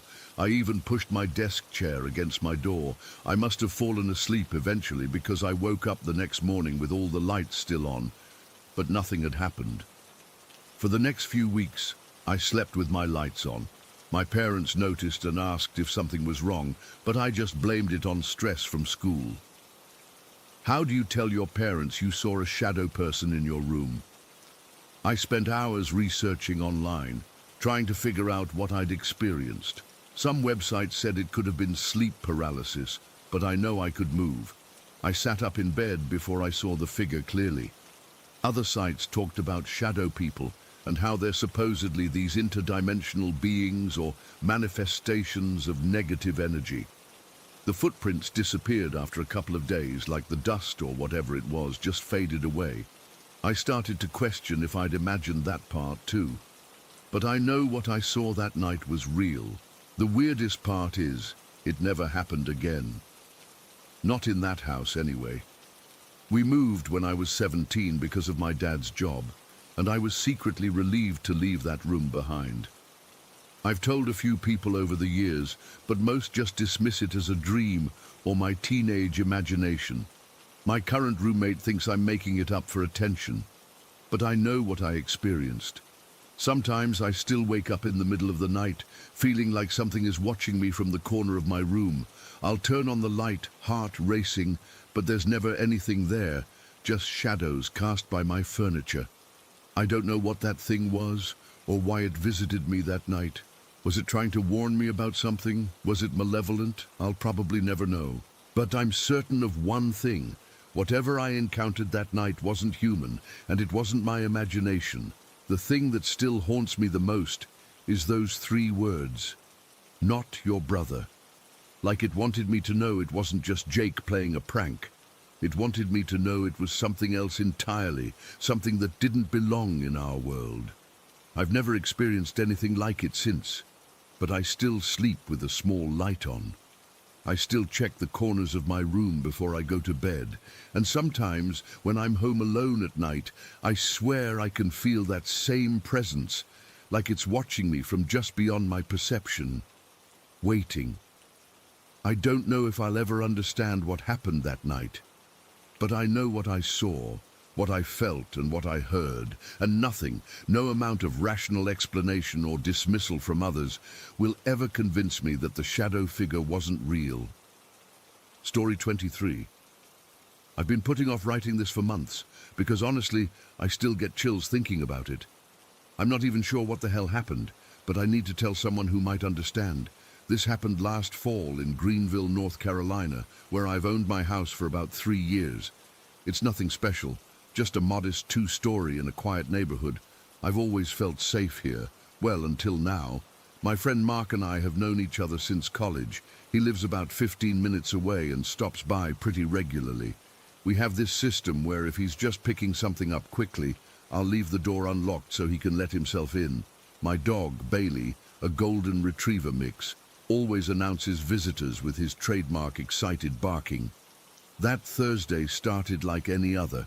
I was working from home, catching up on some emails in my bedroom upstairs. Mark had texted earlier, asking if he could borrow my pressure washer for a weekend project. I told him to swing by around 5 in the afternoon to grab it. At about 4:45, I unlocked the front door and texted Mark that it was open, then went back upstairs to finish what I was working on. The pressure washer was in the garage, but I figured I'd show him how to use it properly when he arrived. Around 4:50, I heard the distinct sound of my front door opening. The familiar creak, I really need to oil those hinges, echoed through the house. Right on cue, Bailey started barking from his spot at the foot of my bed and bolted downstairs to greet who I assumed was Mark. I heard Bailey's nails clicking on the hardwood as he ran to the door, followed by his excited sniffing and the sound of someone petting him. You know that sound when someone's hand rapidly pats a dog? Then came footsteps, not just entering the house, but actually coming up the stairs. The third step from the bottom always creaks loudly, and I heard it do exactly that. The footsteps continued across the living room toward my office area. Then I heard Mark's voice call out, "Hello?" Not just someone who sounded like Mark. It was exactly Mark's voice, with his slight southern drawl and the way he always makes hello sound more like hell-loo.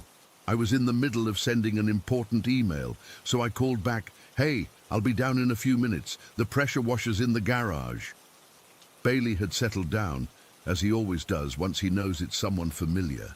I heard what sounded like Mark walking around downstairs, which wasn't unusual. I figured he was checking out what snacks I had, or maybe looking at the new furniture I'd mentioned buying. I finished my email, stood up, and stretched. That's when the doorbell rang. Bailey immediately went crazy again, barking and charging downstairs, just like he had a few minutes earlier. I froze, completely confused. Who would be ringing the bell if Mark was already inside? "Mark?" I called out. No answer from inside the house. The doorbell rang again. A weird feeling washed over me, that cold tingle that starts at the back of your neck and spreads across your scalp. Something wasn't right. I slowly walked downstairs, checking the living room and kitchen as I passed. Empty. No sign of Mark. Bailey was at the front door, barking at whoever was outside. When I reached the door, I noticed it was locked. Not just closed, but deadbolted, which was impossible because I had deliberately left it unlocked for Mark, and I certainly hadn't gone down to lock it. I hesitated before opening it. Through the peephole, I could see Mark standing on my porch, looking normal as ever in his usual work clothes and baseball cap. With a deep breath, I opened the door. Bailey immediately greeted him with the same enthusiasm as before. "Hey man, sorry I'm a couple minutes late." "Traffic was brutal on Greenville Boulevard," Mark said, stepping inside. I must have looked like I'd seen a ghost because Mark's expression quickly changed to concern. "You okay? You look pale." Were you just here?" I managed to ask. Mark looked confused. "What do you mean? I just got here." "You didn't come in a few minutes ago, walk upstairs, say hello?" He shook his head slowly. "No, man, I literally just pulled into your driveway 30 seconds ago. The door was locked, so I rang the bell." I felt sick. Someone was just in here. They sounded exactly like you. Bailey greeted them like he knew them. Mark and I searched the entire house. Nobody. Nothing out of place. No signs of forced entry, just the inexplicable fact that my previously unlocked door had somehow been locked from the inside. "Maybe you imagined it," Mark suggested, though he didn't sound convinced. "Or maybe you did lock the door and forgot." But I knew what I'd heard. The door opening. Bailey's initial barking, the footsteps on the stairs, that distinctive creak of the third step, and that voice, Mark's voice, calling out to me. "And Bailey definitely reacted both times," I added. "First when whatever it was came in, and then again when you actually arrived."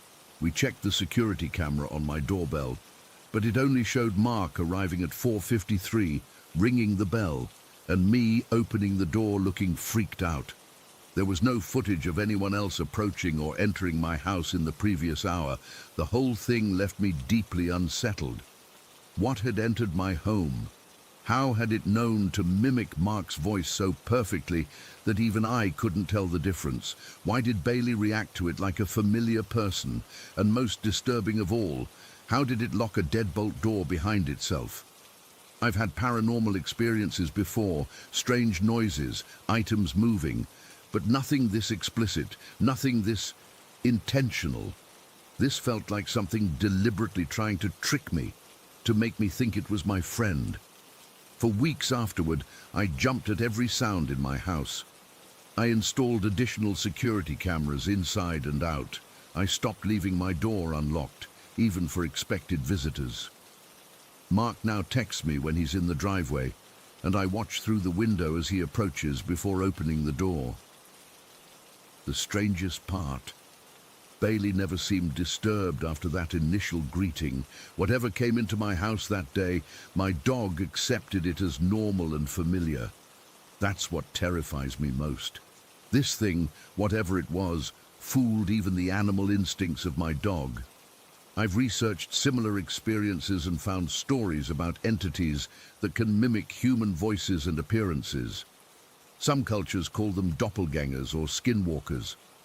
The scientific explanation might be some kind of auditory hallucination combined with memory lapse, but that doesn't explain the locked door or Bailey's reaction. Sometimes I wonder if it's still here, watching me.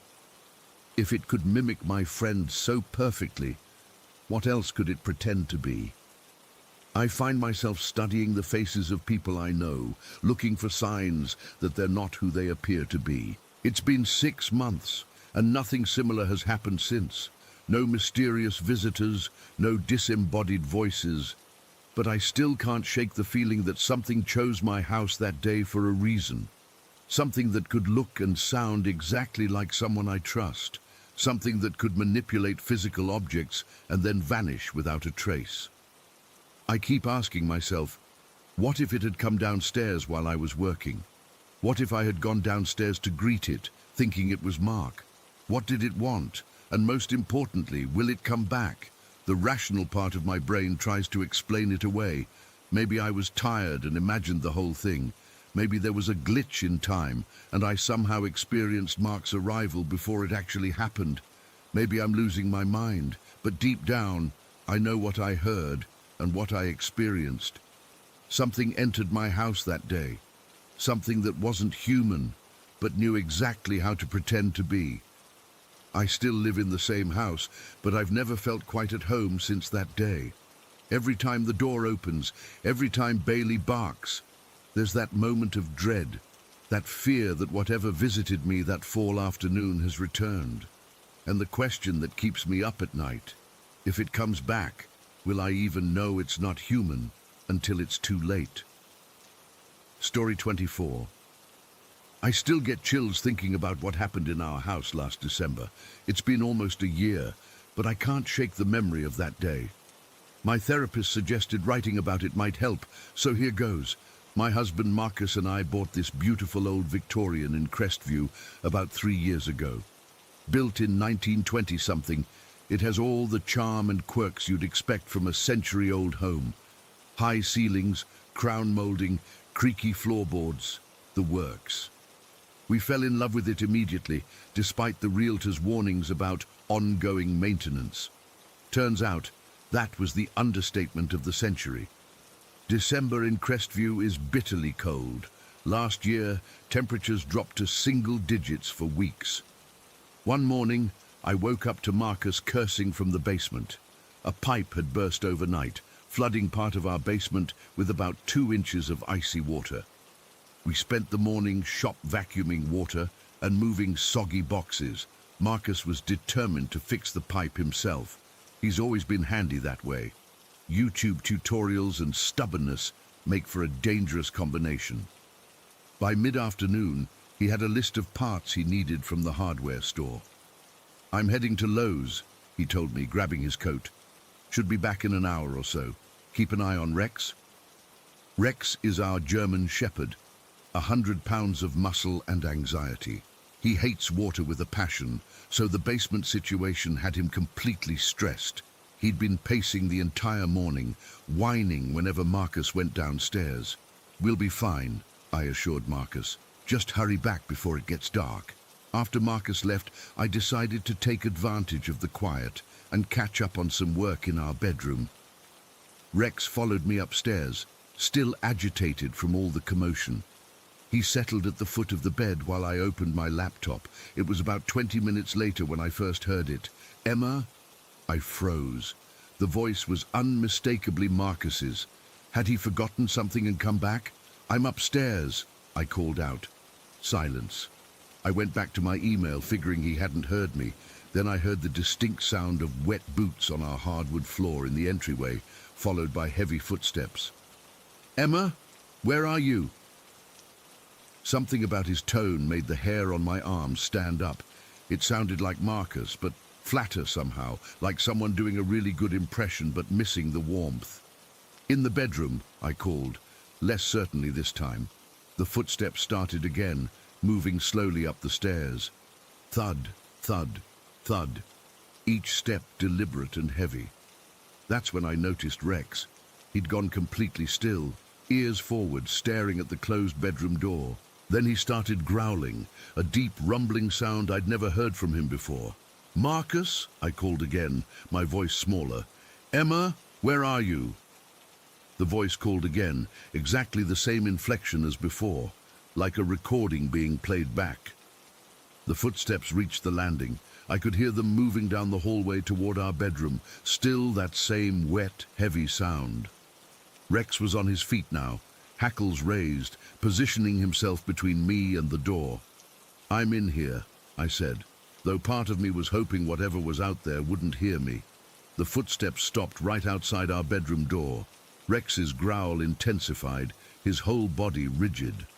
I sat frozen on the bed, suddenly aware of how loud my heart was beating.